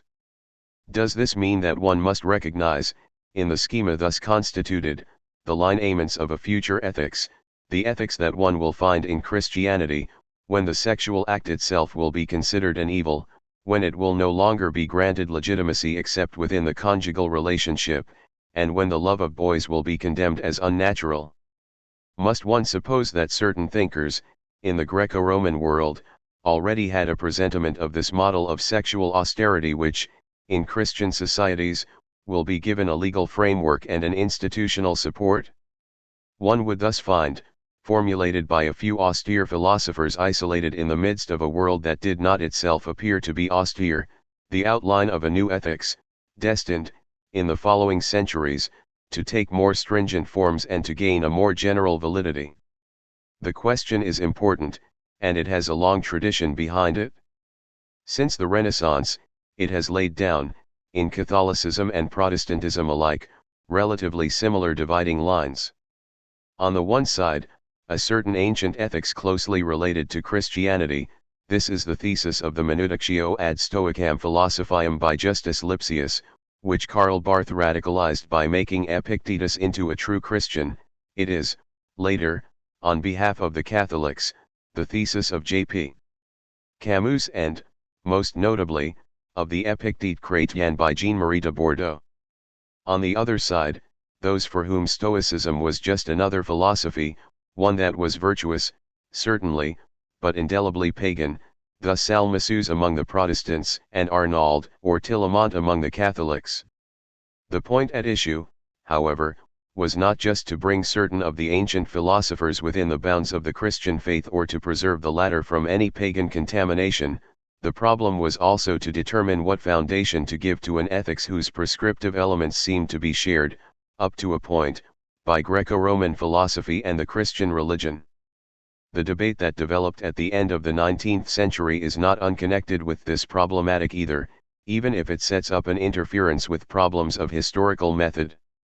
Zahn, in his famous address, did not try to make a Christian of Epictetus, but to call attention to the signs of a knowledge of Christianity and to the traces of its influence. 1 Bonhoeffer's work, which replied to Zahn, sought to establish the unity of philosophy without there being the need to appeal to the disparate elements of an external action in order to explain this or that aspect of it. 2 But it was also a matter of knowing where to look for the basis of the moral imperative and whether it was possible to detach Christianity from a certain type of ethics that had long been associated with it. Now, in this debate it seems that the participants granted, in a relatively confused way, three presuppositions. According to the first, the essential component of an ethics is to be sought in the code elements it contains. According to the second, the philosophical ethics of late antiquity resembled Christianity in its severe precepts, which represented an almost complete break with the previous tradition. Lastly, according to the third presupposition, it was in terms of loftiness and purity that Christian ethics could best be compared with the ethics that, in certain philosophers of antiquity, prepared the way for it. It is hardly possible, however, to let the matter remain there. One has to bear in mind, first, that the principles of sexual austerity were not defined for the first time in the philosophy of the imperial epoch. We have encountered in Greek thought of the 4th century BC formulations that were not much less demanding.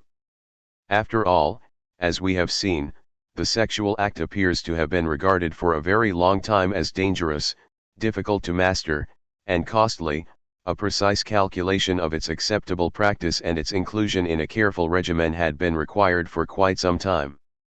Plato, Isocrates, and Aristotle recommended, each in his own way, at least some forms of conjugal fidelity. And the love of boys could be held in the highest esteem.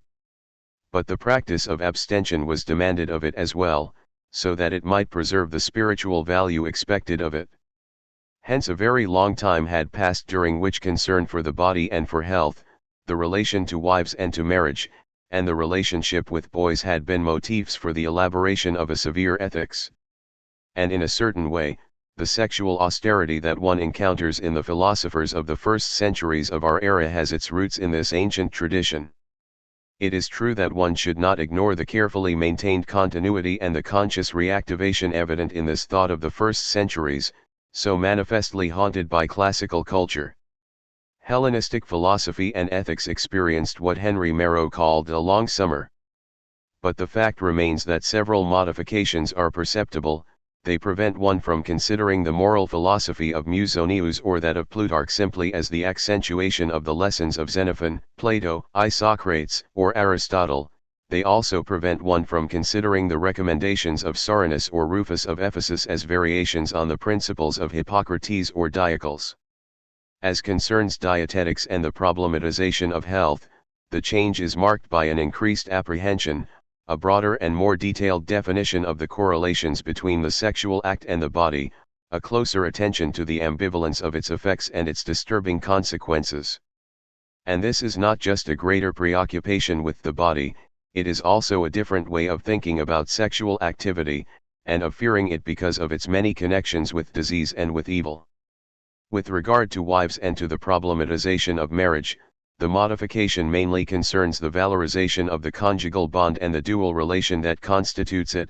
The husband's right conduct and the moderation he needs to enjoin on himself are not justified merely by considerations of status, but by the nature of the relationship, its universal form and the mutual obligations that derive from it. Finally, as regards boys, the need for abstinence is less and less perceived as a way of giving the highest spiritual values to the forms of love, and more as the sign of an imperfection that is specific to sexual activity. Now, in these modifications of pre-existing themes one can see the development of an art of existence dominated by self-preoccupation. This art of the self no longer focuses so much on the excesses that one can indulge in and that need to be mastered in order to exercise one's domination over others. It gives increasing emphasis to the frailty of the individual faced with the manifold ills that sexual activity can give rise to. It also underscores the need to subject that activity to a universal form by which one is bound, a form grounded in both nature and reason, and valid for all human beings. It likewise emphasizes the importance of developing all the practices and all the exercises by which one can maintain self-control and eventually arrive at a pure enjoyment of oneself. It is not the accentuation of the forms of prohibition that is behind these modifications in sexual ethics. It is the development of an art of existence that revolves around the question of the self, of its dependence and independence, of its universal form and of the connection it can and should establish with others, of the procedures by which it exerts its control over itself, and of the way in which it can establish a complete supremacy over itself. And it is in this context that a dual phenomenon, characteristic of this ethics of pleasure, occurs. On the one hand, a more active attention to sexual practice is required, an attention to its effects on the organism, to its place and function within marriage, to its value and its difficulties in the relationship with boys. But at the same time as one dwells on it, and as the interest that one brings to bear on it is intensified, it increasingly appears to be dangerous and capable of compromising the relation with oneself that one is trying to establish. It seems more and more necessary to distrust it, to confine it, insofar as possible, to marital relations even at the cost of charging it with more intense meanings within that conjugal relationship. Problematization and apprehension go hand in hand. Inquiry is joined to vigilance. A certain style of sexual conduct is thus suggested by this whole movement of moral, medical, and philosophical reflection. It is different from the style that had been delineated in the 4th century, but it is also different from the one that will be found in Christianity. Here sexual activity is linked to evil by its form and its effects, but in itself and substantially, it is not an evil. It finds its natural fulfillment in marriage, but with certain exceptions marriage is not an express, indispensable condition for it to cease being an evil. It has trouble finding its place in the love of boys, but the latter is not therefore condemned as being contrary to nature. Thus, as the arts of living and the care of the self are refined, some precepts emerge that seem to be rather similar to those that will be formulated in the later moral systems. But one should not be misled by the analogy. Those moral systems will define other modalities of the relation to self, a characterization of the ethical substance based on finitude, the fall, and evil, a mode of subjection in the form of obedience to a general law that is at the same time the will of a personal God, a type of work on oneself that implies a decipherment of the soul and a purificatory hermeneutics of the desires, and a mode of ethical fulfillment that tends toward self-renunciation. The code elements that concern the economy of pleasures, conjugal fidelity, and relations between men may well remain analogous, but they will derive from a profoundly altered ethics and from a different way of constituting oneself as the ethical subject of one's sexual behavior.